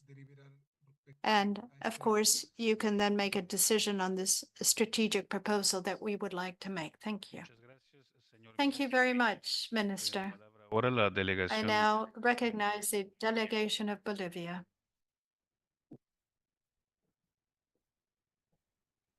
Estimado presidente, reciba Distinguished Chair, viceministro de Desarrollo Rural warm Agropecuario. greetings from the Vice Minister of Livestock and Agriculture of the plurinational state of Bolivia. We would like to thank FAO for having invited us in this process of planning, because the best proposals are very closely related to the constitutional principles of better nutrition, a better and sustainable production systems, harmony and balance with the Mother Earth, better environment, living well for a better life. In Bolivia, we have been promoting a sustainable and integral sustainable development, as well as measures to increase sustainability and resilience, especially amongst the most vulnerable. And this in order to strengthen the capacity to adapt to climate change, especially for family farmers and small communities of original and indigenous peoples. In this respect, we as a country brought to the table the need to promote the potential of camelids to contribute to the fight against poverty, food insecurity, and malnutrition, and the climate crisis. And this because the UN General Assembly approved 2024 as the International Year of Camelids, thus recognizing the importance of these animals when it comes to food security and reduction of poverty. From Bolivia, we'd like to launch an appeal to countries in Latin America and the Caribbean, recognize the importance, economic, social, and environmental importance of camelids, and that they undertake policies to foster the raising of camelids by conserving and promoting the sustainable management and opening markets for the commercialization of these products and their byproducts. Thank you very much, Minister, for your statement. I have a request from Argentina, but if the members would agree, I would like to first hear from the members with regard to the proposal that was made by the Minister of Chile, which was to proclaim an International Day for Fruit and Vegetables. I don't see any objection. Did you hear me, Minister? The proposal would be to include your proposal in the report of the conference. And I'd like to ask whether the delegation of Chile has a language for that. Yes, we could send it. We could send our proposal, but basically, I'm going to go back to what the colleague from Bolivia said about sustainable agricultural systems with good food. I mean, that's the focus after all. It's not simplistic, but it is an incentive, a call to include this on the international agenda and ask FAO to commit to promoting this way forward. And of course, it can be complementary with proteins and so on and so forth, but it really is crucial for us to promote good dietary habits. Thank you very much, Minister, for your clarification. I think that your proposal seems to have gathered consensus. We will hear from the three colleagues who have asked to speak. And if you could prepare your text, we would be very happy with that. I have on my list Argentina to be followed by Mexico and Bolivia. Thank you very much, distinguished Vice Chair. Please allow me to request the floor in my capacity as a chair of the Subcommittee on Livestock to express my support of the proposal made by Bolivia regarding activities and actions related to the International Year of Camelids.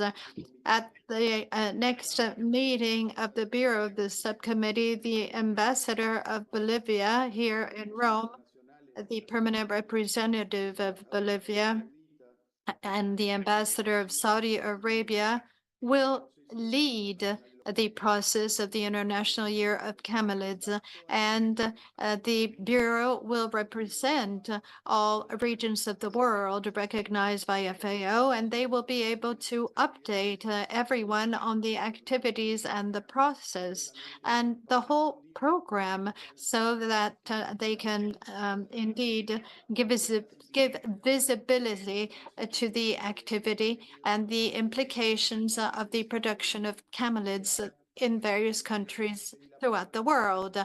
I requested the floor to make this comment, and I thank you, Chair. Thank you, Argentina. Before I give the floor to Mexico, I have the pleasure to inform you that we already have texts that have been prepared for both issues, International Day for Fruits and Vegetables and the International Year of Camelids. Mexico, over to you. Thank you, Chair. My delegation fully supports the proposal that was made by the distinguished Minister of Agriculture from Chile, because we believe that it's extremely important to support healthy food, and we therefore support the proclamation of an International Day for Fruit and Vegetables. Like Chile, Mexico is a significant producer of these commodities to nourish and feed not just our populations, but to also sell them on markets and feed people from other countries. Thank you. Thank you very much, Mexico. I now give the floor to Bolivia.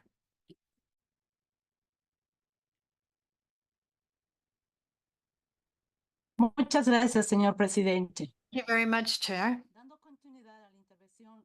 I'd like to link up to the statement made by the minister from Bolivia.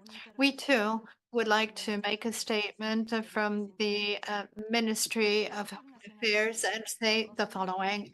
The state of Bolivia believes that the different cooperation strategies with the international bodies have made it possible for us to develop our people. And it's important to highlight that the UN Organization for Food and Agriculture has played an important role in the region, taking on challenges such as the fight against to provide for sustainable management of natural resources, among others. The priorities set by the 33 countries of the 37th LARC through the new strategic framework 2022-2031 should make it possible for us to guarantee that our people achieve better production, better nutrition, and a better life to live better with the whole world. And we ask FAO to undertake these actions in order to implement the plan for food security and nutrition and eradication of hunger of CELAC 2025, as pointed out. It was indeed stated in a given paragraph that we will ask or task FAO to carry out the necessary activities in order to define the term of food sovereignty and to define the rights of our people and define the strategies for distribution, consumption of food, and of course, meet food needs without depending on imports.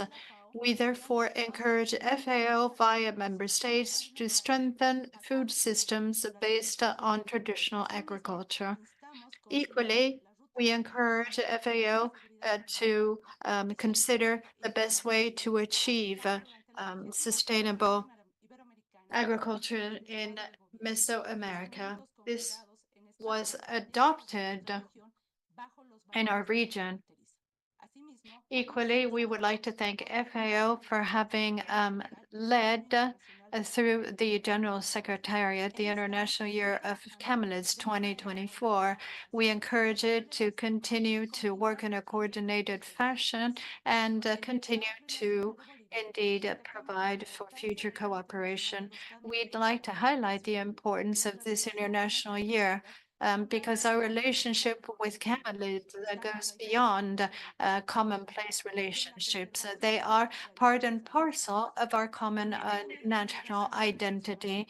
In this year of celebration and reflection, we believe it's necessary to join forces internationally but globally too, to rise to the challenges faced by camelids and their ecosystems. The government of Bolivia also proposes a greater scientific exchange based on dialogue between the traditional sciences of our people and modern science, highlighting the role of women in production and conservation. Based on this, a delegation of Bolivia would like to propose the insertion of the following paragraph. We encourage FAO to begin necessary actions to conceptualize and define the term food sovereignty in accordance with what is established in the plan for food security, nutrition, and poverty, hunger eradication of CELAC. We also would like to include a special paragraph on the International Year of Camelids, consistent with the statement made by the Vice Minister. Thank you very much, Chair. Muchas gracias, Bolivia, por su intervención. Thank you, Bolivia, for your statement. I suggest that we proceed in the following manner, that the Secretariat projected the text proposed by Chile, that we discuss it and see whether we approve it or not, and when we will then do the same with the proposal made by Bolivia, which gathered the support of other delegates already. And thirdly, let's look at the text proposed by the chair at the very beginning of our meeting in the morning. If all delegates are in agreement, let's begin with the text relating to the International Year of Fruit and Vegetables, which is projected on the screen right now. And I'm going to read it out under the chapeau of other matters. Vegetables. The regional conference recognized the relevance of establishing an International Day of Fruits and Vegetables and urged members to increase awareness of their importance to both the economy and the food security and nutrition of all the people in the Latin American and Caribbean region. La palabra está abierta a Bolivia primero. I open the floor to whomever wishes to speak. Bolivia. Thank you, Chair. The only thing we wanted to say is that this is the paragraph that we propose now in relation to food sovereignty. Are we going to be dealing with it now as well, or how would we proceed with that paragraph, Chair? Yes, that was my understanding. If you have the paragraph, you can actually send it to the Secretariat as quickly as you can, and then we will discuss it under this item. Yes, of course, we'll send it. Thank you, Chair. Any other comments on the proposal made by Chile? Creo que tenemos el consenso I más think we have consensus, the quickest consensus of this LARC. I'd like to congratulate the Chilean delegation on their proposal, which obviously met with a zip consensus, very quick consensus. Let's now move on to the paragraph on the International Year of Camelids 2024. I'm going to read it out in English. 24.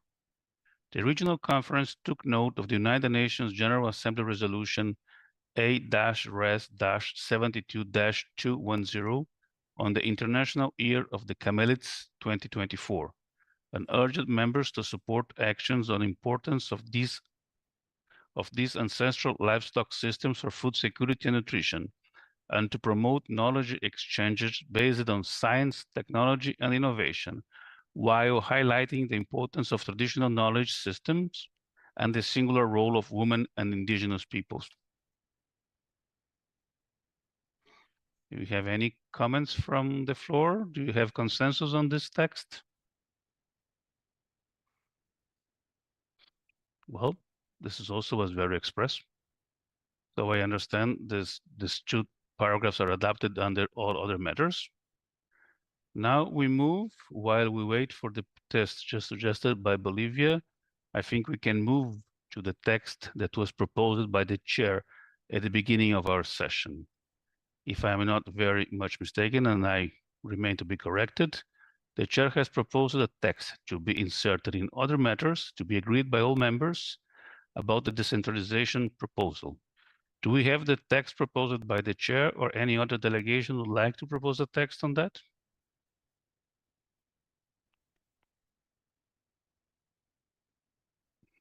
Secretariat, do you have? Here it comes. Yes, it's coming on the screen. Thank you very much. And in the meantime, we request that Bolivia please send the draft text on food sovereignty as soon as possible. Okay, I'll give a couple of seconds for everybody to read it before I start reading.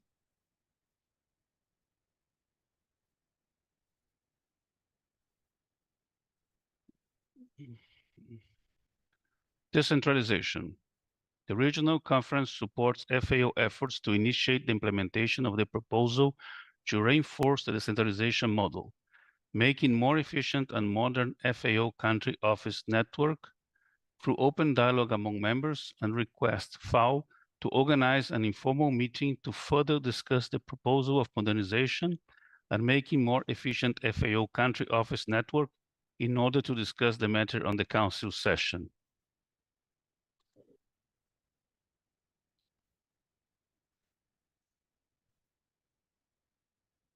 So now I open the floor for the discussion of this item.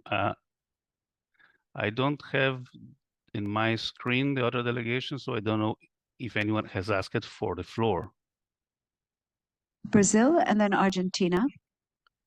Okay, Brazil has the floor. Thank you very much, Chair. We do appreciate the proposal we see on the screen and also appreciate the efforts of the Secretariat to draft this language. But at this point, we would have a few suggestions to amend the text to facilitate the work of the Secretariat. I'll try to post our suggestions in the chat, but I'll read it after that. Our edits would be regarding the first sentence. So our paragraph would read, the regional conference supports FAO efforts to propose a decentralization model. So we would delete to initiate the implementation.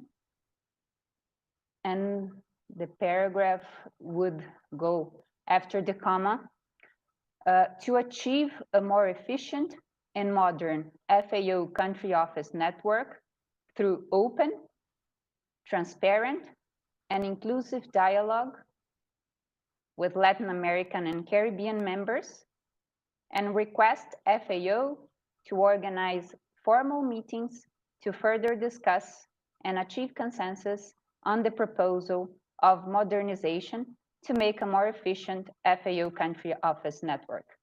I apologize if I read that too fast for the Secretariat, but as I mentioned, I already posted our suggestion in the chat, so I think it would be easier for them to follow. Thank you, Brazil. May I suggest the Secretariat to keep the paragraph suggested by the chair and put the paragraph suggested by Brazil under it?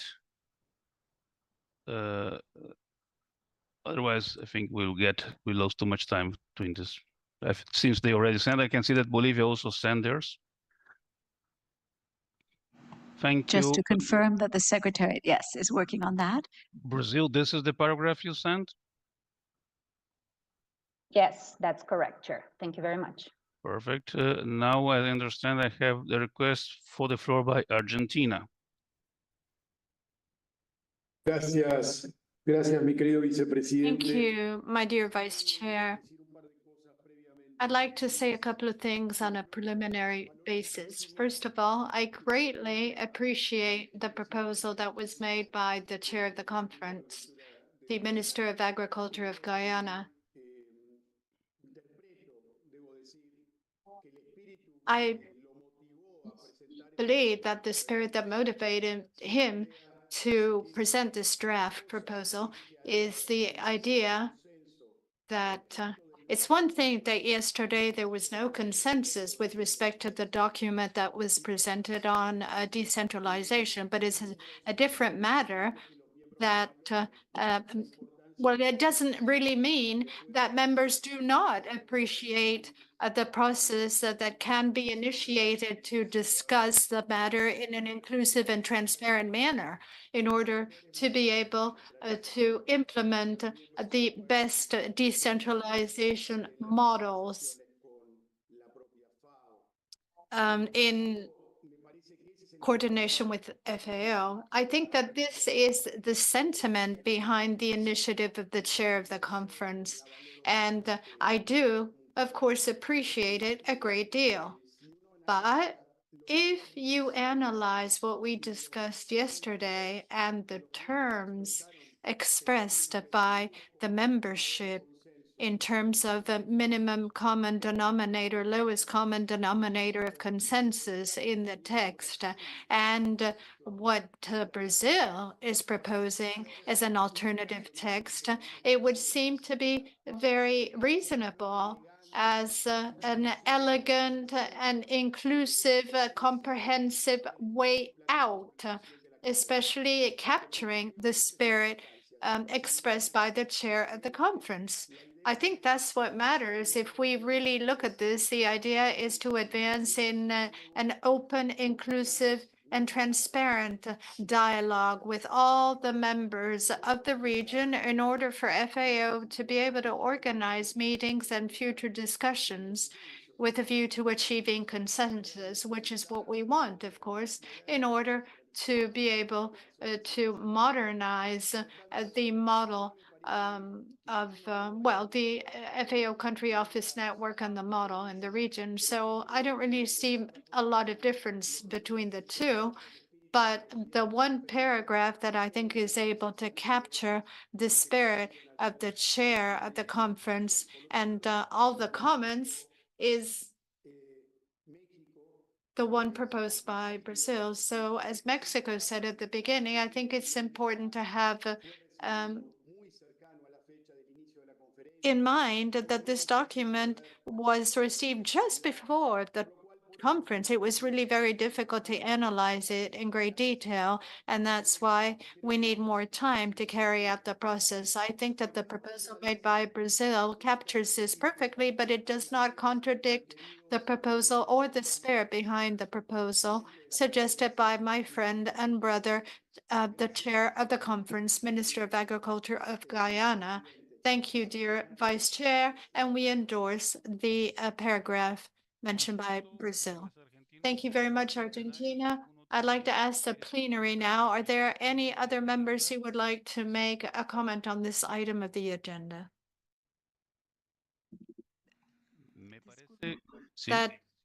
Yes, go right ahead, Secretariat. Could you kindly repeat, please? I'm asking whether there are any other members that would like to comment on this item of our agenda. Anybody else? Yes. After Mexico, Colombia.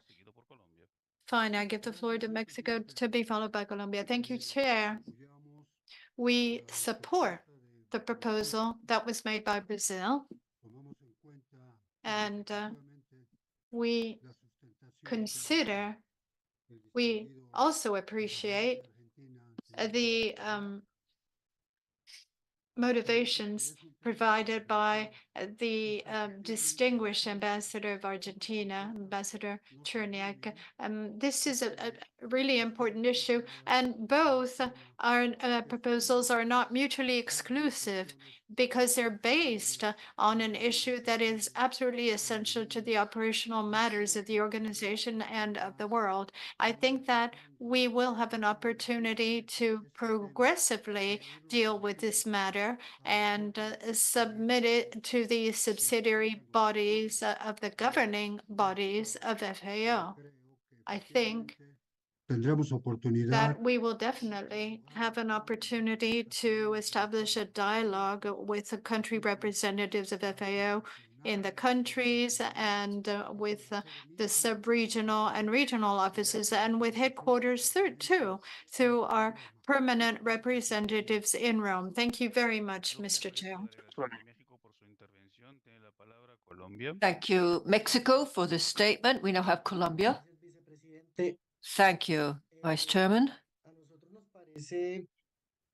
We have the impression that the paragraph that is proposed is a little distant from the conclusions that were reached with the consensus on decentralization yesterday night.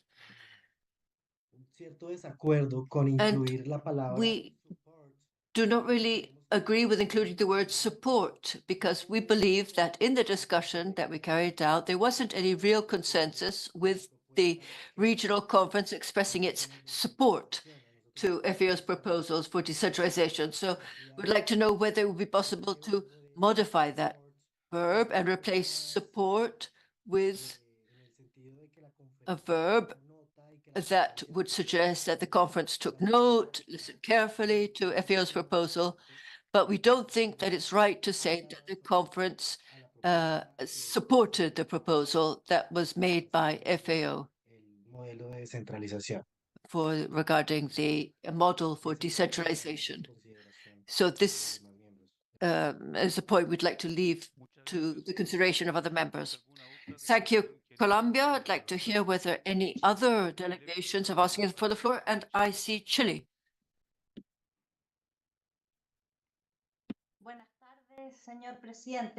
Thank you, Chairman, and thank you for giving me the floor. We would like to support the proposal made by Brazil and recognize the efforts of our permanent representatives in Rome in devising this proposal and reaching this agreement. Thank you. Thank you. Costa Rica has the floor. Thank you, Chair, Vice Chair, dear friend. Thank you. And we also would like to thank the chair of the conference for the efforts that were made to come to the proposal for a text that can be the basis of our dialogue. And I think that it is very close to what has been proposed. However, I think that the text proposed by the delegation from Brazil is more aligned with our discussions yesterday. En dejar esa amplitud, digamos, de diálogo y de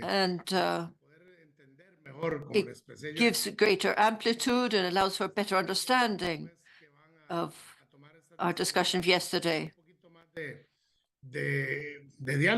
I think it can enable more dialogue, more conversation, and negotiations. Regarding Colombia's point, I think that the word support is to FAO's efforts, and these efforts are being made, and I understand support in that sense, and I don't see any problem with it because it's not an approval of the proposal, but it's expressing support of the FAO's efforts to develop this proposal. Therefore, we would approve the proposal from Brazil as exactly the terms that Brazil presented it. Thank you. Thank you, Costa Rica. If there aren't any other countries, any other members that are asking for the floor, Antigua and Barbuda, you have the floor. Thank you, Chair. Antigua and Barbuda just wishes to make a brief comment on this matter. And following the discussions, the extensive discussions that were held, we're a bit disappointed that it perhaps does not reflect what was the intent of the agreed text from last evening. However, in the spirit of compromise and moving forward and recognizing that there is indeed need for an efficient and modern operation within the offices, then we would agree to Brazil's and support Brazil's contributions, with the understanding that the formal meetings that are promised, they materialize and they're held before any final decisions are reached. Thank you. Thank you very much, Antigua Barbuda, for your intervention. I don't see, no, yes, I do see a hand raised up. Venezuela tiene la palabra.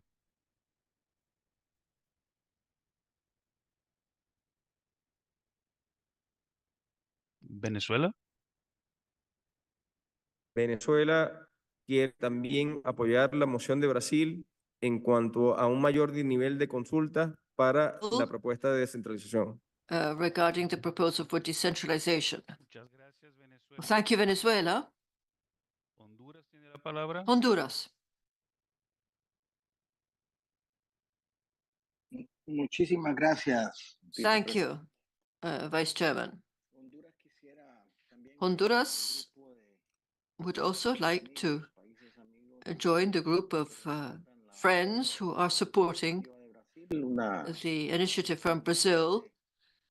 We see it as a reasonable, well-balanced proposal that would give enough space for the ways forward to be devised to achieve the goals of making FAO's decentralization more effective. So we would like to have on record our support to Brazil's proposal. Thank you, Honduras. At this point, I believe that I have a good feel for the scenario, for the situation, and I would like to propose the second second proposal and I'd propose it for adoption, for consensus, and I would like to see whether Colombia can agree based on the explanation also we heard from Costa Rica. Colombia, you have the floor.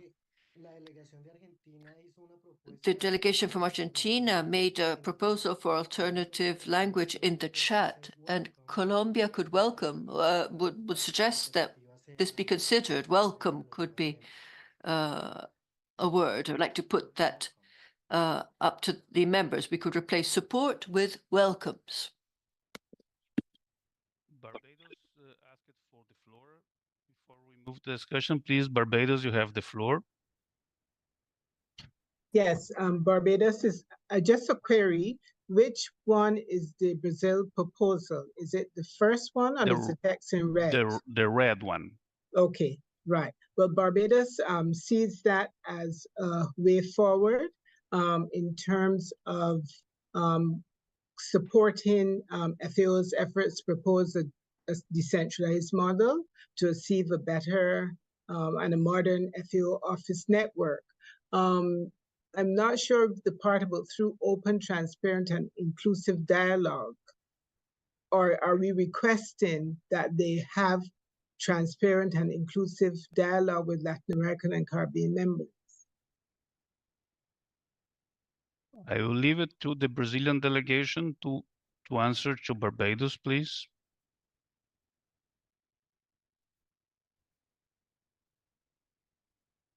Brazil, you have the floor. No, estaba yo here.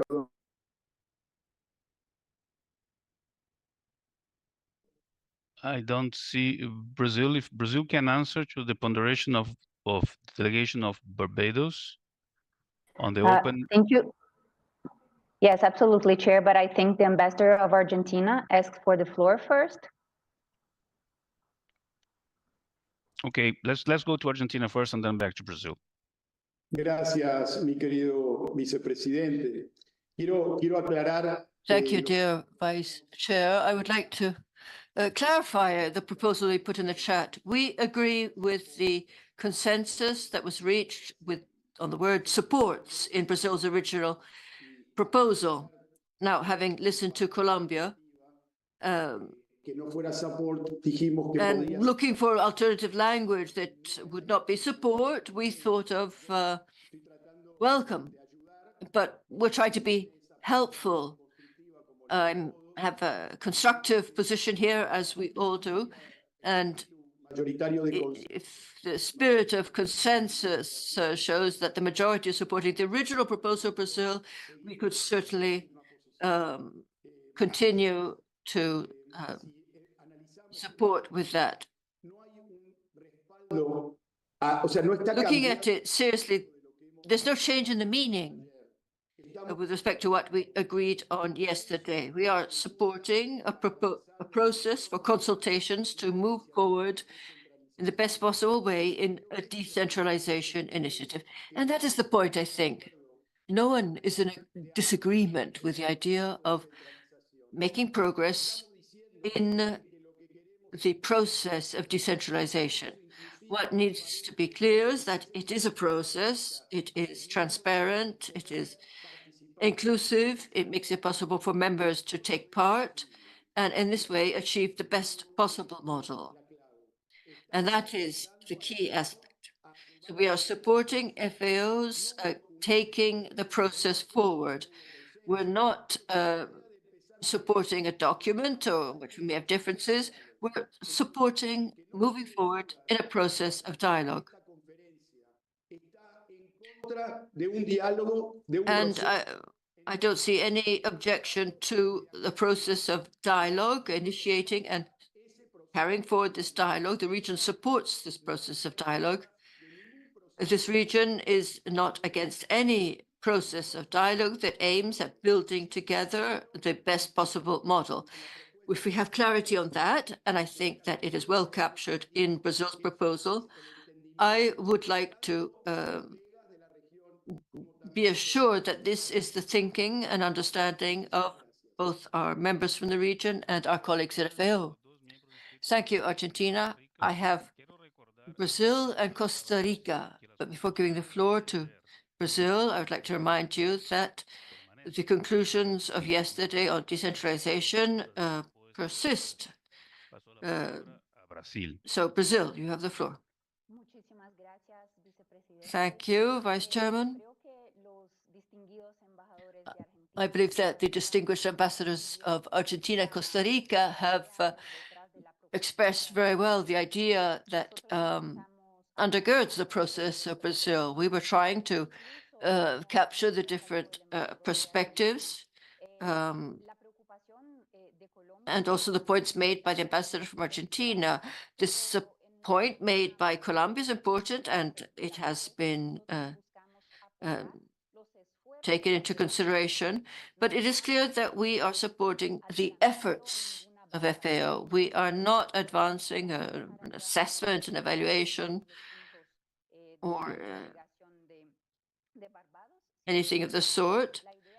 And we want to promote a process of consultation, debate, broad, transparent, inclusive consultation to come to a consensus position of our Latin America and the Caribbean region on FAOs. And therefore, with this in mind, I would ask for the understanding and flexibility of the delegation of Colombia. I think that this is a paragraph that has enjoyed the support of many other delegations. And I think that embarking on a drafting exercise at this point in time in the meeting would be challenging. So we appreciate the constructive proposal from Argentina, but our proposal would be that we exercise the greatest flexibility possible to conclude a discussion on this point and move forward to the next. Thank you. Thank you, Brazil. We have Costa Rica. Thank you, Vice Chair. I insist on the fact that the word support is correct, and we think that we should come to an agreement on the proposal made by Brazil. However, as was said by Argentina, what matters really is the matter. We want to have space for better consideration of the project, the plans, and that is what we're aiming at. We could recognize FAO's efforts in presenting. So perhaps the word recognize might fit in well. The conference recognize FAO's efforts, etc. So I would like to hear the proposal from the response from Costa Rica to these different words: support, recognizes. We think that what we are doing is recognizing the efforts of FAO. Thank you. Thank you, Costa Rica. I don't see any other speakers asking for the floor.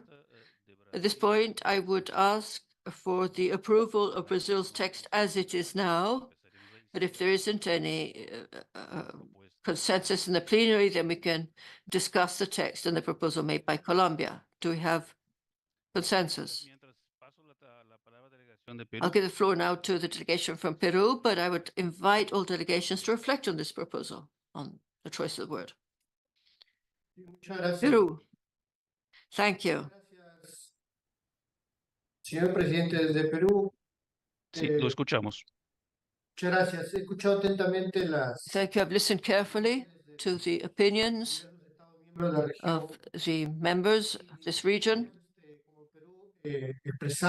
And as Peru, we would like to voice our support to the proposal from Brazil, because we think that it reflects with the greatest clarity the opinion of the members. So we endorse Brazil's proposal and invite members to work towards a consensus so we can move forward in this sense. Thank you, Vice Chairman. Hemos escuchado varias delegaciones. Thank you. We've heard many statements now, I have the feeling that there is a majority supporting the proposal for Brazil, and I would like to see if there's consensus accepting the proposal as we have it now. Thank you. For the sake of consensus, Chairman, we could accept the word support with the understanding that what we are supporting is the dialogue and FAO's efforts, but not the proposal itself. If that is the understanding, for the sake of consensus, we could choose this path, but we would like to see more clarity, a more explicit statement of the fact that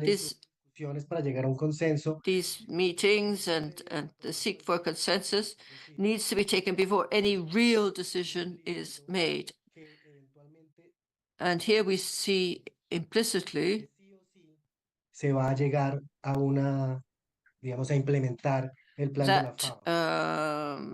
we seem to see that it's implicitly suggested that we will be moving towards implementation of FAO's proposal, but not the consultation.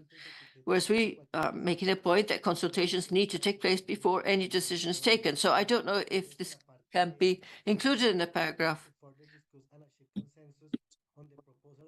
Of modernization before any decision is made. Nos gustaría saber si eso también. I'd like to know if the language I've just suggested is acceptable. And if so, then we could accept the word support. I'm not a native English speaker, but the proposal from Colombia seems very good, at least as a non-native speaker. But I would like to invite native English speakers to accept it, to achieve consensus on the proposal. So would Ambassador Pinoco, others help us here with the English?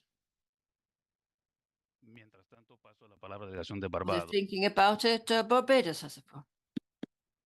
Yes, I'm thinking if support, the word support is a problem, it could be that the regional conference acknowledges FAO's efforts, and therefore that would not lead to the ambiguity of the word support, because we are acknowledging the effort that they have put in place.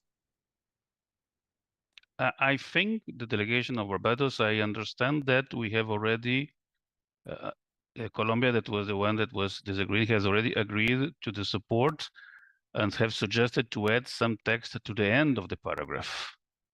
Now I give the floor. I'm sorry, can you repeat, please? Yes, if that is to explain what the support is without changing the word, then fine. I will look out at the text that he's proposing. Now I pass the word to Suriname. Thank you, Chair. Suriname thinks that to maybe put some words in the text, like the regional conference supports FAO efforts to initiate the implementation of the proposal of FAO efforts to initiate the implementation. Excuse me, Suriname. We have two different texts on the screen now. The second one. We were discussing the second one, right? The one that is in red. Yes. Thank you. Please go ahead.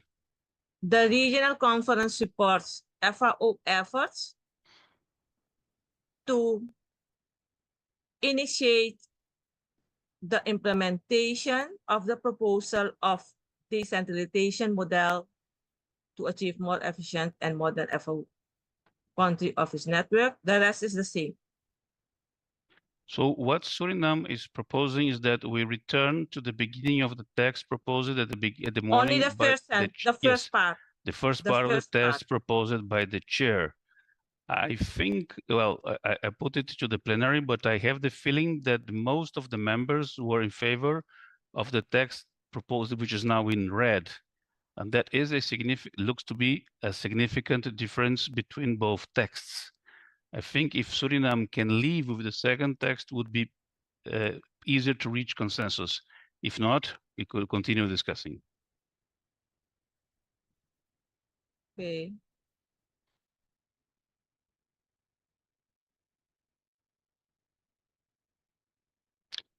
We have now in the chat, if the Secretariat can help me, a suggestion by Colombia to add after the word consensus, which is in the fourth line of the Brazilian proposal,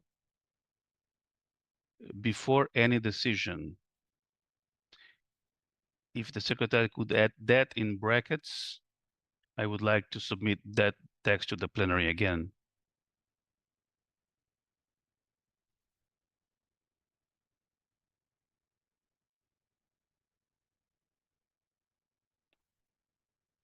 After the word consensus, in the fourth line,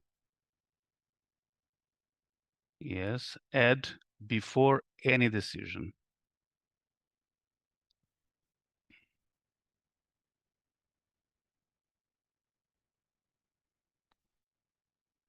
Thank you. I submit the text as it is to the plenary. Before that, I give the word to Brazil.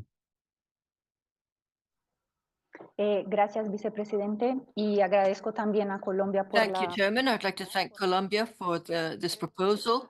la propuesta final de Colombia al final del párrafo I solamente think that the aclara proposal at the end of the paragraph is clarifying what we are seeking with the discussion. And if I think that it is achieve consensus before any decision is made on the proposal, a suggestion. una contribución So I positiva. think that is a positive contribution.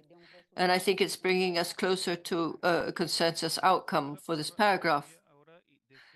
So Colombia, and then I'd like to know if we have consensus. If so, I'd like to conclude our discussion because we still have quite a lot of work to do. And there also are, there also is the time that translators will be working on the text in the different languages. So Primero, creo que falta un before any decision is made. Colombia tiene la palabra. so the suggestion. Thank you. Thank you, Vice Chairman. In the proposal we put in the chat, at the end of the paragraph, we had the language. We want it before any decision is made on the proposal modernization or before. Is made. Pero en mi propuesta ya está. My proposal I have an is made, but I'm not quite sure whether it should be at the end of the paragraph or before or after any decision. Before any decision is made on the proposal, etc. It might work. I probably made a mistake as the chair reading the trying to economize on words, but if Colombia is comfortable with the text as we have it now on the screen, read text, including the expression before any decision, and other members agree on that, then I would say that we have consensus. So let's take a few moments to read quickly and see if there are any reactions. Just to say that you need to add the words "is made" after the insertion before any decision. Before any decision is made. Thank you. Mr. Chairman? Yes, I have someone asking for the floor, I guess. The rapporteur. Please, Ambassador, help me here. I'm in your hands. Yes, I think I think we have exhausted this, and I think we, as an English speaker, I think you can't phrase this any better. And I think if members are willing to accept that we have reached the best point that we could, I think it'll be acceptable, my thoughts. Thank you, Ambassador Pinnock. So now I think we can move to the text just proposed. We can delete the further text in black that is up here. We can put the red text in black, not underline it, and move to the text proposed by Bolivia recently. Just a small point of order. From the technical team, we understand that the terminology sovereignty, food sovereignty, is one that is greatly debated among members and is a complex term to include as it is. It is not by the membership unanimously adopted as terminology, although many member countries use it within their national policies. So that is regarding the proposal of Bolivia, just for the consideration of members. Dr. Crowley, thank you for your clarification. I would like to see the text on the screen, if possible. Yes, here it is. So now we have the text of Bolivia that I will read now before giving the floor to members. The text proposed by the delegation of Bolivia reads: the regional conference urges FAO to initiate the necessary actions to conceptualize and define the term food sovereignty as established in the CELAC Plan for Food Security, Nutrition, and Eradication of Hunger. I asked the group to clean a little bit the text. I think nutrition is separated in two and is separated in two so that we can continue. We have a request for the floor by Argentina to start. Please, Ambassador. Muchísimas gracias, querido vicepresidente. Dear Vice Chairman, En primer lugar, quiero decir que I'd like to start by saying that the proposal from Bolivia concerns a very important matter, important themes that are under discussion in different fora. Sin lugar a dudas, es una cuestión que And therefore, this is undoubtedly an issue, a theme on which a conceptual discussion will need to be continued. What I would like to say, and what the Secretariat has mentioned, should be emphasized, is that we've had a similar experience when, with other countries, we tried to move forward with other concepts. And FAO has a procedure when you try to encourage the conceptual discussion or the discussion of concepts on which there isn't yet an agreement among members.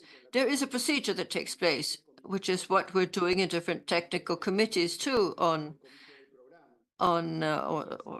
program committee on different concepts. And the process in itself is essential. And it is conducted here in Rome because this is where the discussions take place. This is where there is a technical assessment of these new concepts. And this requires a process of analysis and discussion to reach a consensus. So I have tried to be as constructive as possible to support the proposals from our colleagues from Latin America and the Caribbean, but we can't have a sort of double standard on the concepts. This concept would have to be considered by the technical bodies, by governance bodies, especially the program committee in the framework of FAO. And therefore, I think that the best approach would be to respect this framework, these processes, and I believe that the COAG would be the natural forum where this proposal from Bolivia should be made, and members would be ready to discuss it in the framework of the Committee on Agriculture and the forthcoming session of the COAG, not here in this conference, because it is a technical discussion. It requires a process. The technical committees exist for that process, and because there's no a document on to act as a basis for this technical discussion. So I'm not rejecting the concept from Bolivia. I'm simply explaining how certain processes work in practice. And I would suggest that this theme be addressed in the technical committees of FAO. Thank you, Ambassador. I think that the Secretariat would like to make a technical comment. You have the floor. Thank you very much. Yes, I just wanted to point out that the terminology food sovereignty does not appear in the CELAC plan of 2024, but in the plan for 2015. Entonces aquí sí. So I just wanted to clarify that. Thank you very much to the Secretariat for that clarification. And now I'd like to give the floor to Venezuela.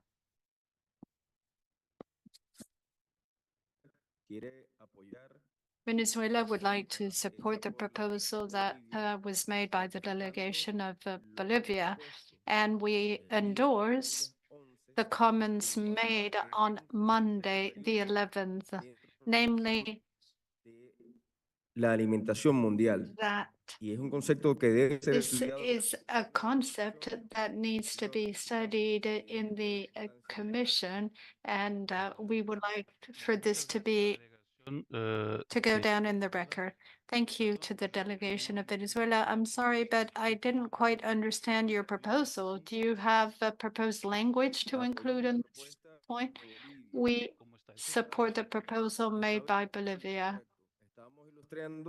Yes, we approve. We endorse that. We were just saying that in our statement on Monday,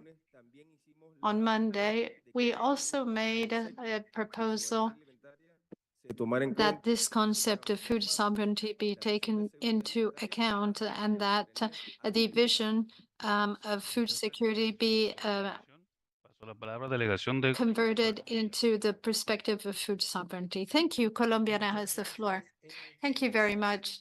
Colombia wishes to express its support for the proposal made by Bolivia.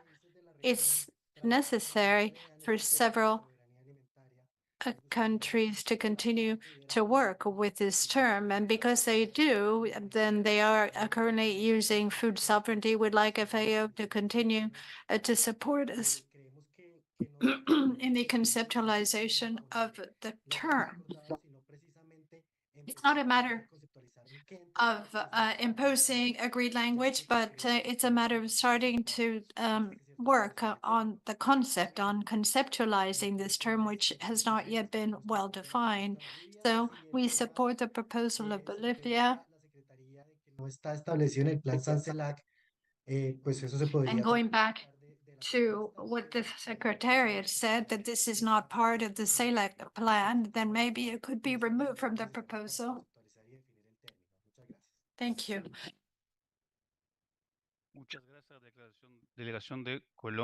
Thank you, Colombia. I'd like to ask the Secretariat.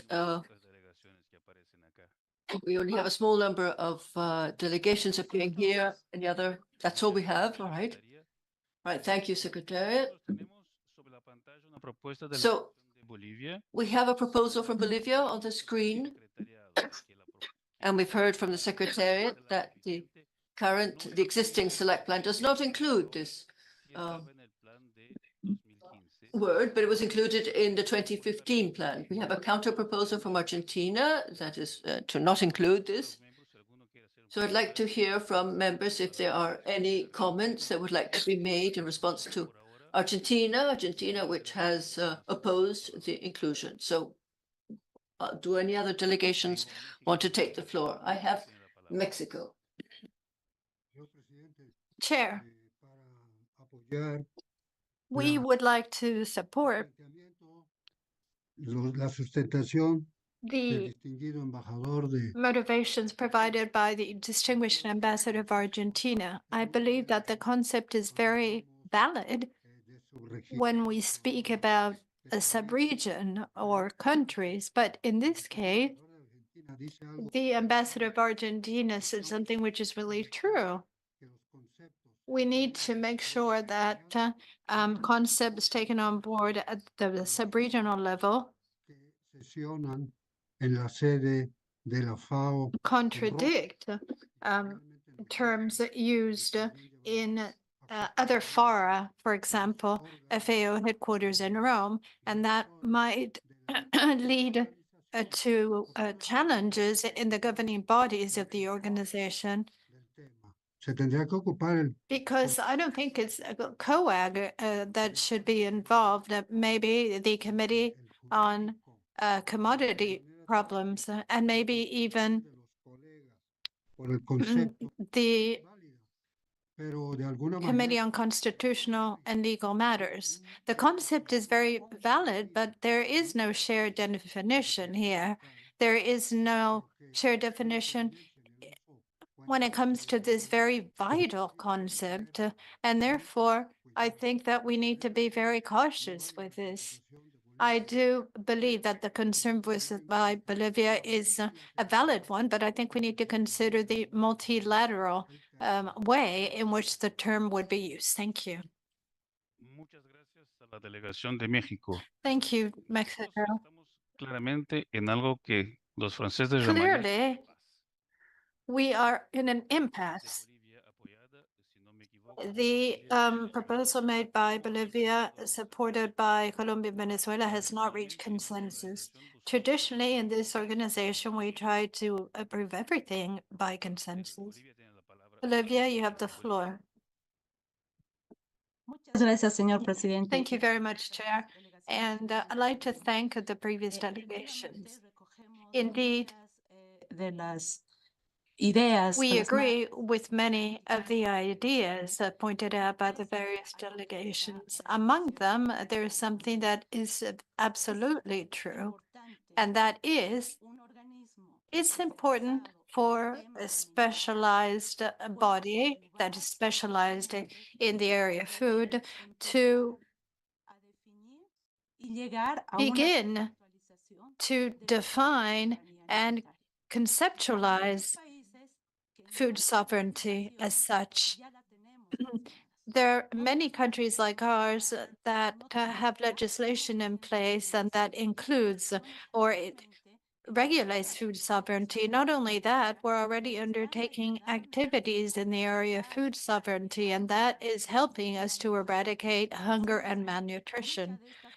Equally, a lot of these policies that depend on food sovereignty have helped us to also fight against everything that COVID brought in.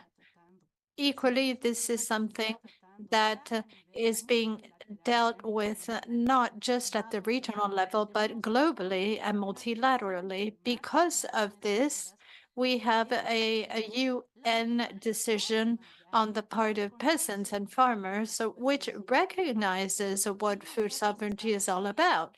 And what we are asking for here is for FAO, which specializes in food, to help us conceptualize these terms or this term, although it had already been contemplated in CELAC.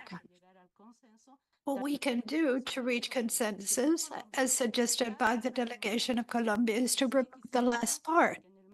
But we would like for FAO to have the mandate to begin dealing with this matter and come to an agreement involving all countries. This is what we're seeking. Thanks very much, Chair. Thank you, Bolivia. I have two speakers on my list, Brazil to be followed by Venezuela, but I think Secretariat wishes to speak first.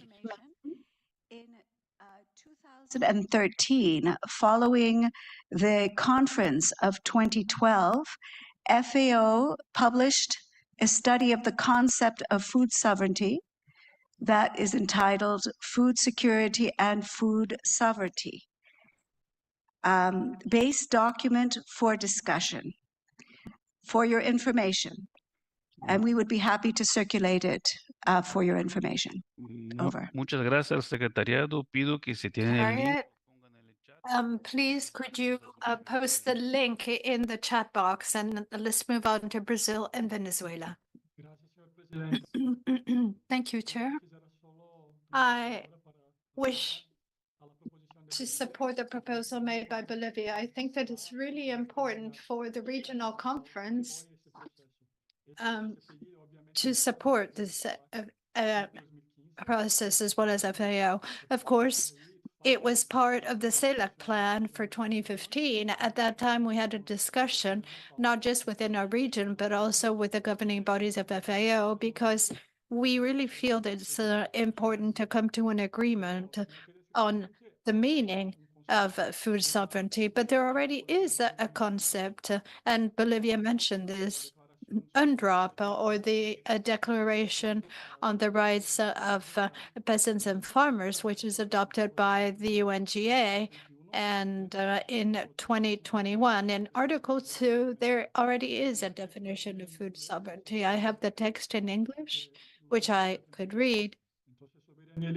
So, food sovereignty, according to said declaration, is produced through ecologically sound and sustainable methods, and the right to define their own food and agricultural systems. Entonces tenemos ya una we already have something that was agreed, and we would simply have to continue to discuss this within FAO in order to come up with a general agreement regarding this concept. Also, I'd like to point out that last year at the summit of the countries of the Amazon Treaty, those who came from the Amazon region made a statement and said that the organization in question should develop a food sovereignty and security plan for the Amazon region, and its development is being supported by FAO. So in our region too, there is support by FAO and work in this direction. So I feel that it's urgent to take this up. I agree with Bolivia and Venezuela that said that we take the final part of this statement and simply leave it as a suggestion made by LARC for FAO.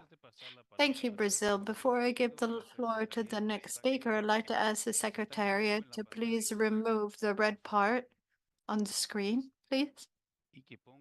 And please put in brackets after S until the end. Established hasta el final As established until the very end. Put that in brackets, please. No, above in the black text, in the text in black ink. As established until the end of the sentence should be bracketed. Thank you. I understand that the proposal on the table right now is this. To initiate the necessary actions to conceptualize and define the term food sovereignty. Paso la palabra en este momento a la declaración, I now give the floor to the delegation of Venezuela, to be followed by Argentina.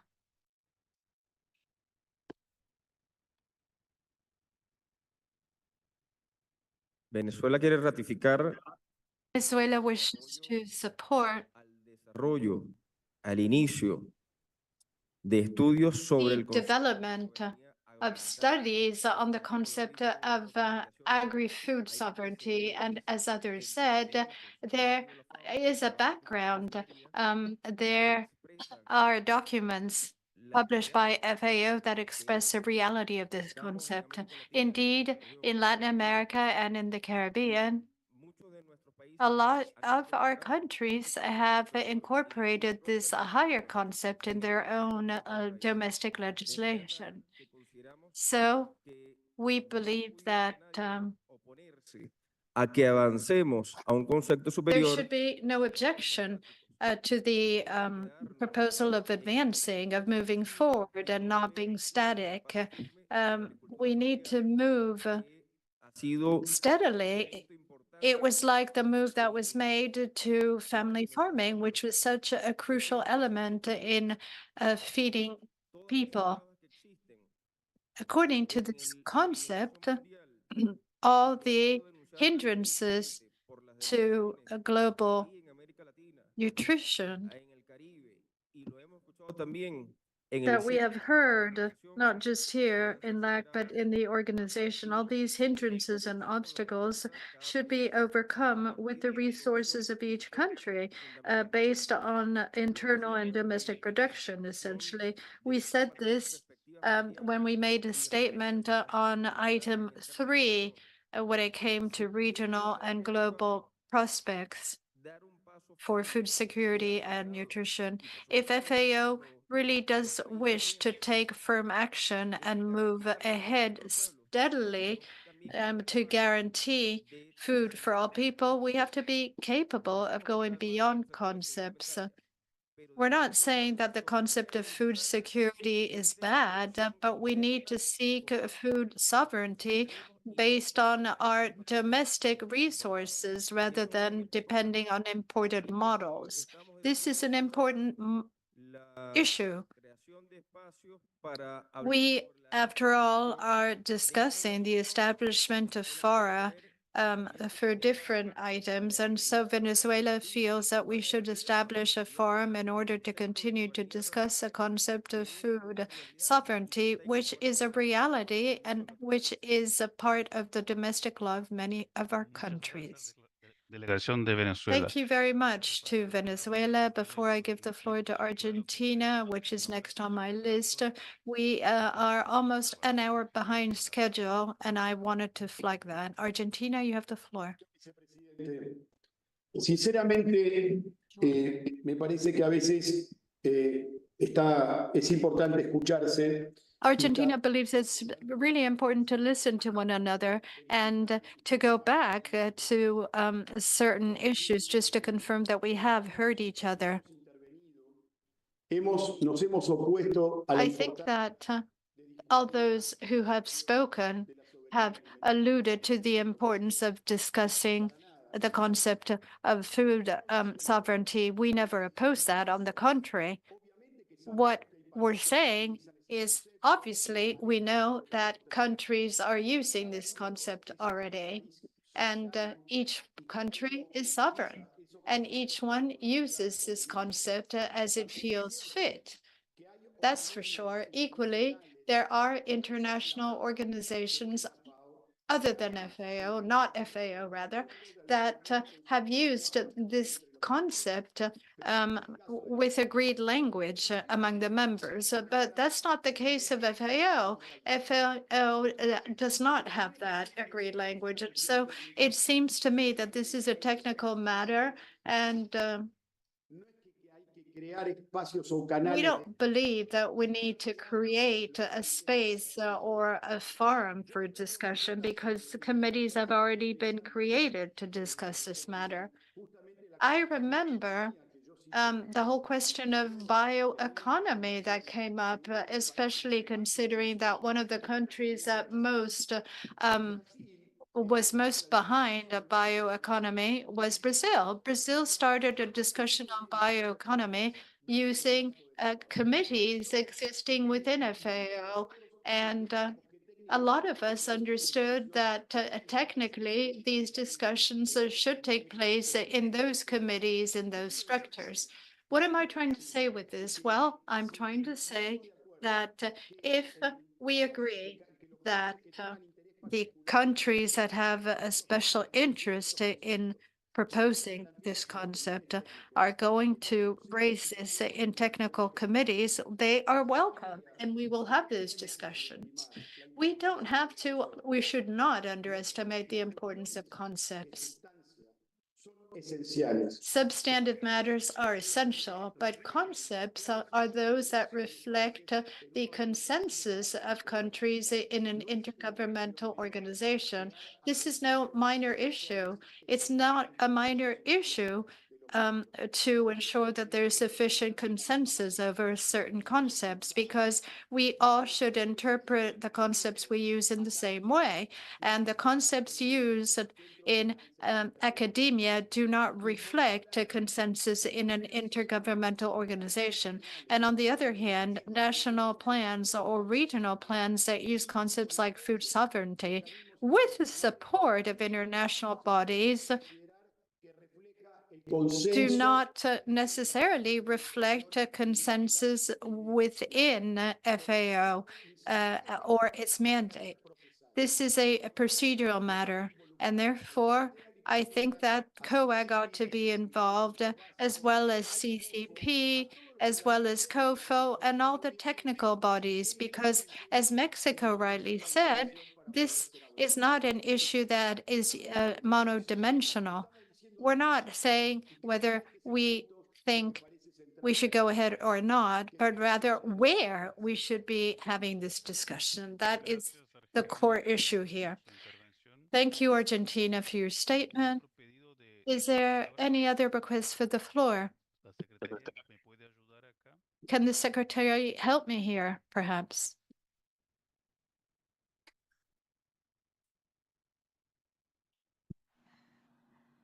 Sí, pero No tengo una further- mano, no tengo una further mano, s- tengo una mano no Zoom I de Brasil. see Brazil raise their hand, not on Zoom though. Brazil, you're muted, but you are speaking to us, aren't you? Thank you, Chair. La mano para alzarla. I'm Bueno, sorry, entonces, I couldn't find the hand to raise it, but anyway, I just wanted to thank the ambassador of Argentina because en los foros apropiados de I FAO. think that he's saying that we need to discuss this matter in appropriate fora of FAO. So I think that we could leave this sentence and add something like the regional conference urges FAO Technical committee to initiate the necessary, etc. Entonces, simplemente, obviamente, la FAO, cuando hablamos de FAO, obviously, when we're talking about FAO, we mean the secretariat, but also the membership. So this is an indication for us members to begin discussing a matter in appropriate fora. Thank you, Brazil. Argentina, you have the floor. Thank you, Chair. My dear Saulo, warm greetings to you from Rome. It's a pleasure to see you virtually on screen. Obviously, it's a pleasure to be having this discussion. I'm delighted, and we could go on and on. Yesterday, we went on till 4:30 a.m., and we could continue talking about this tomorrow because it's so engrossing. But let me just say, there is no doubt about the fact that I am raising a procedural issue, and this needs to be discussed in the plenary of a technical committee because we needed to be looking at the various proposals of the countries. We need to have a technical discussion in a multi-dimensional way because there are many different perspectives, and that's why there's a need for the different technical committees to have this discussion. If Bolivia or any other country raises any issue in the technical committees, well, they are doing that through the right channel. I wanted to say it's a procedural matter. Let's not underestimate the importance of building a concept. A concept is a synthesis of consensus, and consensus is the common will of all members of an organization. Thank you, Argentina. I now give the floor to the delegation of Venezuela, and I launch an appeal to members. Please, let's try to seek or to find consensus on this text of Venezuela. Thank you.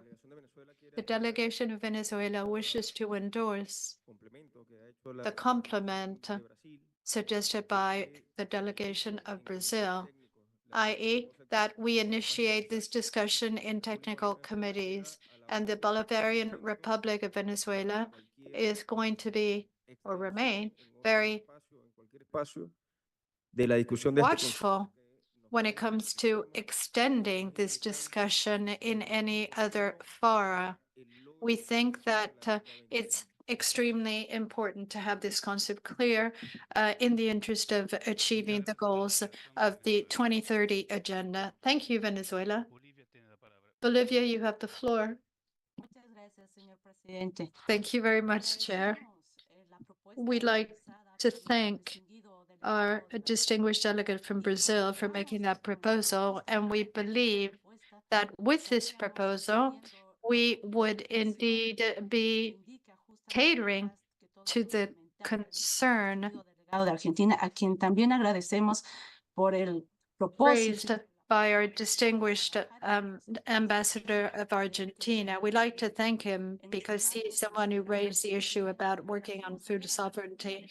We also would like to thank the delegation of Venezuela that is ready to start working on the term. And in this respect, Chair, I think that we are very close to achieving a consensus thanks to the compliments having been suggested. Thank you, Chair.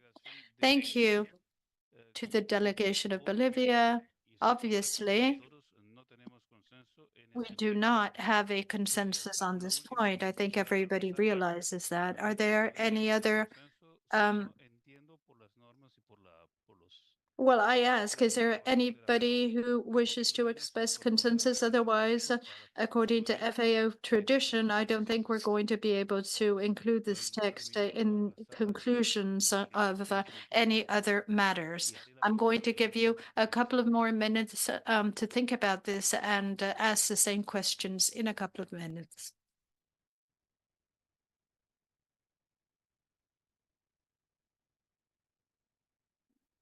Bueno, creo que ya tenemos tiempo. Creo Right, que I think we have time. Once again, I'd like to ask the room whether there is a consensus or not. If not, unfortunately, we cannot include this text in the report of the conference, and we'll have to move on to another item.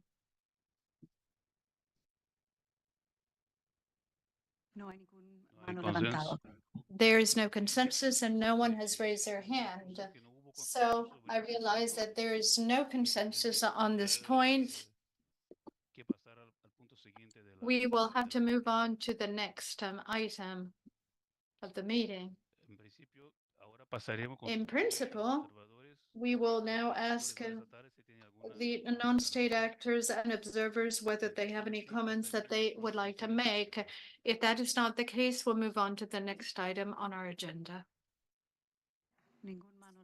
No hand has been raised. Now we go to the next item of the agenda, which is item 11, the date and venue of the 49th FAO Regional Conference for Latin America and the Caribbean. On this matter, we are happy to announce that the government of Brazil has registered its interest in hosting the 49th session of the Regional Conference for Latin America and the Caribbean. Would any delegation wish to comment on this? Tengo la delegación de Venezuela. ¿Es sobre ese tema o sobre el tema anterior? Venezuela.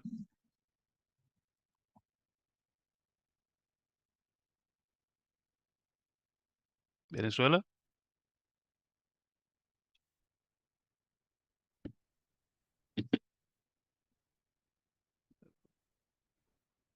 Venezuela, el micrófono está mudo. Venezuela, you're on mute. Ahora sí. Bien, gracias. Okay, thank you. Venezuela. Las participaciones de las delegaciones de Cuba, Bolivia, Colombia. In relation to Colombia, Bolivia, Brazil, we would like to it be considered that in future, we would like to see the creation of an item on food sovereignty in a committee where we would be able to continue to discuss this issue and to continue to discuss this very important issue. Thank you, Venezuela, for your intervention. We'll come back to item 11 of our agenda, which is the date and place of the 39th session of the Regional Conference for Latin America and the Caribbean. Would any delegation like to take the floor on this agenda item?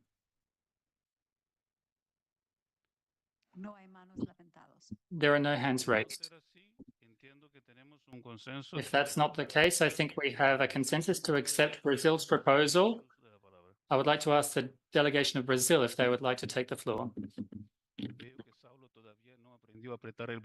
Raise hands. I can see that my colleague hasn't raised the hand yet. Brazil, you have the floor. I do apologize, Chair. I'm sorry. Chair, it's with a great pleasure and honor that on behalf of the government of Brazil, we'd like to express our thanks for the trust placed in our country to host the 39th session of the Regional Conference for Latin America and the Caribbean. Hosting the next LARC, Brazil commits to continue to working closely with all the countries in the region and FAO to address the food security and nutrition challenges facing the region. This meeting is a priority space for collaboration. We need to come together to exchange knowledge, best practices, and work towards a more sustainable future. All of this is not just rhetoric, what we're talking about here. We're talking about transformational change. We need to improve food security and nutrition and mitigate the impacts of climate change, and we need to promote technological innovation in agriculture. The results of the regional conference can go far beyond what we could possibly imagine.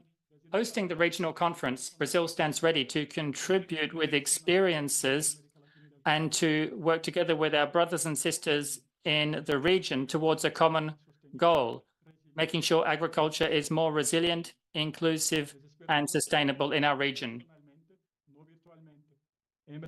We look forward to seeing you in person, not virtually. We look forward to seeing you in person in Brazil in 2026.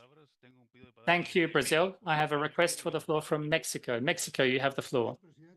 Chair, we support the proposal for Brazil to host the next regional conference.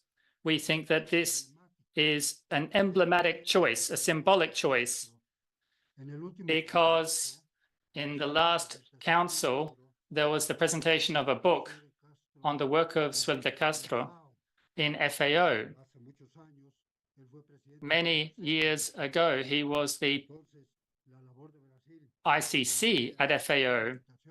So I think that this is recognized. Brazil's commitment to agriculture and nutrition. And now we see that President Lula is very much so interested in the development of our peoples and agricultural development. So I think the last time Brazil hosted the regional conference was quite a long time ago. I think this will be a success with the expectations we have placed in Brazil. Thank you, Mexico, for your comments. I now give the floor to Argentina. Thank you, Vice Chair. My friend and colleague from Mexico, I would just like to speak about what Brazil said in relation to thanks for the support provided. We, of course, are going to provide any assistance we might be able to provide Brazil in hosting this conference. Of course, there's leadership in the CFS on gender equality. There is also the work being done where we are working on the commitment towards the fight against hunger. So, of course, it's logical that we see ourselves represented here, and we are sure that Brazil will be able to host the next conference with the lessons learned from previous conferences. And we are sure that we're going to have a pluralistic space and forum where each and every member of this region will be able to have this meeting united in diversity. Thank you. There are no further speakers on the list. I can confirm that Brazil will host the 39th session of the Regional Conference for Latin America and the Caribbean. A big round of applause.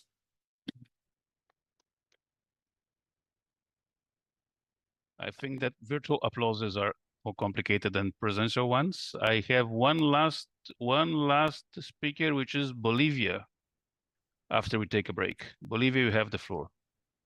Gracias, señor presidente. Thank you, Chair.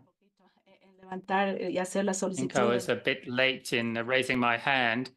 This intervention is just to thank and congratulate the brotherly government of Brazil, who's going to host the next regional conference. We are really convinced that the efforts made by the Brazilian government with President Lula at its head are going to see a lot of progress made in terms of food security and food sovereignty. We are going to send warmest greetings to Brazil, and of course, Brazil will be there present to provide any support we can. Of course, I don't want to eat too much into the break, Chair. I just wanted to ask a question. Here in our delegation, we were wondering what was happening with our proposal on food sovereignty. We didn't see any country raise its flag to say that there wasn't consensus. So we would just like to have some clarification on that issue. And perhaps you could clarify what the status is of the proposal made by Venezuela. Thank you very much. And warmest greetings to the Brazilian delegation. Thank you, Bolivia. I understood that there was no consensus because the countries expressed their positions, maintained their positions. So in that sense, there was no consensus. The Brazilian proposal was taken note of, it was noted down, but there was no support to have this included in the report. I could be mistaken, though. I hope I clarified the doubts that the Bolivian delegation had. I don't think so. So I'm going to give the floor to Bolivia and then Venezuela. Gracias, señor presidente. Creo que Thank you, Chair. I think that Venezuela raised their hand before us, but so I think it would be best to give the floor to Venezuela first. Okay, Venezuela, you have the floor. Venezuela would like to confirm that in the intervention, there was a wording proposed by Brazil, and there was an addition that was suggested by the Brazilian delegation. There is an agreement by Venezuela to start a discussion on defining the concept of food sovereignty. Thank you, Venezuela. So my interpretation is that we continue without consensus on this paragraph when it comes to including the proposal of Brazil. And if there's no consensus, then the text cannot be included in the report. I now give the floor to the delegation of Bolivia. Thank you, Chair. So at the start, we considered that only the delegation of Argentina didn't agree with that. With the introduction of the language proposed by Brazil, it was our understanding that the Argentinian delegation was more comfortable with that. And when you said that delegations could raise their flag if they didn't agree with that, no country raised their flag. Therefore, we were in a situation of consensus. So once again, as I said, we call upon you once again to clarify how this process is moving forward in relation to the paragraph we proposed. I thank the delegation of Bolivia. From the chair's perspective, looking at those present, I concluded there was no consensus for the Bolivian proposal. While I consult with the Secretariat, I'm going to give the floor to Honduras. Thank you very much indeed, Vice Chair. Honduras doesn't want to let this opportunity go by without thanking the delegation of Brazil. There is a very special nexus here because President Castro is president of CELAC, and Lula Silva was president during a very difficult period. There was a coup d'etat in 2009, and we have a lot in common. And so on behalf of the government of Honduras and our president, we'd like to sincerely thank the government of Brazil for this gesture.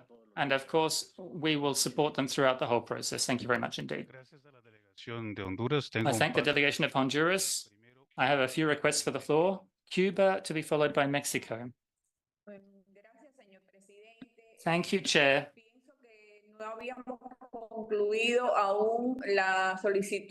I don't think Bolivia's request was included, and I'd like to say that we support that this be taken up in the relevant technical committees. Discussions on the issue of food sovereignty.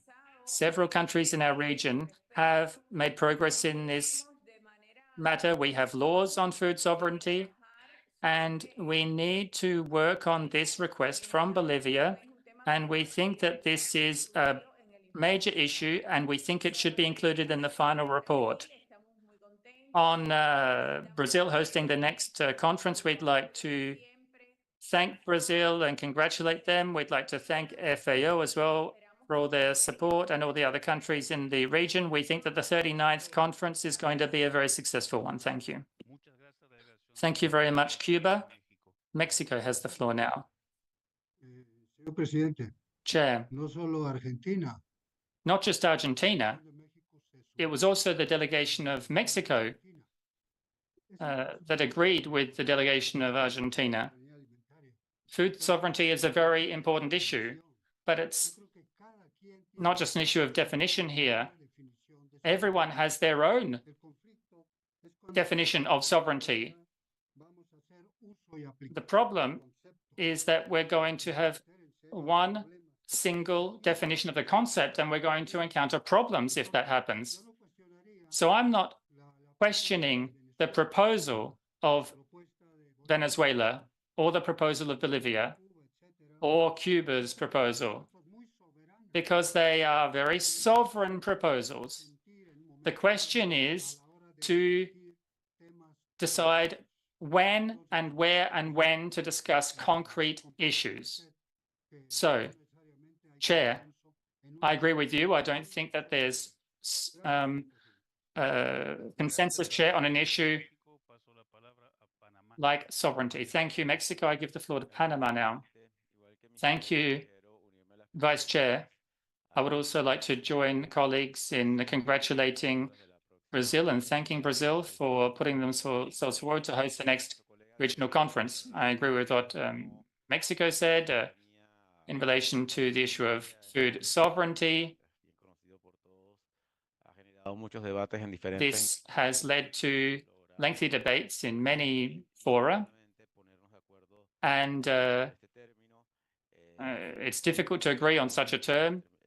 In FAO, we have the concept of food security and nutrition, and we can move forward with that concept in the interests of all. So we cannot support the proposal made by Bolivia and Venezuela. Thank you, Panama. I only have one more speaker on my list, Dr. Silvia Luna, the scientific and academic sector representative. Thank you very much. I do apologize, Doctor. Mexico, I think that still has their microphone open. If they could mute themselves, please. You have the floor, Doctor.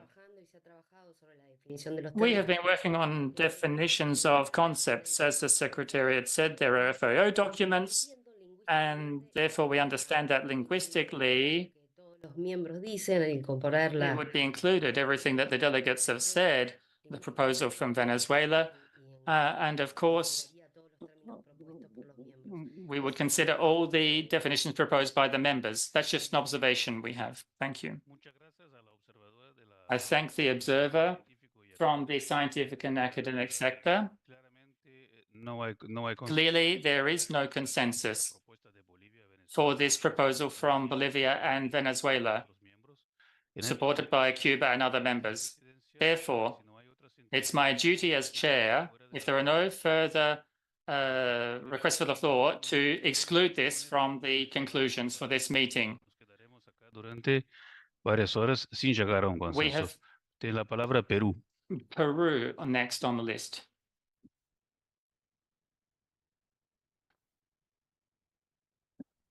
La delegación de Perú había pedido la palabra. The delegation of Peru, did you ask for the floor?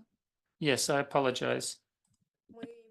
Con todos queríamos muy Hello, brevemente everyone.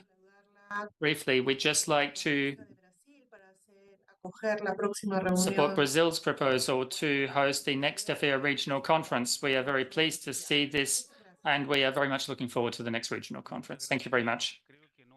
Thank you. I don't think there's no consensus for the Bolivian and Venezuelan proposals supported by Cuba. I think we could have 15 minutes to half an hour and then ask the Secretariat when we should come back. Firstly, perhaps to translate the report, which is what we need to do now, one option would be to display the text for the last item, date and place for the next meeting, so we can have agreement on that text. Then we can have a break and we'd come back at 6 p.m. Guyana time. It might be 6:30 p.m. because we might need a bit more time for the translation.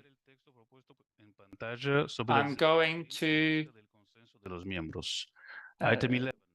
read through the text on the screen. Session of the Regional Conference for Latin America and the Caribbean. The Regional Conference welcomed the generous offer by the government of Brazil to host the 39th session of FAO Regional Conference for Latin America and the Caribbean to be held in 2026 and recommended that the offer be accepted. ¿Tenemos un consenso para ese texto?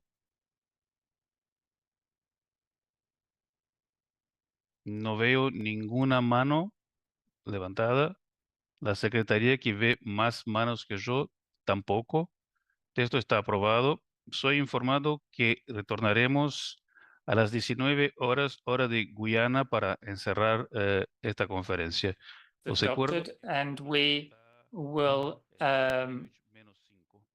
return. Perdón, hora de Greenwich -4.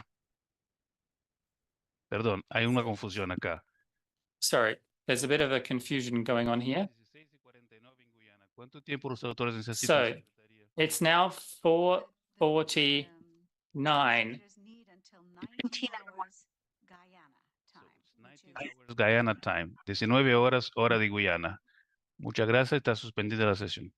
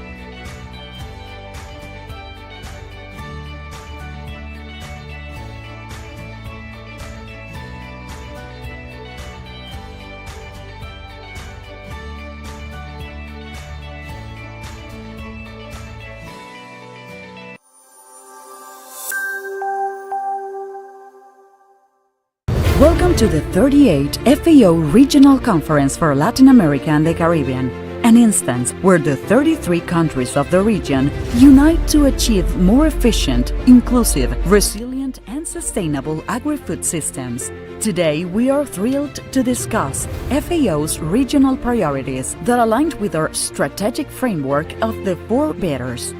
We need better production for the people, for the planet. Latin America and the Caribbean contribute 13% of the world's agricultural and fishery products. However, 33% of arable land is moderately and highly degraded, and the loss of more than 40% of production is related to pests and diseases. Innovation for agriculture production systems so that they are more productive, sustainable, resilient, and competitive, as well as enhanced and more equitable access of small-scale producers and family farmers to economic and natural resources, markets, services, information, education, and technologies will be critical to transform agri-food systems in the region. Let us work together towards sustainable production for a brighter future. We need better nutrition for the people, for the planet. The region faces significant challenges in eradicating hunger and malnutrition. People suffering from hunger slightly decreased in 2021, but 43 million people still suffer from food insecurity in the region. The region registers the highest cost of a healthy diet compared to world averages, estimated at $4.08 per person per day, which means that 22.7% of the population, 1 in 5 people, are unable to afford a healthy diet. The transition towards healthy diets and better food security and nutrition for the most vulnerable is a priority in the region. Let's work to achieve a better environment for the people, for the planet. 95% of our food is produced on land, and it all starts with soil and water. However, the region is particularly vulnerable to climate change and affected by environmental degradation. Between 2008 and 2018, agriculture production losses related to climate disasters in Latin America and the Caribbean were estimated at $29 billion.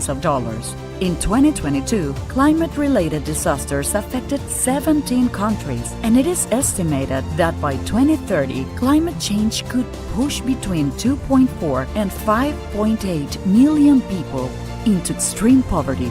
Projections show that water scarcity will be exacerbated.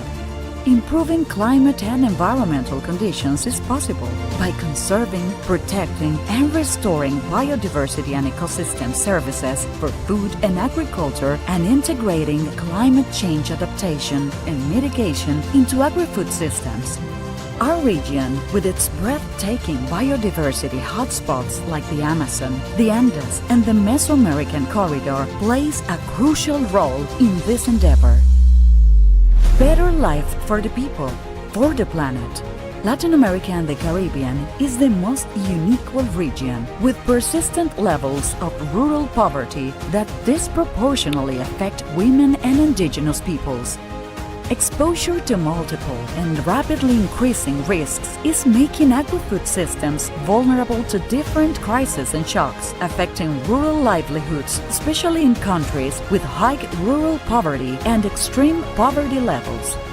In Latin America and the Caribbean, 25% of the population identifies as indigenous or Afro-descendant, while women constitute 36% of agri-food system workers.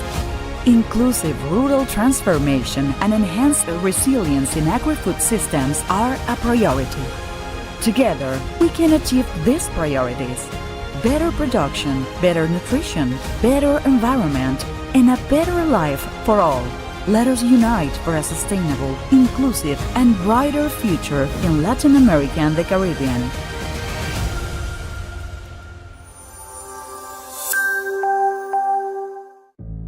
Según el informe Panorama Regional de la Seguridad Alimentaria y la Nutrición 2023, 43,2 millones de personas actualmente sufren hambre en América Latina y el Caribe. A pesar de que se registra una leve mejora en el último periodo, los niveles de hambre continúan por encima de las cifras de 2019 previo al COVID-19. Esto producto de las consecuencias de la pandemia, la crisis climática y los conflictos armados, así como la desaceleración económica, el aumento de la inflación alimentaria y la desigualdad de ingresos. La situación varía en las subregiones. A diferencia de Sudamérica y Mesoamérica, en el Caribe se observa un aumento en la prevalencia de hambre e inseguridad alimentaria en comparación con 2021. 247,8 millones de personas en la región experimentaron inseguridad alimentaria moderada o grave en 2022, es decir, 4 de cada 10 personas de la población, afectando principalmente a las mujeres y personas en situación de pobreza o con alguna condición de vulnerabilidad. No solo eso, la región enfrenta una contradicción importante. Los niveles de sobrepeso y obesidad superan las estimaciones globales. El 8,6% de los niños y niñas menores de 5 años tiene sobrepeso y 1 de cada 4 adultos padece obesidad. Además, el costo de una dieta saludable en la región es de $4,08 al día por persona, limitando el acceso a ella al 22,7% de la población. La seguridad alimentaria y la nutrición es parte fundamental de la salud de las personas y para el desarrollo de los países. La situación es crítica, pero juntos podemos marcar la diferencia. Es hora de actuar.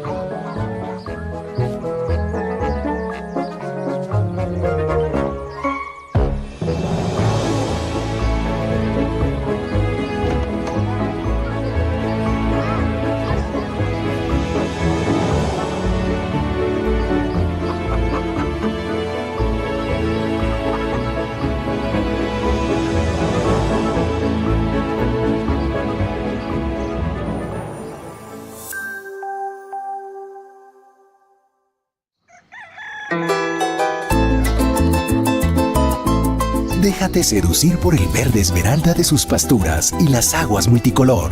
Descubre cerros y llanuras con la huella del caballo fiel de las faenas vespertinas. Disfruta sonidos y sabores de ambrosía, mitos y leyendas que se entretejen en paisajes inigualables. Esta es la ruta del embrujo llanero. Bienvenidos al Meta.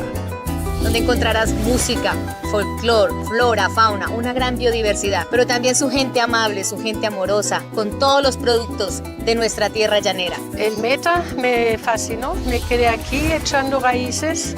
Es un mar verde, eso es lo que más me gustó. Y la abundancia de agua, el suelo, el bosque. También que aquí en esta tierra se puede sembrar, producir durante todo el año. Conéctate con la naturaleza, sus maravillosos paisajes.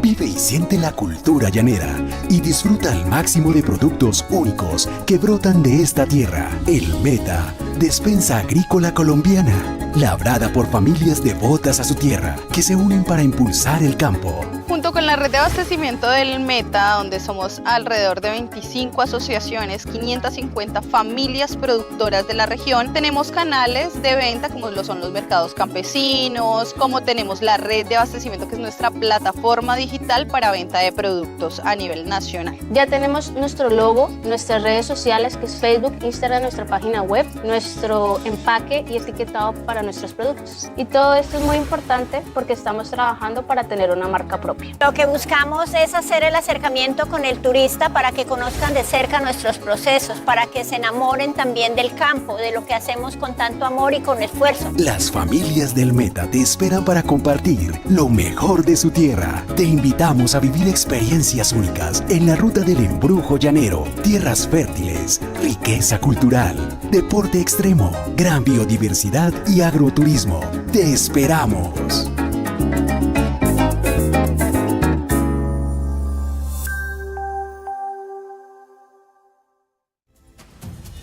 Latin America and the Caribbean recorded progress in reducing hunger and food insecurity compared to other regions of the world, according to the latest estimates presented by the Food and Agriculture Organization.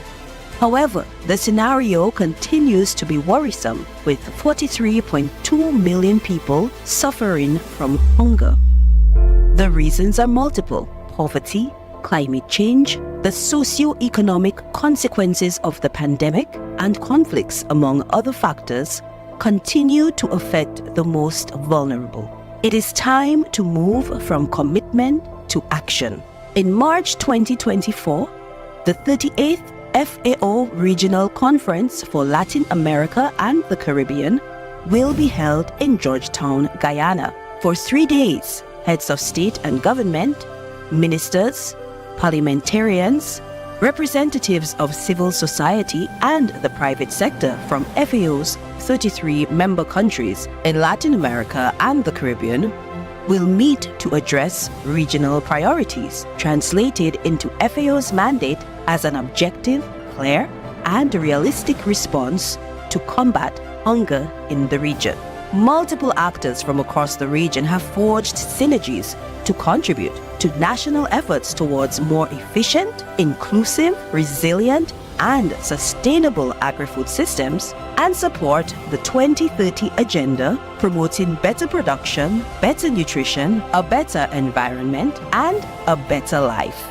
We can create a new reality and build a Latin America and the Caribbean free of poverty, hunger, and inequality, leaving no one behind.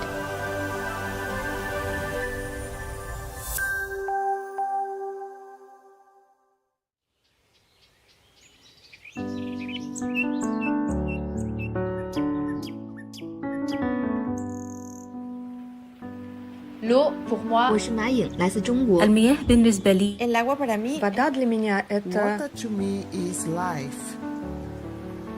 Humans, animals, plants all depend on water. Water to me, well, it's everything.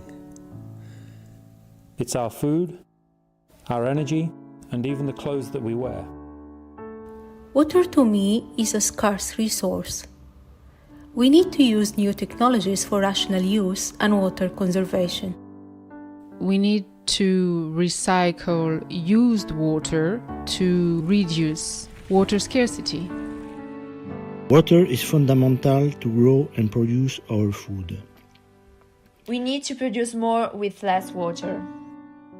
Water to me is fun. I like to play and swim in the water. Water to me means sustainability. It keeps life on our planet in balance. We need to keep the water clean to have a healthy life.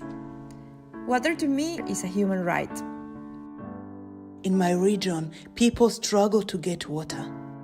We need to distribute water evenly and make it accessible to everyone. We need to preserve water for the life of our planet. We have to start now. We will always need water.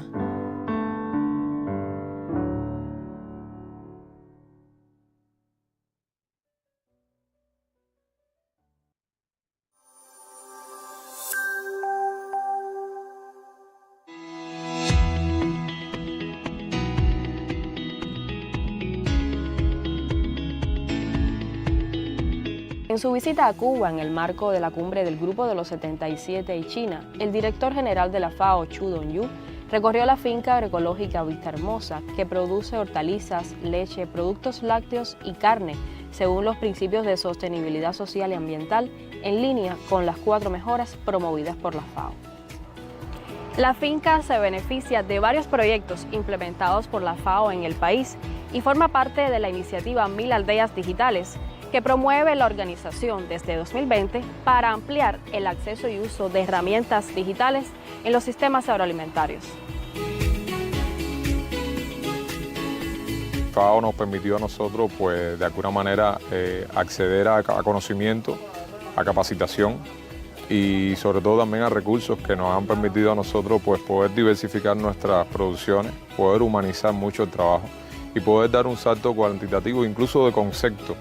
Con Coviman lo que hicimos fue incorporar equipamiento con un criterio que permitiría poder ilustrar y demostrar a otros productores lo mínimo que se necesita para dar un salto productivo importante a una escala pequeña productiva. Las aldeas digitales nos abre otro mar de oportunidades de muchas cosas que hasta ese momento nosotros ni pensábamos, ni sabíamos que existían. Hoy el mundo es digital prácticamente para el comercio, para la búsqueda de información, para promoverse, para interactuar incluso con los clientes y con posibles proveedores. Es realmente un cambio sustancial de cara al desarrollo de Vista Hermosa. Esta finca tiene todas las características por los temas agroecológicos, por los temas del género, por los temas de las buenas prácticas en la producción, por los temas de diversidad que tiene, por el uso de la materia orgánica. Además capacita, tiene también el trabajo con los jóvenes, con los niños. Usted reúne aquí todas las condiciones. Es una concreción ya de la Ley de Soberanía Alimentaria, con las mejoras también que la FAO promueve, o sea, con calidad en los alimentos, con buena nutrición, amigable con el medio ambiente y por tanto da una vida mejor, porque eso da ingresos, da soberanía, da alimentos, da seguridad y eso al final es más vida, mejor vida. Y la FAO en eso ha sido decisiva y seguirá siendo. El marco estratégico de la FAO busca respaldar la Agenda 2030 mediante la transformación hacia sistemas agroalimentarios más eficientes, inclusivos, resilientes y sostenibles. Experiencias como la de esta finca trabajan por la necesidad de satisfacer la creciente demanda de alimentos, reducir la presión sobre los recursos naturales, proteger la biodiversidad e incrementar la resiliencia mientras se asegura empleo decente y acceso a dietas saludables sin dejar a nadie atrás.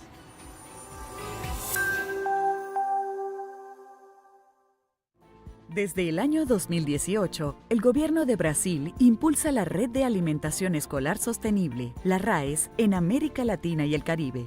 La RAES es resultado de los esfuerzos del Programa de Cooperación Internacional Brasil-FAO para el tema de alimentación escolar y es ejecutada de manera conjunta por la Agencia Brasileña de Cooperación, el Fondo Nacional de Desarrollo de la Educación y la FAO.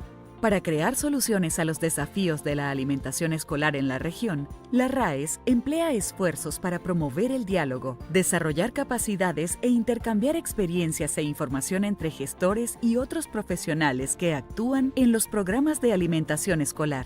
Una de las innovaciones de la RAES es la plataforma virtual disponible en 4 idiomas. La plataforma es un espacio para compartir todas las informaciones relevantes en tema de alimentación escolar en la región.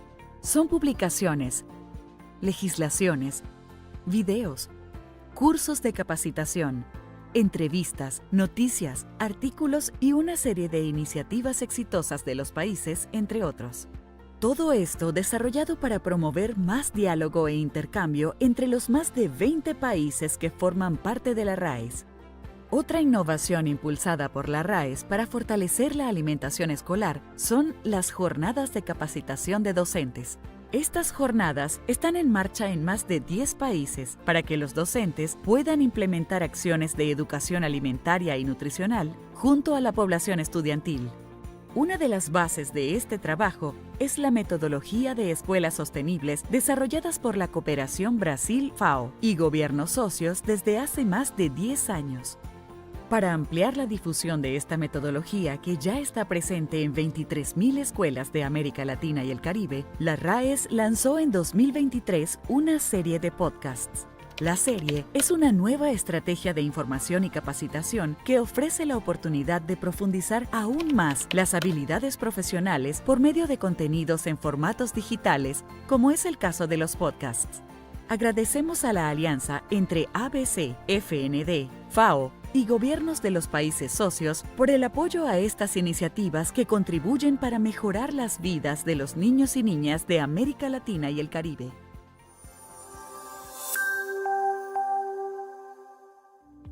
El cambio climático tiene efectos tangibles sobre la seguridad alimentaria, nutrición, pobreza y sistemas agroalimentarios de América Latina y el Caribe. Estos impactos repercuten en la producción y medios de vida rurales y en la producción agrícola, dado una menor superficie cultivable, la sequía y escasez de agua, la pérdida de tierras costeras, entre otros.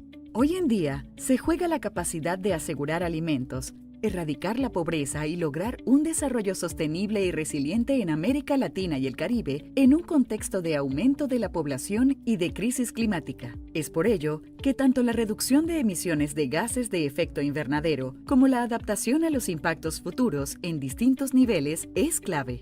En este contexto, los planes de adaptación al cambio climático representan instrumentos fundamentales en favor de la acción climática.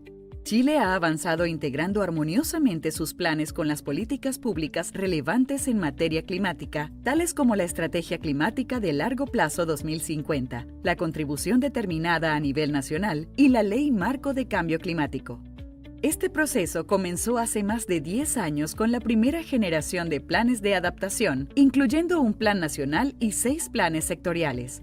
Con el apoyo de la Organización de las Naciones Unidas para la Alimentación y la Agricultura, FAO, y el financiamiento del Fondo Verde del Clima, Chile está actualizando algunos de estos planes y desarrollando nuevos, como el Plan Sectorial de Recursos Hídricos. Para junio de 2024, se espera que Chile haya desarrollado un nuevo Plan Nacional de Adaptación al Cambio Climático, junto a 12 nuevos planes sectoriales. Esta labor ha generado una serie de lecciones aprendidas, desde la fase de integración de los planes de adaptación con las políticas públicas, el diseño de estos instrumentos y la búsqueda de financiamiento para su futura fase de implementación. Un aspecto fundamental que ha caracterizado este proceso ha sido la participación activa de múltiples actores y partes interesadas en las discusiones y talleres, integrando a cientos de actores clave y de gran influencia en las 16 regiones del país, entre los que destacan grupos de mujeres y pueblos indígenas. Las lecciones aprendidas de estas experiencias han sido compartidas con otros países de la región y se espera que sirvan de guía para que estos puedan avanzar de forma similar al caso de Chile. Los resultados obtenidos a la fecha representan un logro clave para Chile en avanzar en adaptación al cambio climático a nivel nacional. Esto solo ha sido posible gracias a la coordinación y generación de sinergias entre diferentes instituciones e instrumentos de política pública del país.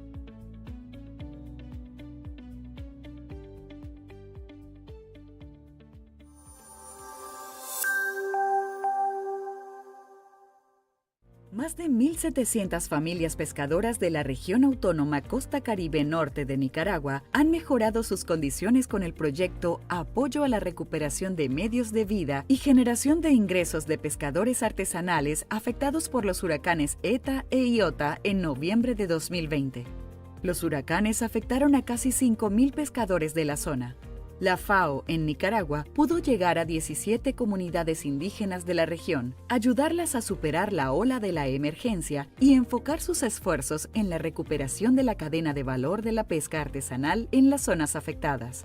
El proyecto entregó 67.400 materiales, equipos e insumos para la pesca, acopios, salas de proceso y comercialización, apoyando así la recuperación de los medios de vida junto con capacitación y asistencia técnica. Con esta iniciativa, se reactivaron 97 acopios y 10 salas de procesos. Además, 550 mujeres comercializadoras fueron apoyadas con bienes y capacitaciones. Las mujeres sí podemos salir a abarcarnos, a trabajar, a salir adelante en cualquier área de trabajo, porque sí podemos. Yang kay kan kiralilya kay kisnan yang kasakyam ni kay kisna mayrin na ni sinsel baha miski ba na ilah kalupya sa ki pawisa wa imayana era bara yang kasaklilya kay kisna. Mayroon na nisut ni na yang upa lilias na anyang tingki wis na sakuna mala daw kay kakumsin ay kibangwan sa kabusal karay baikan batay liara sal kabaplapis abam na warta kiyah tabitaw kaya.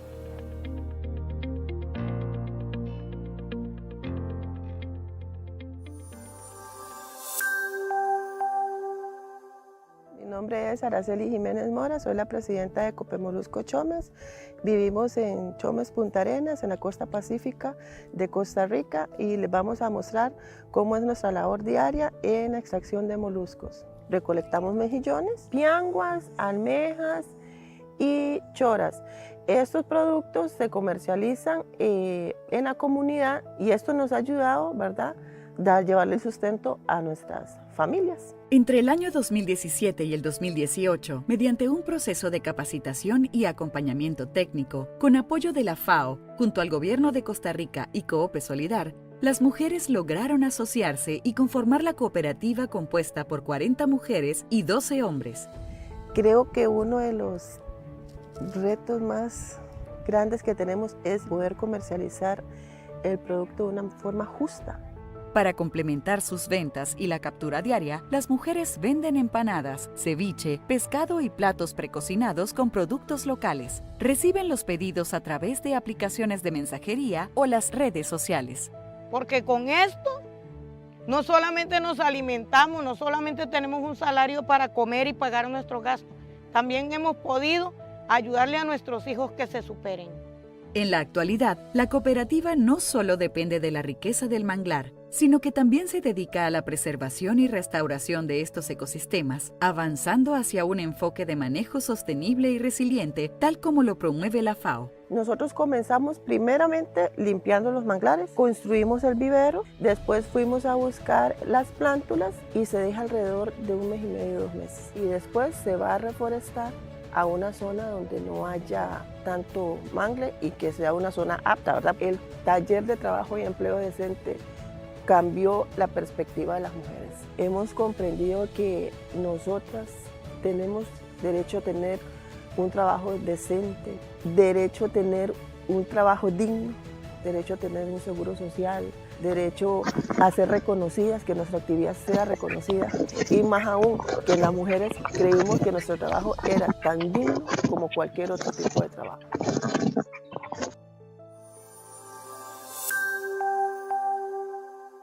Throughout the Caribbean, there is a rich history of agriculture and an ever-growing food import bill, plus high susceptibility to the impacts of climate change.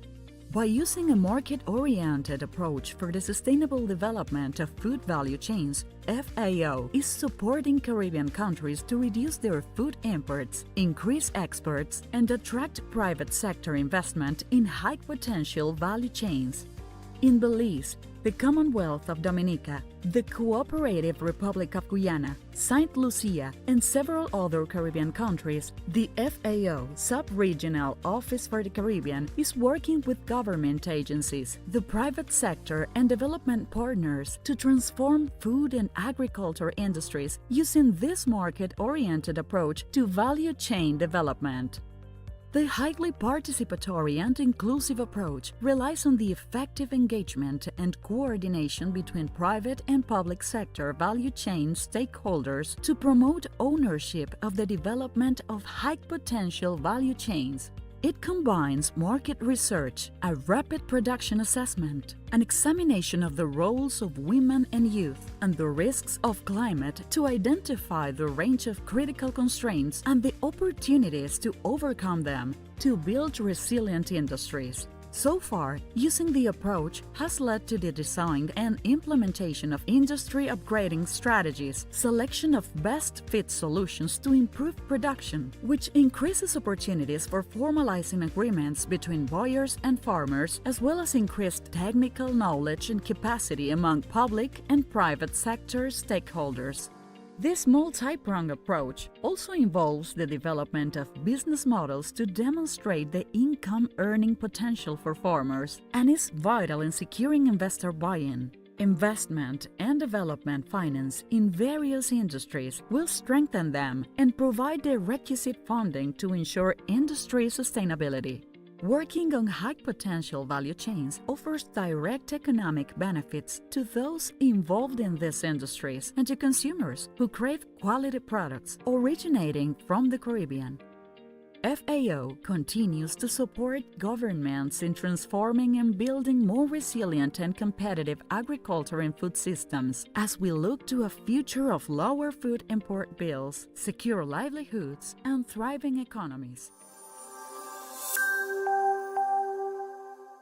El proyecto Ganadería y Clima se planteó contribuir a enfrentar los desafíos del sector ganadero a través de un enfoque integral que abarca la mejora de la productividad y la sostenibilidad de los establecimientos ganaderos.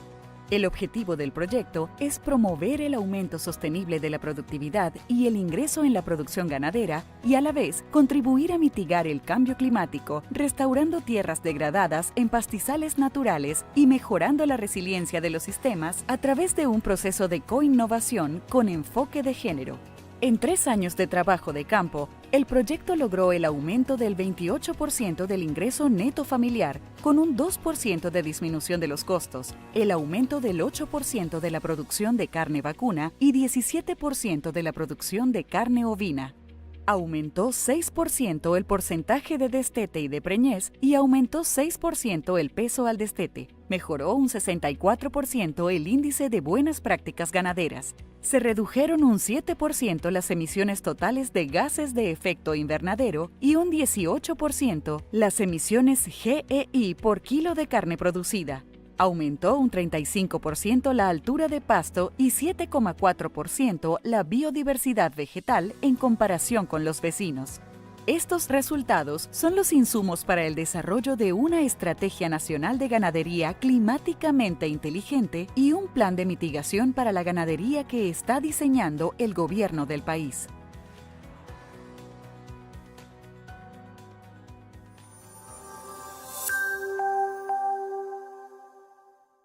El programa realizado en colaboración con el gobierno canadiense mitigó el impacto socioeconómico del COVID-19 en productores y productoras en situación de vulnerabilidad. Más de 19,000 familias, en su mayoría pertenecientes a pueblos indígenas y afrodescendientes, mejoraron sus medios de vida y su seguridad alimentaria y fortalecieron su resiliencia frente a impactos futuros. Adicionalmente, el programa benefició de manera indirecta a más de 49,000 hombres y mujeres rurales. El proyecto buscó de manera especial entender y responder a las necesidades de las mujeres para disminuir brechas de equidad. Las personas que participaron en el proyecto recibieron asistencia técnica, capacitación, insumos y apoyo para el desarrollo de cadenas productivas locales y acceder a mercados en un enfoque integrado y con resultados visibles en el corto plazo. En Perú, el proyecto fortaleció la resiliencia y seguridad alimentaria de los pueblos indígenas en Atalaya y Satipo. Se brindó asistencia técnica en 43 comunidades nativas para apoyarlas a implementar buenas prácticas de producción agrícola y pesquera. Esto se logró mediante 21 escuelas de campo, conservando sus tradiciones y cosmovisión ancestral de los pueblos indígenas. Además, se capacitó y entregó equipos de drones para que pudieran llevar a cabo monitoreo forestal comunitario y establecer alertas tempranas ante incendios. En Nicaragua, el proyecto se implementó en el corredor seco del país, apoyando a familias vulnerables a reducir los impactos socioeconómicos del COVID-19 y de la sequía, promoviendo prácticas sostenibles y resilientes para enfrentar mejor futuras amenazas. Se crearon y fortalecieron emprendimientos. Las familias productoras recibieron bonos para la reactivación productiva. También se crearon 60 bancos comunitarios de semillas. En Bolivia, el proyecto se llevó a cabo en 34 municipios de La Paz, Chuquisaca y Santa Cruz, áreas con altos niveles de vulnerabilidad, desnutrición y riesgo frente a choques climáticos. Se desarrollaron 34 centros demostrativos de capacitación, empoderando a productoras y productores y facilitando la transferencia de saberes técnicos y tradicionales a mujeres y jóvenes para una producción sostenible y resiliente. Se respaldaron emprendimientos individuales, mejorando su comercialización mediante ferias locales. Además, 23 gobiernos autónomos municipales impulsaron sistemas de información para la preparación ante desastres, formando a un total de 103 comunicadores populares. En Honduras, el proyecto se ejecutó en 3 mancomunidades, Manorcho, Mamsepaz y Amfi, caracterizadas por el alto nivel de vulnerabilidad social y económica. Se incrementaron las capacidades productivas, brindando insumos y asistencia técnica para la recuperación de los medios de vida de las familias productoras, tomando en cuenta la participación activa de mujeres, pueblos y nacionalidades y, sobre todo, adolescentes y jóvenes. Además, se logró potenciar 2 centros financieros de desarrollo facilitando el acceso a crédito de 265 emprendedores. Al igual que en los otros países, las mujeres fueron empoderadas para participar activamente en todas las actividades. El proyecto se basó en un modelo de cogestión, articulado con organizaciones de base e instituciones locales. Esto permitió responder de manera eficiente a la compleja coyuntura socioeconómica de hombres y mujeres productores como resultado de la pandemia. El proyecto promovió un enfoque de recuperación con transformación, priorizando la inclusión y el empoderamiento de mujeres, jóvenes y pueblos indígenas. Rescató la importancia de promover el uso de tecnologías y saberes ancestrales, reconociéndolas como herramientas de desarrollo, resiliencia y sostenibilidad. Identificó oportunidades para empoderar a mujeres y jóvenes, generando oportunidades de ingresos, reduciendo brechas y visibilizando su potencial como agentes de cambio. La iniciativa además respondió a una emergencia y logró fortalecer la resiliencia de los sistemas agroalimentarios en un contexto de crisis compleja. Además de los impactos continuados del COVID-19, la incidencia de otros factores económicos como la inflación, choques climáticos, conflictos sociales y la inestabilidad política conllevaron a la adaptación operativa de las actividades para poder garantizar el cumplimiento de las metas programadas.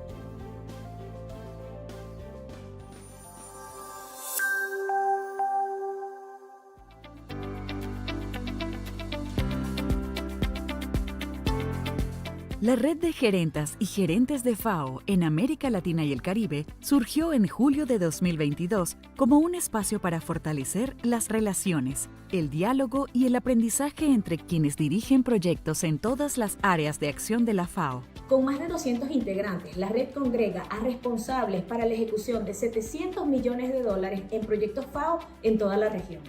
Las y los gerentes son los que tienen contacto directo en los territorios y comunidades, son los que abren camino y producen cambios. Son quienes día a día enfrentan los desafíos, las exigencias de los gobiernos, de nuestros socios y también las necesidades de nuestros beneficiarios. En su primer año de vida, la red ha organizado 17 encuentros para compartir conocimientos, oportunidades y buenas prácticas. Para los proyectos de cooperación Sur-Sur, esta red es un excelente espacio para el intercambio de informaciones técnicas y de gestión. En los encuentros no solo se abordan temas técnicos, sino también habilidades blandas como el manejo de equipos, la solución de conflictos y la comunicación asertiva. La red ha servido también para reconocer el trabajo de nuestras gerentas y gerentes de proyectos, que son esenciales para que los objetivos de la FAO se conviertan en acciones concretas y transformadoras. La red de gerentas y gerentes de nuestra región es una experiencia sin precedentes en la FAO, una herramienta de construcción de soluciones innovadoras en conexión directa con los territorios y con nuestros beneficiarios, para no dejar a nadie atrás.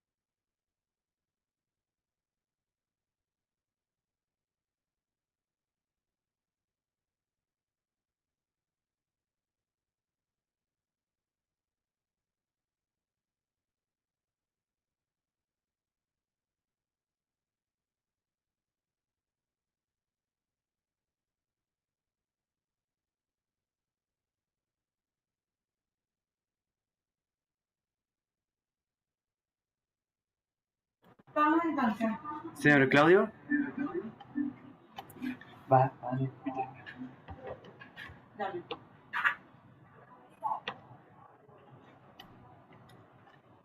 Señor Claudio. Claudio Garón.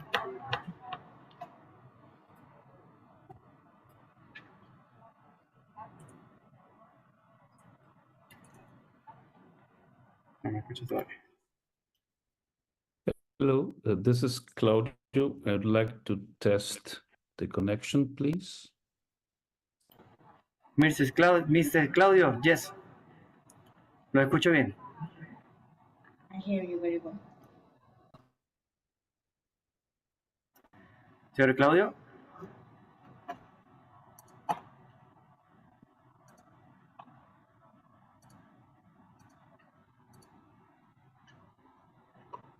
Una, dos, tres, probando. Señor Claudio. ¿Es que se escucha en el Zoom? Sí, se escucha en el Zoom, pero creo que no me está escuchando. Señor Claudio. No, muteé la sala. Ahora sí creo que te escucho. Perfecto, sí. Ahora sí lo escucho. Hola, ¿me escuchas? O sea, yo siempre lo estaba escuchando, sí. Sí, ¿me escucha? No había conectado los parlantes, los auriculares. Ok, listo. Entonces, ¿lo escuchamos bien? Te escucho bien. No, ahora no lo escucho. ¿La tenés? ¿No me escuchas ahora? Lo escucho muy lejos. Antes lo escuché. Bien, entonces. Antes lo escuchaba mejor. Ahora lo escucho mejor. Para ver. Hola, ¿me escuchas bien? Ahora lo escucho mejor. Sí. Ok, bueno. Voy a tener otros parlantes cerca mío por las dudas, si estos tienen algún problema. Sí, de repente lo escucho como un eco. Y tiene una luz de atrás hacia adelante que lo ilumina. Sí. Justamente arriba, sí. Esa la apago, espera, la apago la de arriba. Espera que lo apago a la de arriba. Listo. Apagué la que tenía arriba. Ahora me sigo escuchando. La imagen está, la imagen, bueno. Hola. ¿Así me escuchan mejor? ¿Qué? ¿Me escuchan mejor? Un segundito, señora Claudia. A ver cómo me escuchan mejor. Ahí lo estoy escuchando mejor. Y sin el eco. Muy bien. Sin los auriculares es mejor, entonces. Perfecto. Listo, buenísimo. Muchas gracias. Okay. Gracias a ti.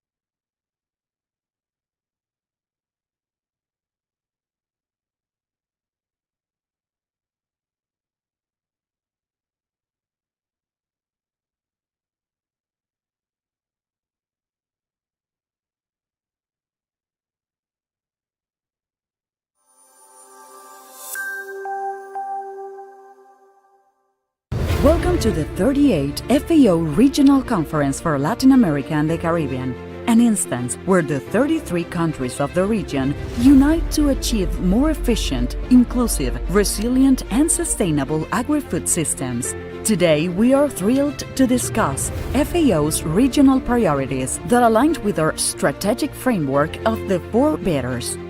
We need better production for the people, for the planet.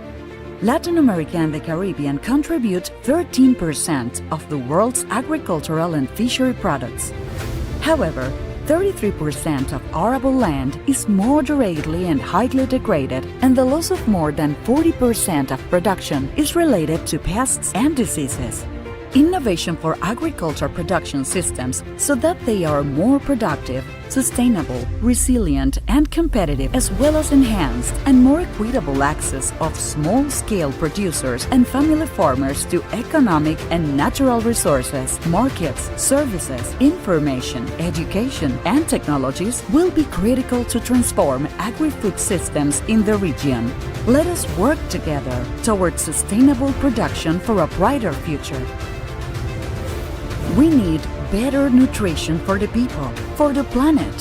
The region faces significant challenges in eradicating hunger and malnutrition. People suffering from hunger slightly decreased in 2021, but 43 million people still suffer from food insecurity in the region.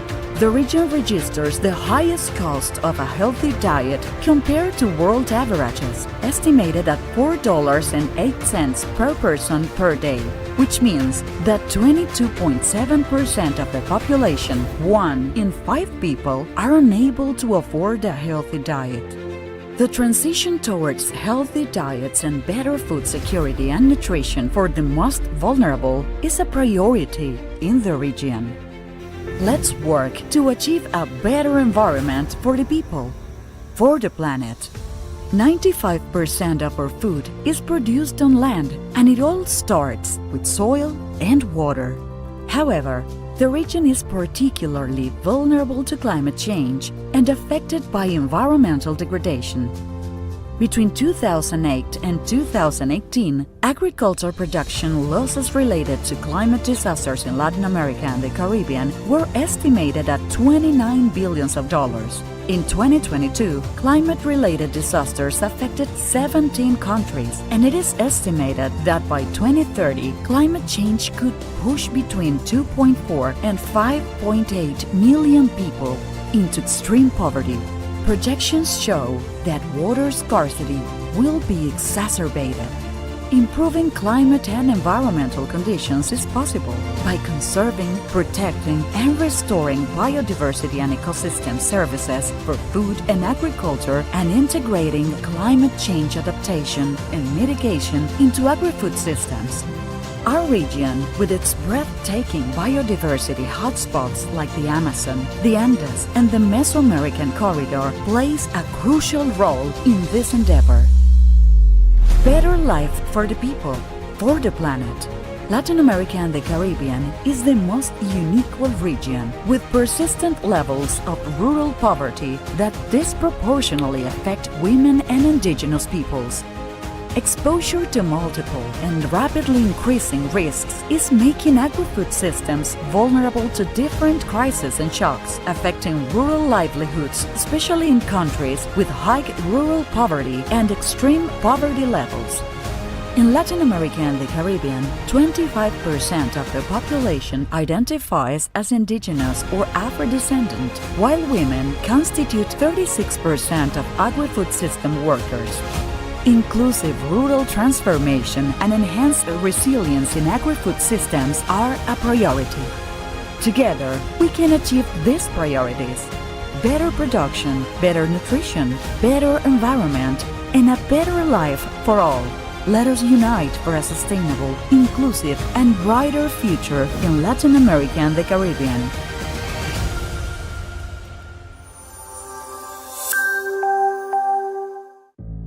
Según el informe Panorama Regional de la Seguridad Alimentaria y la Nutrición 2023, 43,2 millones de personas actualmente sufren hambre en América Latina y el Caribe.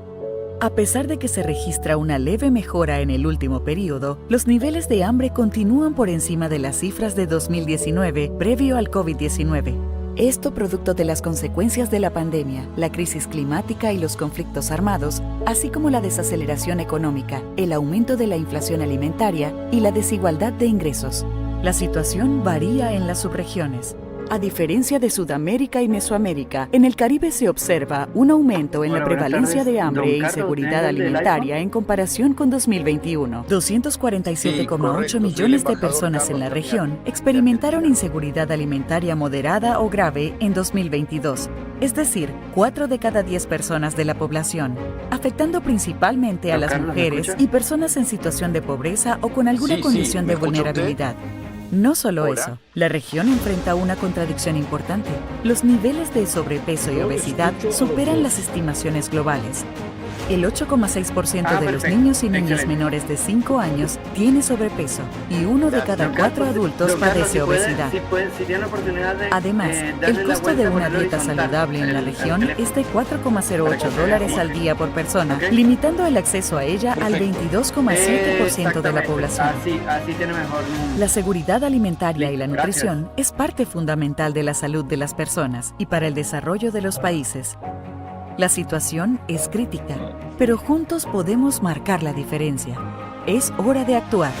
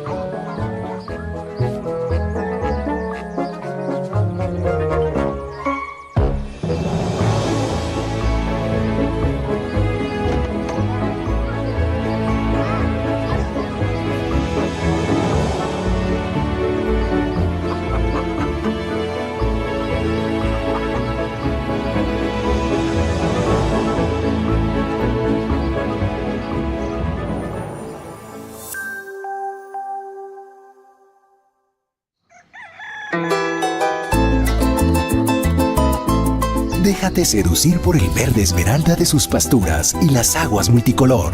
Descubre cerros y llanuras con la huella del caballo fiel de las faenas vespertinas. Disfruta sonidos y sabores de ambrosía, mitos y leyendas que se entretejen en paisajes inigualables. Esta es la ruta del embrujo llanero. Bienvenidos al Meta. Donde encontrarás música, folclore, flora, fauna, una gran biodiversidad, pero también su gente amable, su gente amorosa, con todos los productos de nuestra tierra llanera. El Meta me fascinó, me quedé aquí echando raíces. Es un mar verde, eso es lo que más me gustó, y la abundancia de agua, el suelo, el bosque. También que aquí en esta tierra se puede sembrar, producir durante todo el año. Conéctate con la naturaleza, sus maravillosos paisajes. Vive y siente la cultura llanera y disfruta al máximo de productos únicos que brotan de esta tierra. El Meta, despensa agrícola colombiana, labrada por familias devotas a su tierra, que se unen para impulsar el campo. Un Junto con la red de abastecimiento del Meta, donde somos alrededor de 25 asociaciones, 550 familias productoras de la región, tenemos canales de venta como lo son los mercados campesinos, como tenemos la red de abastecimiento que es nuestra plataforma digital para venta de productos a nivel nacional. Ya tenemos nuestro logo, nuestras redes sociales que es Facebook, Instagram, nuestra página web, nuestro empaque y etiquetado para nuestros productos. Y todo esto es muy importante porque estamos trabajando para tener una marca propia. Lo que buscamos es hacer el acercamiento con el turista para que conozcan de cerca nuestros procesos, para que se enamoren también del campo, de lo que hacemos con tanto amor y con esfuerzo. Las familias del Meta te esperan para compartir lo mejor de su tierra. Te invitamos a vivir experiencias únicas en la ruta del embrujo llanero, tierras fértiles, riqueza cultural, deporte extremo, gran biodiversidad y agroturismo. Te esperamos.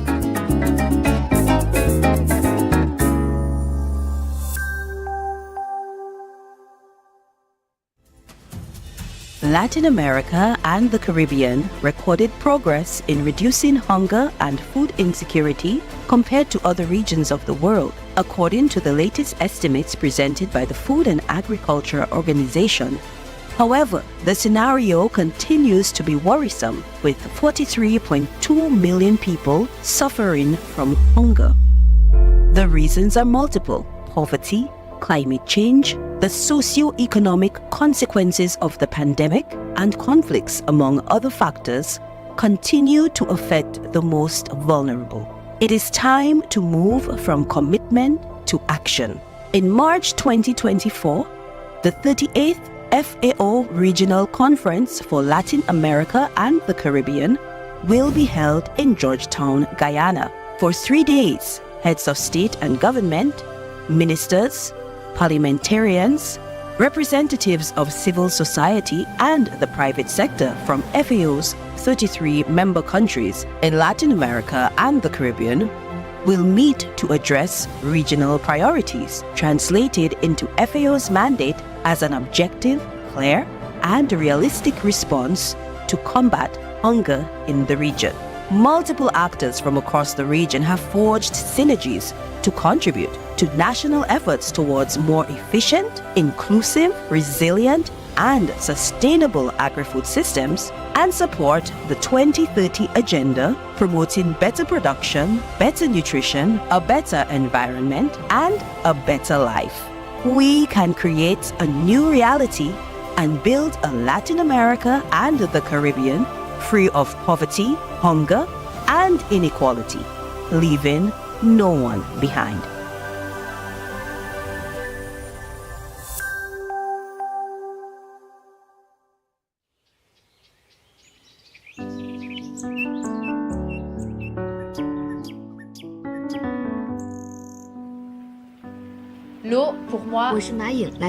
المياه بالنسبة لي الagua para mí Water to me is life.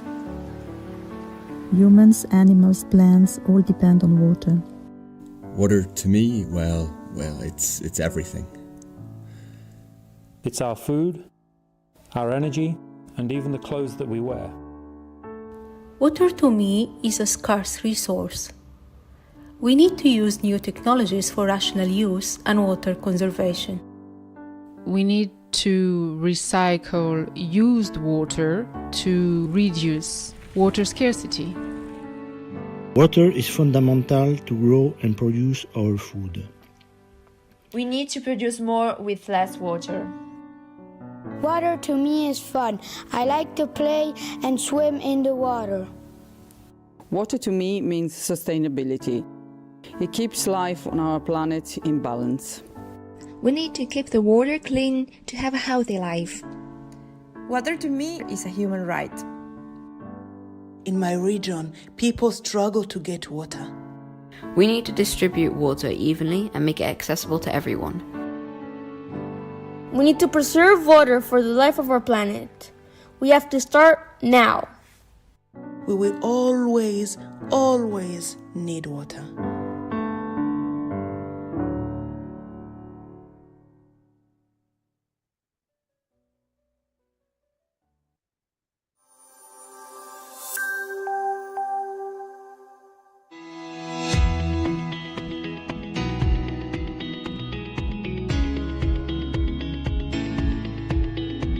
En su visita a Cuba en el marco de la cumbre del Grupo de los 77 y China, el director general de la FAO, Chu Dong-yu, recorrió la finca agroecológica Vistahermosa, que produce hortalizas, leche, productos lácteos y carne, según los principios de sostenibilidad social y ambiental, en línea con las 4 mejoras promovidas por la FAO. La finca se beneficia de varios proyectos implementados por la FAO en el país y forma parte de la iniciativa 1000 Aldeas Digitales, que promueve la organización desde 2020 para ampliar el acceso y uso de herramientas digitales en los sistemas agroalimentarios. FAO nos permitió a nosotros, pues, de alguna manera acceder a conocimiento, a capacitación y sobre todo también a recursos que nos han permitido a nosotros, pues, poder diversificar nuestras producciones, poder humanizar mucho el trabajo y poder dar un salto cuantitativo, incluso de concepto.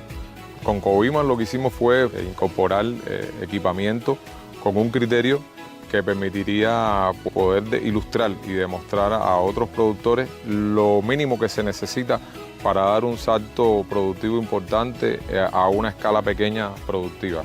Las aldeas digitales nos abre otro mar de oportunidades de muchas cosas que hasta ese momento nosotros ni pensábamos, ni sabíamos que existían. Hoy el mundo es digital prácticamente para el comercio, para la búsqueda de información, para promoverse, para interactuar incluso con los clientes y con posibles proveedores. Es realmente un cambio sustancial de cara al desarrollo de Vistahermosa. Esta finca tiene todas las características por los temas agroecológicos, por los temas del género, por los temas de las buenas prácticas en la producción, por los temas de diversidad que tiene, por el uso de la materia orgánica.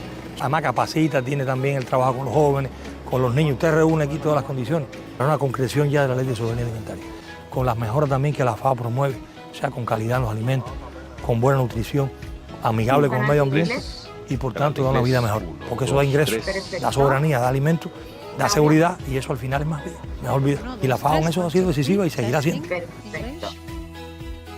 El marco estratégico de la FAO busca respaldar la Agenda 2030 mediante la transformación hacia sistemas agroalimentarios más eficientes, inclusivos, resilientes y sostenibles. Perfecto, Claudia, experiencias gracias. Como la de esta finca trabajan por la necesidad de satisfacer la creciente demanda de alimentos, reducir la presión sobre los recursos naturales, proteger la biodiversidad e incrementar la resiliencia mientras se asegura empleo decente y acceso a dietas saludables sin dejar a nadie atrás. Listas las pruebas, gracias. Tienen abierto su micrófono. Desde el año 2018, el gobierno de Brasil impulsa la Red de Alimentación Escolar Sostenible, la RAES, en América Latina y el Caribe. La RAES es resultado de los esfuerzos del Programa de Cooperación Internacional Brasil-FAO para el tema de alimentación escolar y es ejecutada de manera conjunta por la Agencia Brasileña de Cooperación, el Fondo Nacional de Desarrollo de la Educación y la FAO. Para crear soluciones a los desafíos de la alimentación escolar en la región, la RAES emplea esfuerzos para promover el diálogo, desarrollar capacidades e intercambiar experiencias e información entre gestores y otros profesionales que actúan en los programas de alimentación escolar. Una de las innovaciones de la RAES es la plataforma virtual disponible en 4 idiomas. La plataforma es un espacio para compartir todas las informaciones relevantes en tema de alimentación escolar en la región.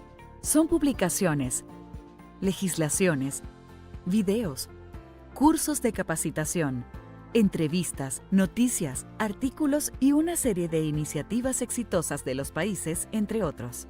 Todo esto desarrollado para promover más diálogo e intercambio entre los más de 20 países que forman parte de la RAES.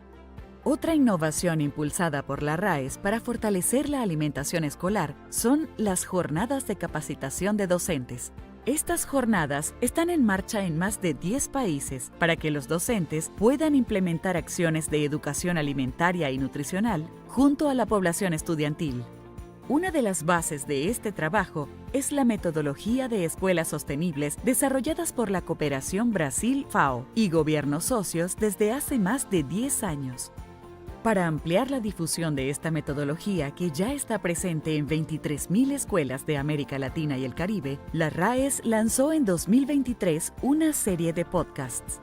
La serie es una nueva estrategia de información y capacitación que ofrece la oportunidad de profundizar aún más las habilidades profesionales por medio de contenidos en formatos digitales, como es el caso de los podcasts. Agradecemos a la alianza entre ABC, FND, FAO y gobiernos de los países socios por el apoyo a estas iniciativas que contribuyen para mejorar las vidas de los niños y niñas de América Latina y el Caribe.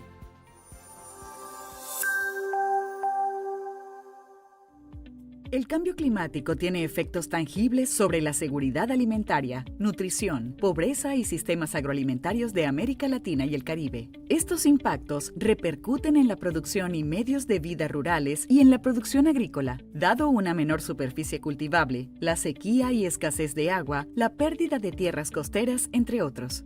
Hoy en día, se juega la capacidad de asegurar alimentos, erradicar la pobreza y lograr un desarrollo sostenible y resiliente en América Latina y el Caribe en un contexto de aumento de la población y de crisis climática. Es por ello que tanto la reducción de emisiones de gases de efecto invernadero como la adaptación a los impactos futuros en distintos niveles es clave. En este contexto, los planes de adaptación al cambio climático representan instrumentos fundamentales en favor de la acción climática. Chile ha avanzado integrando armoniosamente sus planes con las políticas públicas relevantes en materia climática, tales como la Estrategia Climática de Largo Plazo 2050, la contribución determinada a nivel nacional y la Ley Marco de Cambio Climático.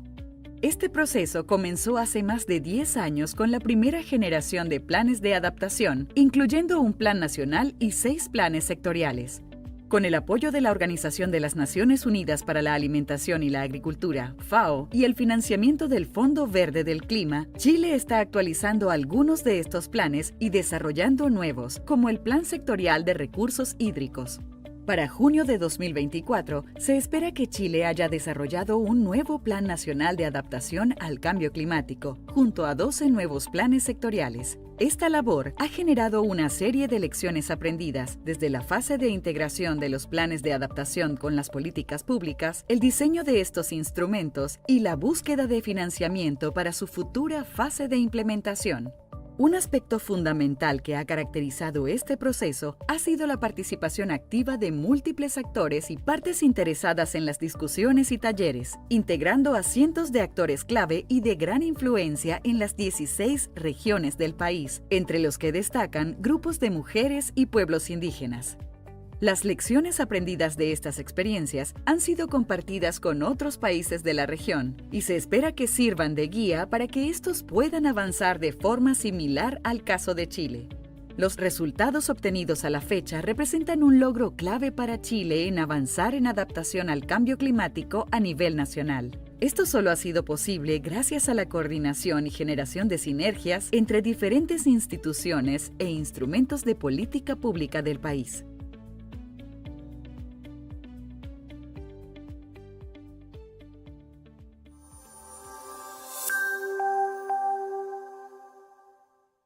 Más de 1.700 familias pescadoras de la región autónoma Costa Caribe Norte de Nicaragua han mejorado sus condiciones con el proyecto Apoyo a la Recuperación de Medios de Vida y Generación de Ingresos de Pescadores Artesanales afectados por los huracanes ETA e IOTA en noviembre de 2020. Los huracanes afectaron a casi 5.000 pescadores de la zona. La FAO en Nicaragua pudo llegar a 17 comunidades indígenas de la región, ayudarlas a superar la ola de la emergencia y enfocar sus esfuerzos en la recuperación de la cadena de valor de la pesca artesanal en las zonas afectadas. El proyecto entregó 67.400 materiales, equipos e insumos para la pesca, acopios, salas de proceso y comercialización, apoyando así la recuperación de los medios de vida junto con capacitación y asistencia técnica. Con esta iniciativa, se reactivaron 97 acopios y 10 salas de procesos. Además, 550 mujeres comercializadoras fueron apoyadas con bienes y capacitaciones. Las mujeres sí podemos salir a abarcarnos, a trabajar, a salir adelante en cualquier área de trabajo, porque sí podemos. Yang kaikan kiralilia kai kisna yang kasak yamni kai kisna mairin na ni sinsel baha miski ba na ilah la kalupia sa ki pawisa wa imayana era bara yang kasak lilia kai kisna. Mayroon na nisut ni na rayang upa lilias na anyang tingki wis na sakuna mala daw kay ka kumsin ay kibangwan sa kabusal karay baikan batay liara sal kabaplapis sabam na warta kiyah tabitaw kaya.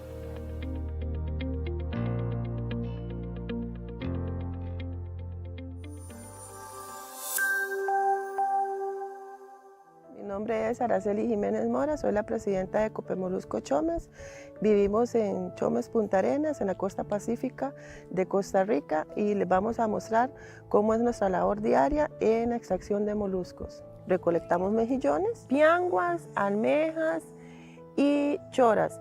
Estos productos se comercializan en la comunidad y esto nos ha ayudado, ¿verdad?, a llevarle sustento a nuestras familias. Entre el año 2017 y el 2018, mediante un proceso de capacitación y acompañamiento técnico, con apoyo de la FAO, junto al Gobierno de Costa Rica y Coop Solidar, las mujeres lograron asociarse y conformar la cooperativa compuesta por 40 mujeres y 12 hombres. Creo que uno de los retos más grandes que tenemos es poder comercializar el producto de una forma justa. Para complementar sus ventas y la captura diaria, las mujeres venden empanadas, ceviche, pescado y platos precocinados con productos locales. Reciben los pedidos a través de aplicaciones de mensajería o las redes sociales. Porque con esto no solamente nos alimentamos, no solamente tenemos un salario para comer y pagar nuestros gastos, también hemos podido ayudarle a nuestros hijos que se superen.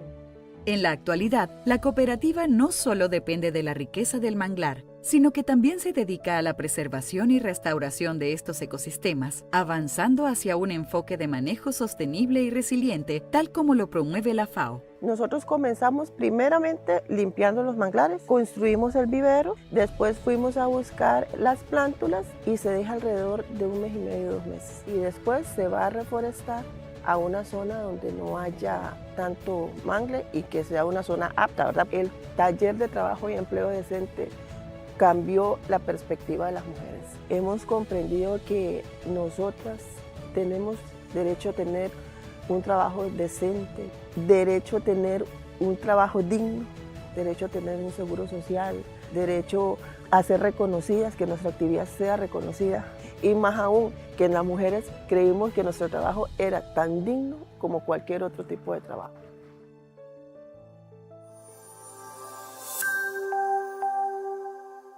Throughout the Caribbean, there is a rich history of agriculture and an ever-growing food import bill, plus high susceptibility to the impacts of climate change. By using a market-oriented approach for the sustainable development of food value chains, FAO is supporting Caribbean countries to reduce their food imports, increase exports, and attract private sector investment in high-potential value chains.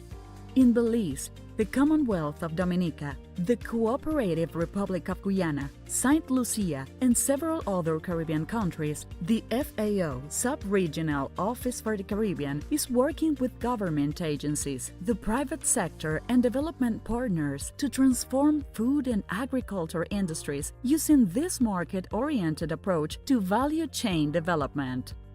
The highly participatory and inclusive approach relies on the effective engagement and coordination between private and public sector value chain stakeholders to promote ownership of the development of high-potential value chains.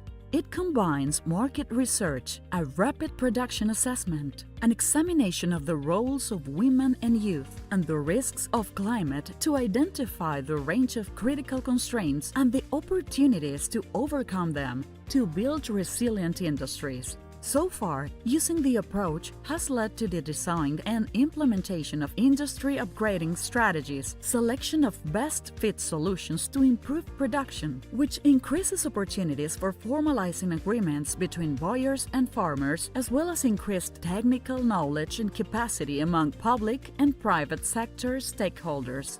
This multi-pronged approach also involves the development of business models to demonstrate the income-earning potential for farmers and is vital in securing investor buy-in. Investment and development finance in various industries will strengthen them and provide the requisite funding to ensure industry sustainability. Working on high-potential value chains offers direct economic benefits to those involved in these industries and to consumers who crave quality products originating from the Caribbean. FAO continues to support governments in transforming and building more resilient and competitive agriculture and food systems as we look to a future of lower food import bills, secure livelihoods, and thriving economies. El proyecto Ganadería y Clima se planteó contribuir a enfrentar los desafíos del sector ganadero a través de un enfoque integral que abarca la mejora de la productividad y la sostenibilidad de los establecimientos ganaderos.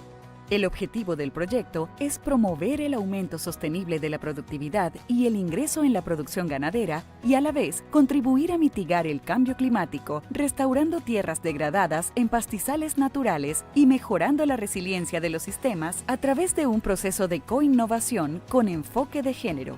En 3 años de trabajo de campo, el proyecto logró el aumento del 28% del ingreso neto familiar, con un 2% de disminución de los costos, el aumento del 8% de la producción de carne vacuna y 17% de la producción de carne ovina. Aumentó 6% el porcentaje de destete y de preñez y aumentó 6% el peso al destete. Mejoró un 64% el índice de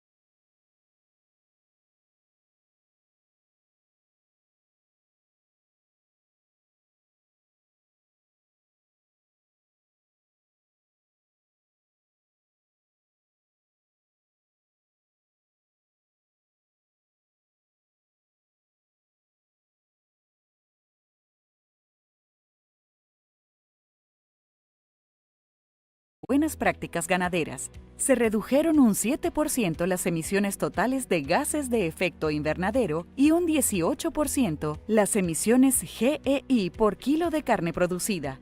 Aumentó un 35% la altura de pasto y 7,4% la biodiversidad vegetal en comparación con los vecinos.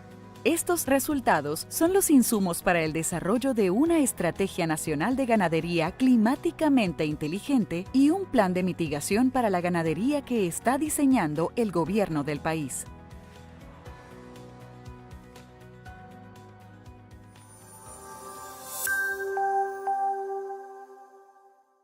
El programa realizado en colaboración con el gobierno canadiense mitigó el impacto socioeconómico del COVID-19 en productores y productoras en situación de vulnerabilidad.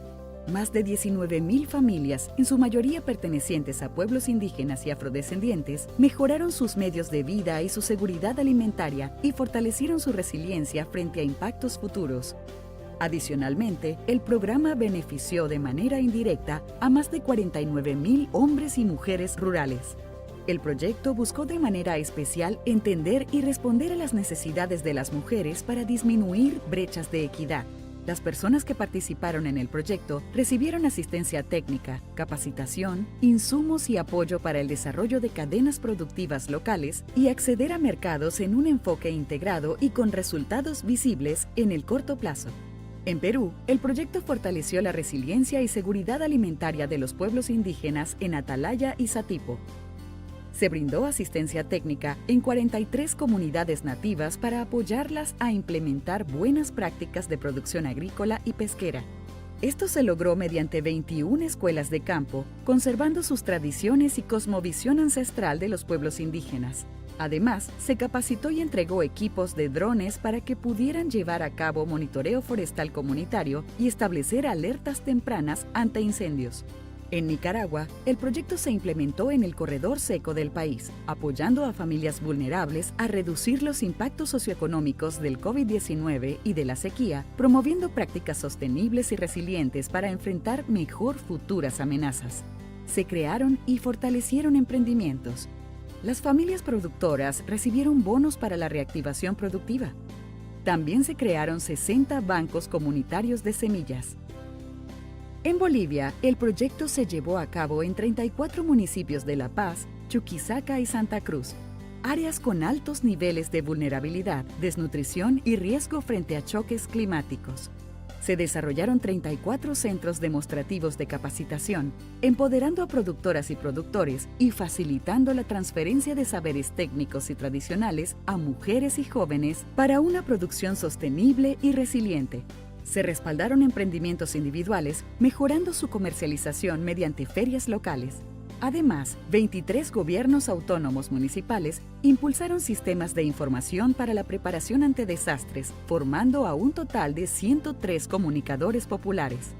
En Honduras, el proyecto se ejecutó en 3 mancomunidades, Manorcho, Mamsepaz y Amfi, caracterizadas por el alto nivel de vulnerabilidad social y económica. Se incrementaron las capacidades productivas, brindando insumos y asistencia técnica para la recuperación de los medios de vida de las familias productoras, tomando en cuenta la participación activa de mujeres, pueblos y nacionalidades y, sobre todo, adolescentes y jóvenes. Además, se logró potenciar 2 centros financieros de desarrollo facilitando el acceso a crédito de 265 emprendedores. Al igual que en los otros países, las mujeres fueron empoderadas para participar activamente en todas las actividades. El proyecto se basó en un modelo de cogestión, articulado con organizaciones de base e instituciones locales. Esto permitió responder de manera eficiente a la compleja coyuntura socioeconómica de hombres y mujeres productores como resultado de la pandemia. El proyecto promovió un enfoque de recuperación con transformación, priorizando la inclusión y el empoderamiento de mujeres, jóvenes y pueblos indígenas. Rescató la importancia de promover el uso de tecnologías y saberes ancestrales, reconociéndolas como herramientas de desarrollo, resiliencia y sostenibilidad. Identificó oportunidades para empoderar a mujeres y jóvenes, generando oportunidades de ingresos, reduciendo brechas y visibilizando su potencial como agentes de cambio. La iniciativa además respondió a una emergencia y logró fortalecer la resiliencia de los sistemas agroalimentarios en un contexto de crisis compleja. Además de los impactos continuados del COVID-19, la incidencia de otros factores económicos como la inflación, choques climáticos, conflictos sociales y la inestabilidad política conllevaron a la adaptación operativa de las actividades para poder garantizar el cumplimiento de las metas programadas.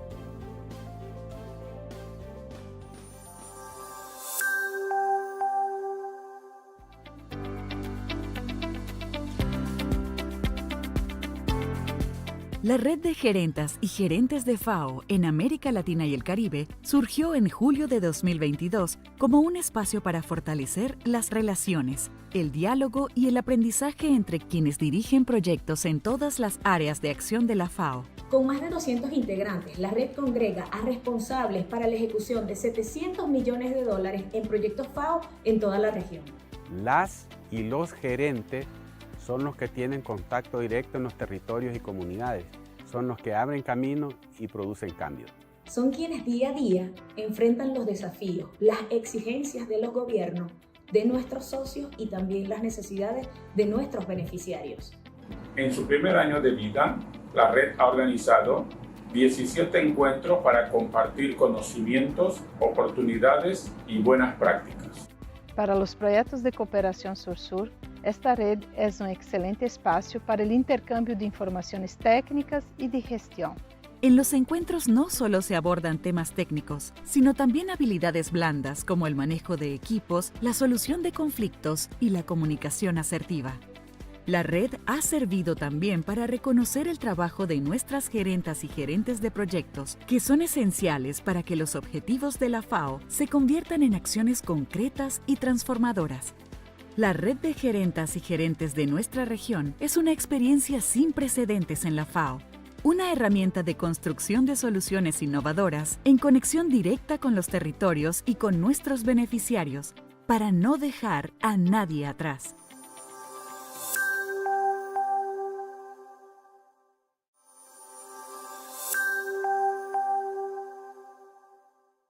Welcome to the 38th FAO Regional Conference for Latin America and the Caribbean, an instance where the 33 countries of the region unite to achieve more efficient, inclusive, resilient, and sustainable agri-food systems. Today, we are thrilled to discuss FAO's regional priorities that align with our strategic framework of the 4 betters.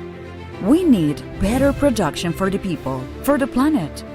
Latin America and the Caribbean contribute 13% of the world's agricultural and fishery products. However, 33% of arable land is moderately and highly degraded, and the loss of more than 40% of production is related to pests and diseases. Innovation for agriculture production systems so that they are more productive, sustainable, resilient, and competitive, as well as enhanced and more equitable access of small-scale producers and family farmers to economic and natural resources, markets, services, information, education, and technologies will be critical to transform agri-food systems in the region. Let us work together towards sustainable production for a brighter future. We need better nutrition for the people, for the planet. The region faces significant challenges in eradicating hunger and malnutrition. People suffering from hunger slightly decreased in 2021, but 43 million people still suffer from food insecurity in the region. The region registers the highest cost of a healthy diet compared to world averages, estimated at $4.08 per person per day, which means that 22.7% of the population, 1 in 5 people, are unable to afford a healthy diet. The transition towards healthy diets and better food security and nutrition for the most vulnerable is a priority in the region. Let's work to achieve a better environment for the people, for the planet. 95% of our food is produced on land, and it all starts with soil and water. However, the region is particularly vulnerable to climate change and affected by environmental degradation. Between 2008 and 2018, agriculture production losses related to climate disasters in Latin America and the Caribbean were estimated at $29 billion. In 2022, climate-related disasters affected 17 countries, and it is estimated that by 2030, climate change could push between 2.4 and 5.8 million people into extreme poverty. Projections show that water scarcity will be exacerbated. Improving climate and environmental conditions is possible by conserving, protecting, and restoring biodiversity and ecosystem services for food and agriculture, and integrating climate change adaptation and mitigation into agri-food systems. Our region, with its breathtaking biodiversity hotspots like the Amazon, the Andes, and the Mesoamerican corridor, plays a crucial role in this endeavor. Better life for the people, for the planet. Latin America and the Caribbean is the most unequal region, with persistent levels of rural poverty that disproportionately affect women and indigenous peoples. Exposure to multiple and rapidly increasing risks is making agri-food systems vulnerable to different crises and shocks, affecting rural livelihoods, especially in countries with high rural poverty and extreme poverty levels. In Latin America and the Caribbean, 25% of the population identifies as indigenous or Afro-descendant, while women constitute 36% of agri-food system workers. Inclusive rural transformation and enhanced resilience in agri-food systems are a priority.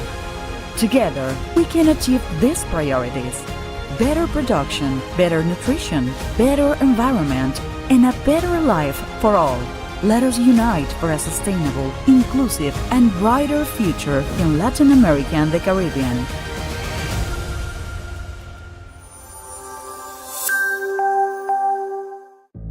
Según el informe Panorama Regional de la Seguridad Alimentaria y la Nutrición 2023, 43,2 millones de personas actualmente sufren hambre en América Latina y el Caribe.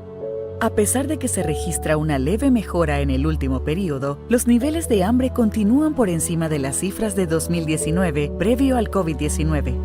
Esto producto de las consecuencias de la pandemia, la crisis climática y los conflictos armados, así como la desaceleración económica, el aumento de la inflación alimentaria y la desigualdad de ingresos. La situación varía en las subregiones. A diferencia de Sudamérica y Mesoamérica, en el Caribe se observa un aumento en la prevalencia de hambre e inseguridad alimentaria en comparación con 2021. 247,8 millones de personas en la región experimentaron inseguridad alimentaria moderada o grave en 2022, es decir, 4 de cada 10 personas de la población, afectando principalmente a las mujeres y personas en situación de pobreza o con alguna condición de vulnerabilidad. No solo eso, la región enfrenta una contradicción importante. Los niveles de sobrepeso y obesidad superan las estimaciones globales. El 8,6% de los niños y niñas menores de 5 años tiene sobrepeso y 1 de cada 4 adultos padece obesidad. Además, el costo de una dieta saludable en la región es de $4,08 al día por persona, limitando el acceso a ella al 22,7% de la población. La seguridad alimentaria y la nutrición es parte fundamental de la salud de las personas y para el desarrollo de los países. La situación es crítica, pero juntos podemos marcar la diferencia. Es hora de actuar.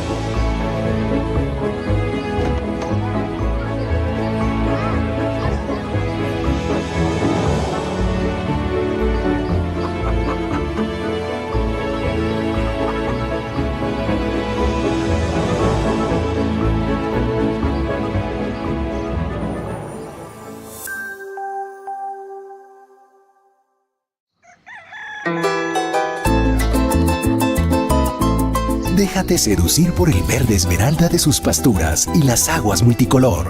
Descubre cerros y llanuras con la huella del caballo fiel de las faenas vespertinas. Disfruta sonidos y sabores de ambrosía, mitos y leyendas que se entretejen en paisajes inigualables. Esta es la ruta del embrujo llanero. Bienvenidos al Meta. Donde encontrarás música, folclore, flora, fauna, una gran biodiversidad, pero también su gente amable, su gente amorosa, con todos los productos de nuestra tierra llanera. El Meta me fascinó, me quedé aquí echando raíces. Es un mar verde, eso es lo que más me gustó, y la abundancia de agua, el suelo, el bosque. También que aquí en esta tierra se puede sembrar, producir durante todo el año. Conéctate con la naturaleza, sus maravillosos paisajes. Vive y siente la cultura llanera y disfruta al máximo de productos únicos que brotan de esta tierra. El Meta, despensa agrícola colombiana, labrada por familias devotas a su tierra que se unen para impulsar el campo.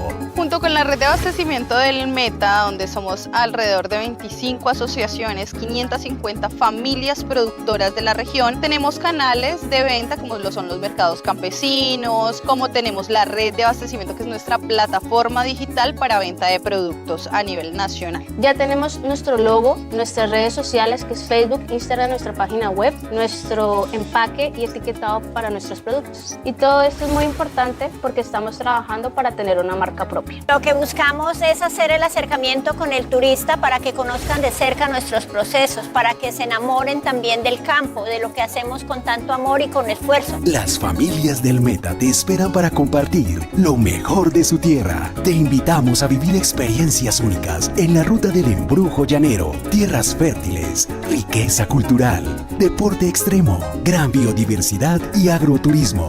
¡Te esperamos!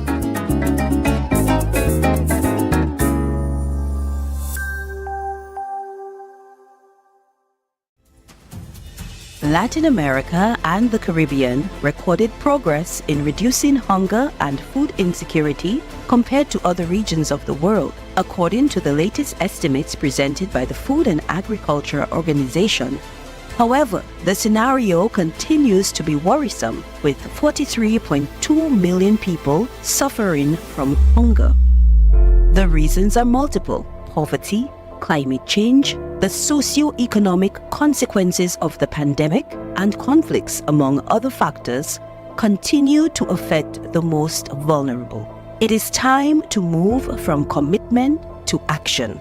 In March 2024, the 38th FAO Regional Conference for Latin America and the Caribbean will be held in Georgetown, Guyana. For 3 days, heads of state and government, ministers, parliamentarians, representatives of civil society and the private sector from FAO's 33 member countries in Latin America and the Caribbean will meet to address regional priorities, translated into FAO's mandate as an objective, clear, and realistic response to combat hunger in the region. Multiple actors from across the region have forged synergies to contribute to national efforts towards more efficient, inclusive, resilient, and sustainable agri-food systems, and support the 2030 Agenda promoting better production, better nutrition, a better environment, and a better life.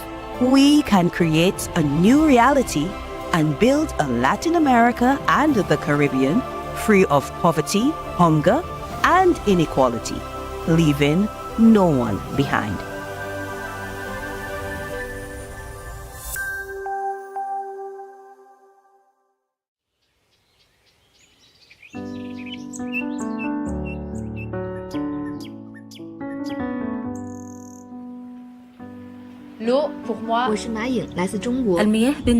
El agua para mí. Water to me is life.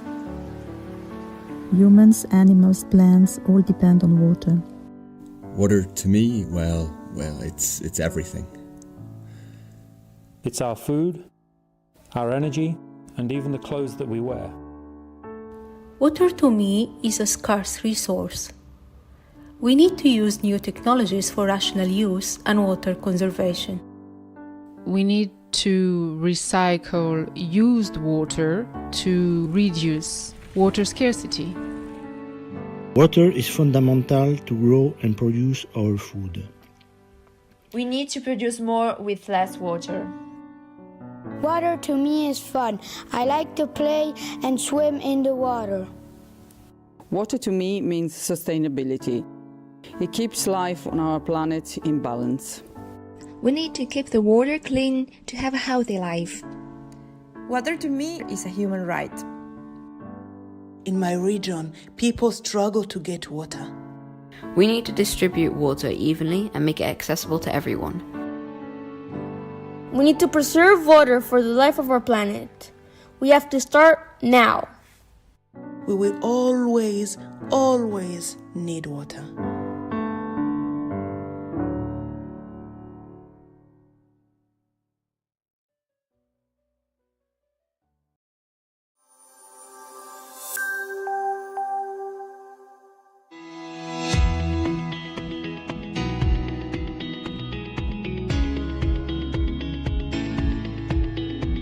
En su visita a Cuba en el marco de la cumbre del Grupo de los 77 y China, el director general de la FAO, Chu Dong-yu, recorrió la finca agroecológica Vista Hermosa, que produce hortalizas, leche, productos lácteos y carne, según los principios de sostenibilidad social y ambiental, en línea con las 4 mejoras promovidas por la FAO. La finca se beneficia de varios proyectos implementados por la FAO en el país y forma parte de la iniciativa 1000 Aldeas Digitales, que promueve la organización desde 2020 para ampliar el acceso y uso de herramientas digitales en los sistemas agroalimentarios. FAO nos permitió a nosotros, pues, de alguna manera acceder a conocimiento, a capacitación y sobre todo también a recursos que nos han permitido a nosotros, pues, poder diversificar nuestras producciones, poder humanizar mucho el trabajo y poder dar un salto cuantitativo, incluso de concepto. Con Coviman lo que hicimos fue incorporar equipamiento con un criterio que permitiría poder ilustrar y demostrar a otros productores lo mínimo que se necesita para dar un salto productivo importante a una escala pequeña productiva.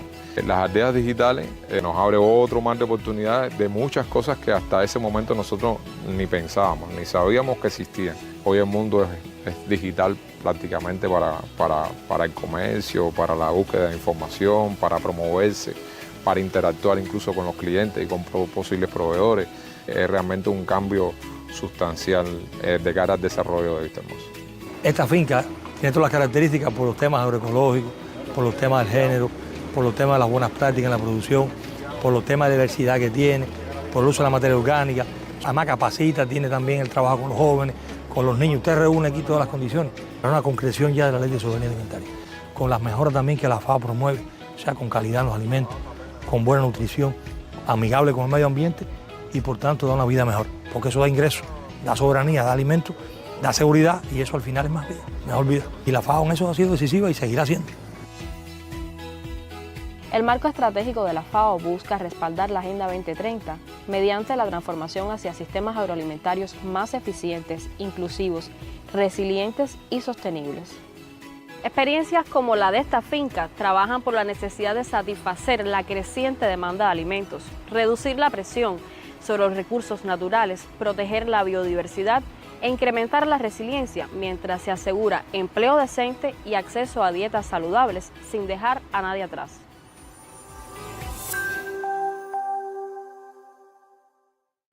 Desde el año 2018, el gobierno de Brasil impulsa la Red de Alimentación Escolar Sostenible, la RAES, en América Latina y el Caribe.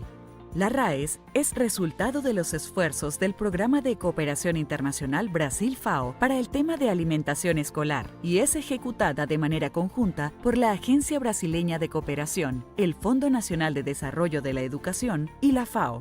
Para crear soluciones a los desafíos de la alimentación escolar en la región, la RAES emplea esfuerzos para promover el diálogo, desarrollar capacidades e intercambiar experiencias e información entre gestores y otros profesionales que actúan en los programas de alimentación escolar. Una de las innovaciones de la RAES es la plataforma virtual disponible en 4 idiomas. La plataforma es un espacio para compartir todas las informaciones relevantes en tema de alimentación escolar en la región. Son publicaciones, legislaciones, videos, cursos de capacitación, entrevistas, noticias, artículos y una serie de iniciativas exitosas de los países, entre otros. Todo esto desarrollado para promover más diálogo e intercambio entre los más de 20 países que forman parte de la RAES. Otra innovación impulsada por la RAES para fortalecer la alimentación escolar son las jornadas de capacitación de docentes. Estas jornadas están en marcha en más de 10 países para que los docentes puedan implementar acciones de educación alimentaria y nutricional junto a la población estudiantil. Una de las bases de este trabajo es la metodología de escuelas sostenibles desarrolladas por la Cooperación Brasil FAO y gobiernos socios desde hace más de 10 años. Para ampliar la difusión de esta metodología que ya está presente en 23.000 escuelas de América Latina y el Caribe, la RAES lanzó en 2023 una serie de podcasts. La serie es una nueva estrategia de información y capacitación que ofrece la oportunidad de profundizar aún más las habilidades profesionales por medio de contenidos en formatos digitales, como es el caso de los podcasts. Agradecemos a la alianza entre ABC, FND, FAO y gobiernos de los países socios por el apoyo a estas iniciativas que contribuyen para mejorar las vidas de los niños y niñas de América Latina y el Caribe.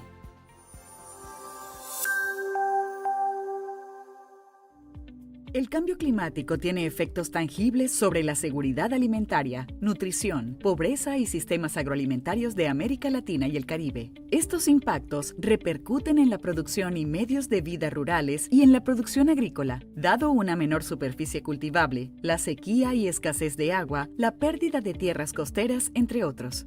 Hoy en día, se juega la capacidad de asegurar alimentos, erradicar la pobreza y lograr un desarrollo sostenible y resiliente en América Latina y el Caribe en un contexto de aumento de la población y de crisis climática. Es por ello que tanto la reducción de emisiones de gases de efecto invernadero como la adaptación a los impactos futuros en distintos niveles es clave.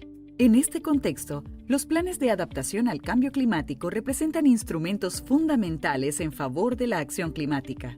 Chile ha avanzado integrando armoniosamente sus planes con las políticas públicas relevantes en materia climática, tales como la Estrategia Climática de Largo Plazo 2050, la contribución determinada a nivel nacional y la Ley Marco de Cambio Climático. Este proceso comenzó hace más de 10 años con la primera generación de planes de adaptación, incluyendo un plan nacional y 6 planes sectoriales. Con el apoyo de la Organización de las Naciones Unidas para la Alimentación y la Agricultura, FAO, y el financiamiento del Fondo Verde del Clima, Chile está actualizando algunos de estos planes y desarrollando nuevos, como el Plan Sectorial de Recursos Hídricos. Para junio de 2024, se espera que Chile haya desarrollado un nuevo Plan Nacional de Adaptación al Cambio Climático, junto a 12 nuevos planes sectoriales. Esta labor ha generado una serie de lecciones aprendidas, desde la fase de integración de los planes de adaptación con las políticas públicas, el diseño de estos instrumentos y la búsqueda de financiamiento para su futura fase de implementación.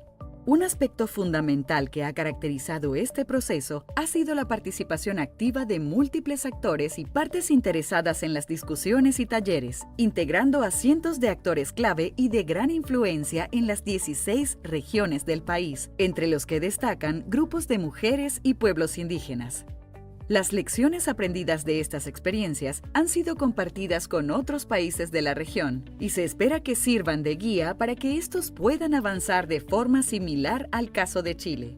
Los resultados obtenidos a la fecha representan un logro clave para Chile en avanzar en adaptación al cambio climático a nivel nacional. Esto solo ha sido posible gracias a la coordinación y generación de sinergias entre tasked to approve the draft of the report of the regional conference.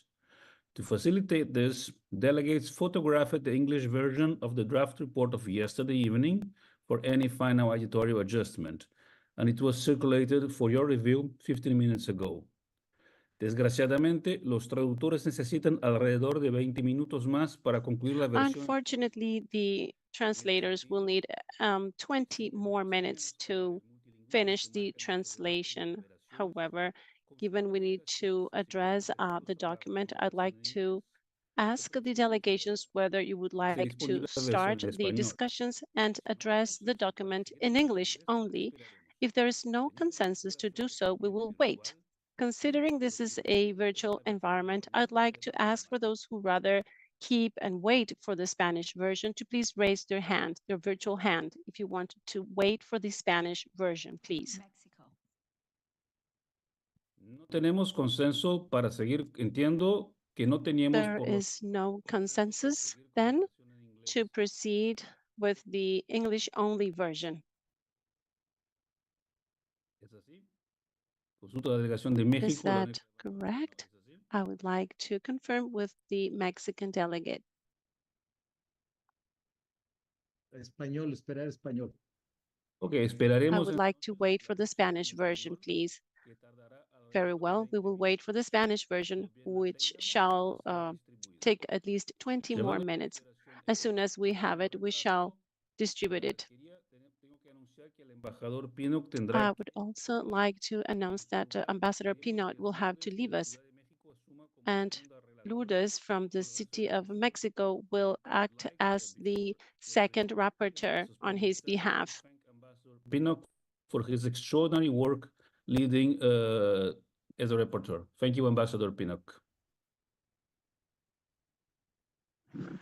Thank you so much, Karen, and I would like to extend my gratitude to all members.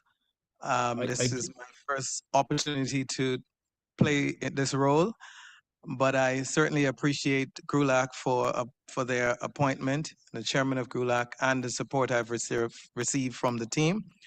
And I'm grateful also for the cooperation that I got. I was dreading the late nights.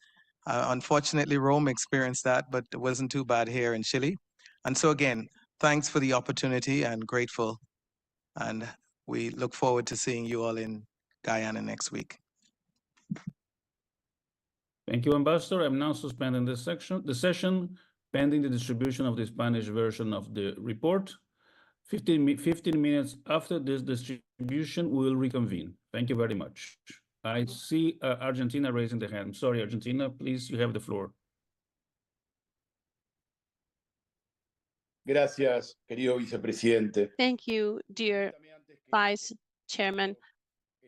Before our dearest Ambassador Pinot leaves to take his flight, those who have met him, we perfectly knew that he would do an exceptional job these days, and it was. He did a great job. After meeting him, and every time I see him here at work in Rome, in the council meetings, I always see his engagement with our work and his commitment to all of the Caribbean and Latin American countries as well. The job that he has done these last few days has reflected that level of engagement and commitment. Thank you so much. Thank you for your comments, Ambassador Carlos. Yes, Ambassador, go on, please.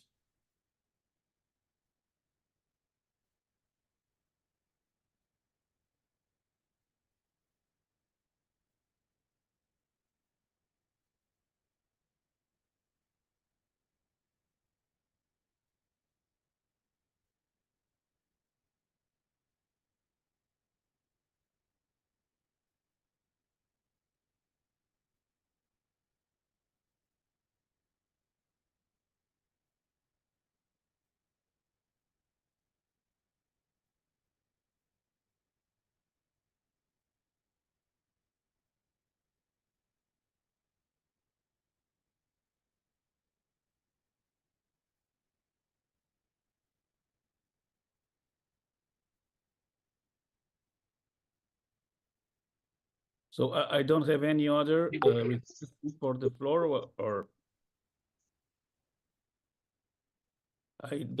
I'm experiencing problems with my internet here. I'm deeply sorry. I don't see any other requests for the floor, and if it's all the members agree, we'll suspend the session for a while now. and we reconvene 15 minutes after we receive the Spanish version. Thank you very much.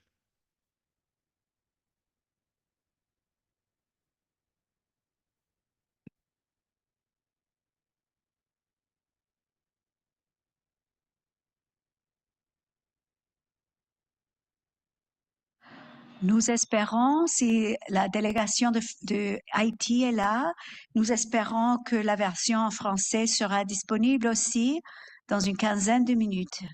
Merci.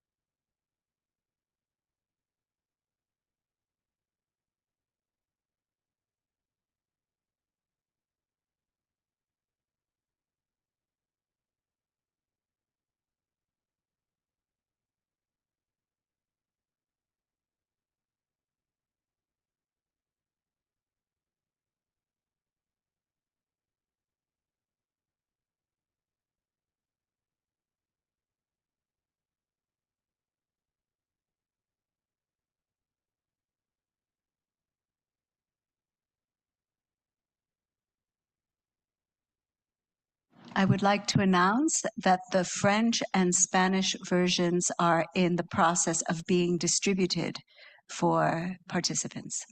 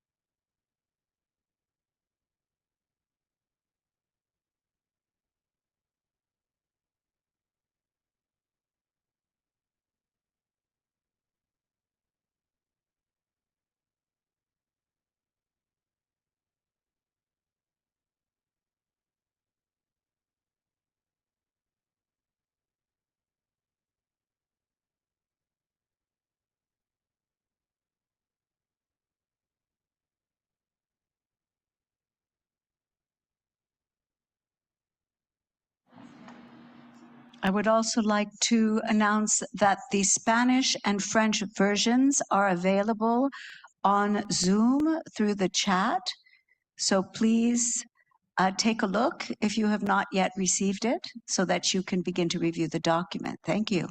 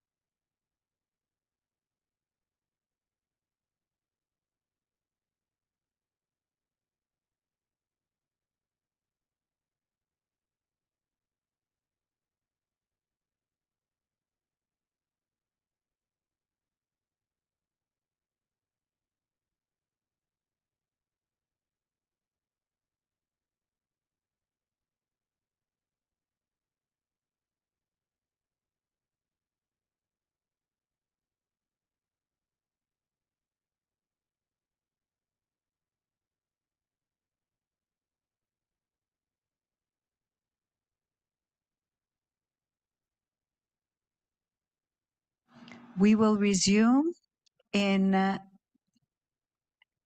15 minutes, a little under 15 minutes, so that all delegates have a chance to review the Spanish and French language versions.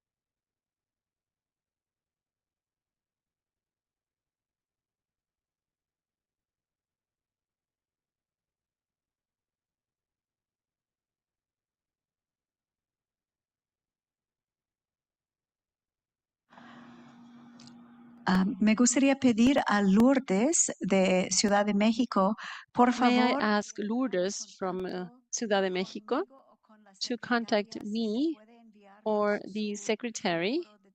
If Lourdes may please send us her phone number via WhatsApp so we can be in touch with Lourdes from Mexico City. You may as well send it to rlc-conferencia@.org. FAO.org. A la Secretaría de la FAO. Bueno. Yes, sí. Le quería comentar, señora, la ingeniera Lourdes Cruz ha tenido que atender una comisión. Ms. Lourdes Cruz right now is attending a commission. She has asked me to be here on her behalf.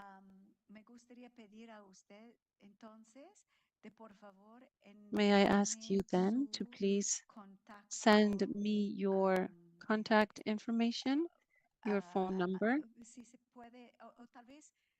or the secretary, to the secretary. Do we have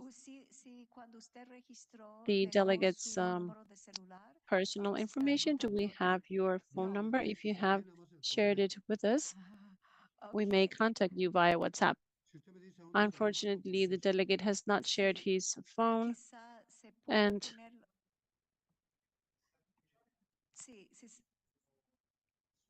Si se puede enviarlo por Zoom, un mensaje por Zoom, y después lo vamos a... would you please share your phone number over the Zoom chat, and then we can erase it from the chat.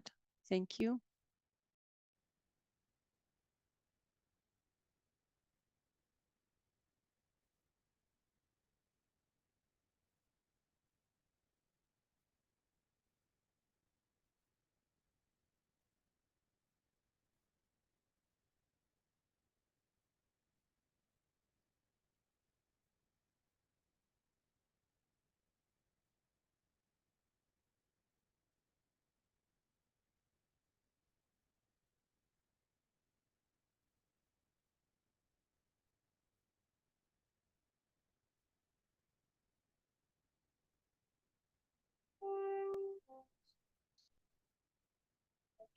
Sí. ¿Tienes micrófono? Ajá.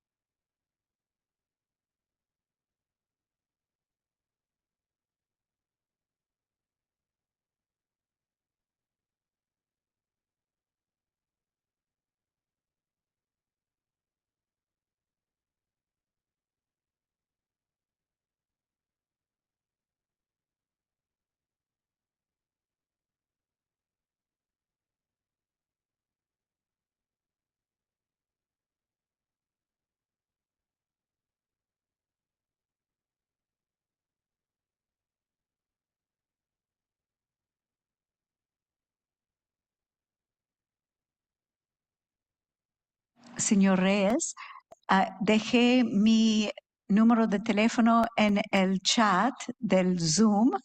Si usted tiene problemas de verlo, por favor, escribe manda su contacto a esta dirección que está escrito sobre la pantalla.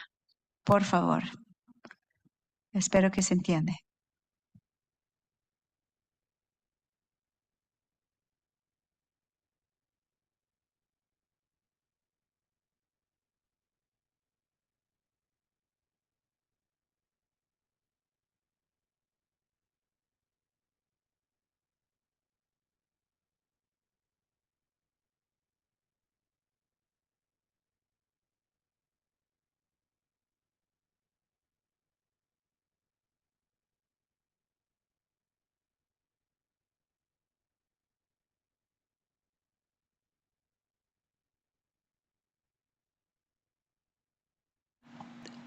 También lo hemos enviado a su correo electrónico.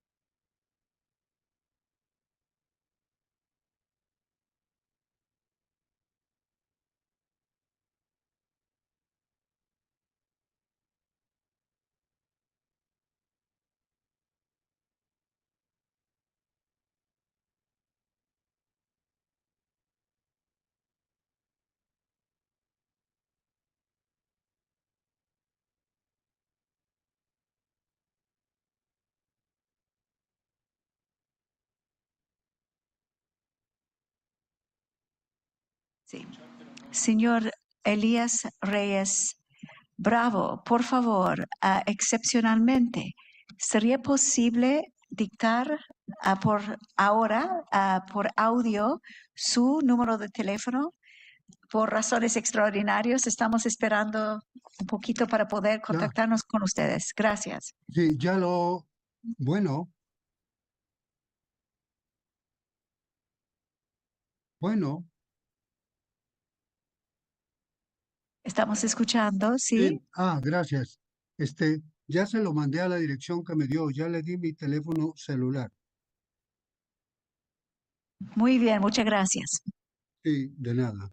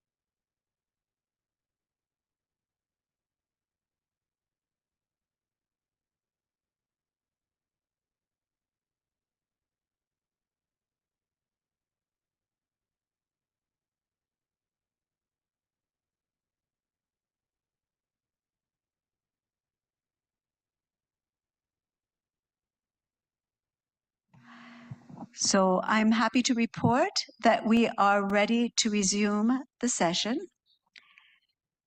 And I give the floor to the chair. Chair, you have the floor. Muchas gracias. Conforme mencioné anteriormente, la Thank versión you. As I said before, the Spanish version has been circulated, so I believe we can start. that the approved draft will be made available to members through the event app of the Latin America Regional Conference for the information of ministers until its final adoption at the closing of the ministerial segment of the 21st of March. Before beginning the final review and approval process, I would like to give the floor to Dr. Elías Reyes Bravo, subdirector de Enlace con Instituciones Internacionales de México. The Director of Liaison with Mexico. Estimados delegados, Ladies and gentlemen, delegates, we're about to adopt the report of our regional conference. It's an honor for me to offer a brief overview of the inclusive and successful process that led to this important moment. And throughout our deliberations, guided by the collective experience and hard work of 27 representatives from 10 members made up the drafting committee. Their contribution have been instrumental for the debate, which is the essence of our report. This report summarizes our collective deliberations on regulatory and regional and global policies, along with programming and budgeting processes as discussed in the various sessions in the session of senior officers during the last 3 days between the 11th and 13th of March, showing the various outlooks and through the constructive dialogue in order to put together a consensus for our region. These debates were based on the information, and aiming at the highest goals of the FAO Council. This was an open and inclusive process showing the diversity of opinions and specificities of members who import proposals, additions, and amendments. This approach made sure that the final report is comprehensive of this collective approach and a collective commitment to our region, Latin America, and the Caribbean. So I would like to thank the members of the drafting committee and the secretariat of this conference for their support and guidance. Your experience has been extremely valuable to guide our discussions towards fruitful results. In the light of this inclusive process based on consensus, as part of our deliberations, I would suggest chairperson and the plenary to report and whether this is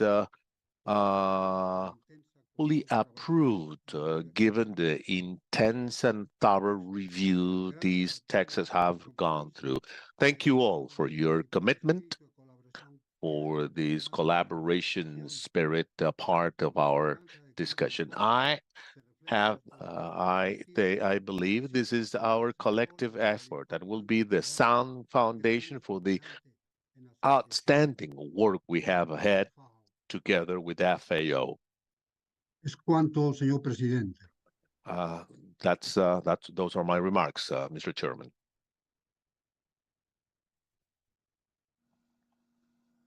Claudio, el chair, el vice chair, sí, por favor. Claudio, please. Delegates, you have the final Thank you, draft. Mr. Rapporteur. Is structured in 4 parts: preliminary matters, 2, regional and global policy and regulatory matters, 3, programmatic and budgetary matters, and 4, other matters. Please note that the summaries have already been presented and discussed extensively in plenary, and so have been included in the draft report. Furthermore, the rapporteur and drafting committee have consolidated the draft report, and we have already had the opportunity to review it. I therefore propose it to be adopted by the senior officers meeting en bloc by acclamation. Are there any delegations that object to the approval of the report?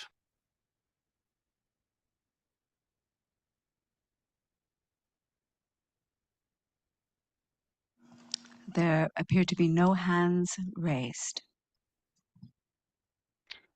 As there are no objections, this draft of the report of the FAO's 38th Regional Conference for Latin America and the Caribbean is hereby approved en bloc. Thank you very much for your work, Mr. Rapporteur, Dr. Reyes, and for that of the drafting committee. I would like also to extend a particular thank to Ambassador Pinnock, who led this drafting committee throughout most of the work. Thank also to all delegates of member countries, official observers, and spokespersons of non-state actors for the comments you provided that helped to enrich this regional conference report. It has been an intense process. Congratulations to all, especially to the Secretary and to the interpreters, if I may add this. I think I have one hand raised before I end here. I see Argentina over there. You have the floor, Ambassador. Gracias, querido vicepresidente. Thank you, Mr. Vice Chairman. It's already late in Rome, as you know. It's 1:30 a.m. But with the little energy I have left, let me congratulate you for the outstanding work. It's really of the utmost importance the way each one of you made a contribution to achieve the success of this first session. But you were instrumental. Gracias. You, Claudio. Thank you for all your hard work, for the service rendered to all of the Latin American countries and the Caribbean. I would like to thank the Secretary, with whom we have had our differences, but nobody can deny her wisdom, and she's always helping us. And of course, a pleasure to know that the dream of the chairperson was dreaming that this conference to take place in Guyana, the first session of the conference, has ended. Thank you, Mr. Vice Chairman. Thank you, Argentina, for your kind words. As we reach the end of the senior officers meeting, and before we close, I would like to thank also the chair that I forgot to thank for his organization, for his help in organizing this conference. I understand that FAO's regional representative for Latin America and the Caribbean, Mr. Mario Lubetkin, would like to say a few words. Before that, if I might, Mr. Lubetkin, I see that Mexico asked for the floor. Señor presidente, felicitar a la presidencia y Mr. Chair, I would like to congratulate the chair and the vice chair and the secretary for the quality of the debate. I would like to commend you because Brazil will be the seat of the next regional conference. As we said, the country of Josué de Castro, the ideologist, this character working with the international development, who wrote that in his work, which is so much important and so much relevant today. I'd like to thank you, Mr. Chair, and all the delegates. We hope this effort will be fruitful. Thank you. Gracias a usted, Dr. Reyes. Tiene la palabra Chile. Thank you, Mr. Reyes. Chile has the floor. Thank you, Mr. Chair. I'd like to thank the Secretary. I'd like to thank you, two Vice Chairs, the Drafting Committee, and the interpreters for the role they have played. Along with that, I'd like to commend the work to be developed by Brazil. Strengthening all the multilateral channels, that's the reaction to the challenges we're facing. We want to continue to work together, aiming at the recently announced the Social World Summit in 2025. This will be a great opportunity for these matters are at the heart of the social development in this new pact. Last but not least, we'd like to thank the states for supporting the initiative of submitting to United Nations the celebration of a World Day of Fruits and Vegetables. We will be working hard for this to happen. Thank you, Mr. Chair. Delegation for its words, and now I give the floor. And now, before we close, give the floor to Mr. Mario Lubetkin, FAO's regional representative for Latin America and the Caribbean. Mr. Lubetkin, you have the floor.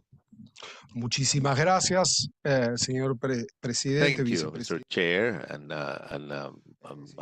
Vice Chair. Delegates from all 33 countries, these intense exchanges of opinion has allowed us to find that we're in the middle of a process of ongoing change, where we see the efforts made in order to achieve transformation of agri-food systems, challenging us to continue to reflect on policies and actions to continue to move forward, to eradicate hunger, poverty and inequality. As we said, according to our last estimates, the region showed slight improvements in the prevalence of hunger, which allowed us to be hopeful going forward. We are the pivotal point, but if this is a moment of change, or we have to understand that this is a dramatic change in the trend, the answer to this question as today is in our hands, in our decisions, in our ability to make our interventions more efficient and effective. We have exchanged concepts and experiences. We have listened to you and we have agreed on different priorities for FAO in the region by interconnecting the four betters in the strategic framework of the organization you supported. These work lines will be the continuation of a process that will be adjusted to your indications and guidelines and the changes we see in the dynamics and future and present scenarios in the global and regional context, the specific results of the last 2 years, and the progress made as a result of a fluent dialogue and a sound support from all 33 member countries of FAO. This trust makes us to continue in this path, aiming at 2025, 2026. The critical decisions were made from the historic decision of updating the 2030 CELAC FSN plan at the G20 in Brazil to drive a global alliance against hunger. The extraordinary session of the United Nations Security Council last February, led by Guyana, focused on climate change, peace, and food security, the COP on biodiversity in Colombia in next November, and COP30 in Brazil in 2025 showed the scenario, the outlook in our region, both at the global and a regional level. These discussions have strengthened us. I believe all have the same idea. Technical discussions in the ministerial meetings next week in Georgetown will continue to guide our actions. I'd like to really thank the support, your support, and we'd like to guarantee that we're listening, we're attentive to your needs, and we will continue to work, keeping a constant flow of information, evaluation, and a relationship moving forward and adjusting our course according to the four priorities requested. Agri-food systems with an efficiency, inclusiveness, resilience, and sustainability, that's a challenge. And this requires maturity, adaptation, and commitment. Even though we have deepened on some topics, we still have a long way to do. We'll continue to devise reactions and solutions. I have to emphasize the huge effort made and commitment of all the representatives from governments in these sessions, which will allow us to guide our actions in the next couple of years. We are committed to get to Brazil in 2026 with more tangible results and an actual result and impact on the planet. Thank you for this participation, especially in the senior officers meeting in this 38th session. Be reminded that in this technical high-level conference, we have had 339 representatives from 33 countries, vice prime minister, 49 ministers and vice ministers and permanent secretaries, 9 ambassadors, 2 members as observers, 10 intergovernmental organizations, 11 organizations from civil society, 5 representatives from Latin American Parliamentary Front, and 11 private sector organizations, and 13 scientific and academic organizations. This shows the huge success of what you have built in these last 3 days. During these 3 days, over 5,000 persons joined the session. And right now, at this time of the day, we have over 1,500 persons connected in the social media. Therefore, let's move forward for a more fair, prosperous, and better future through better production, better nutrition, better environment, and a better life. See you in a couple of days in Georgetown. Thank you very much.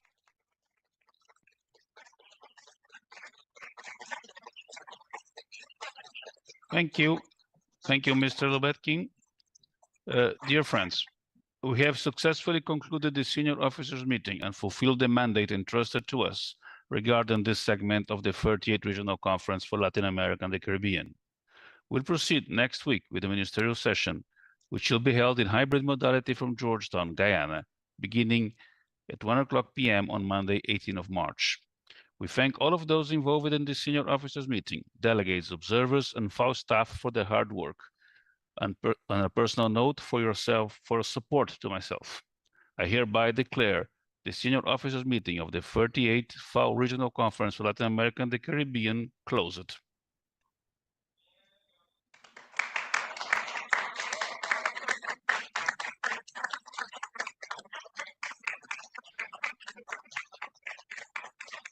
See you next week. Bye. Muy buen trabajo. Felicidades.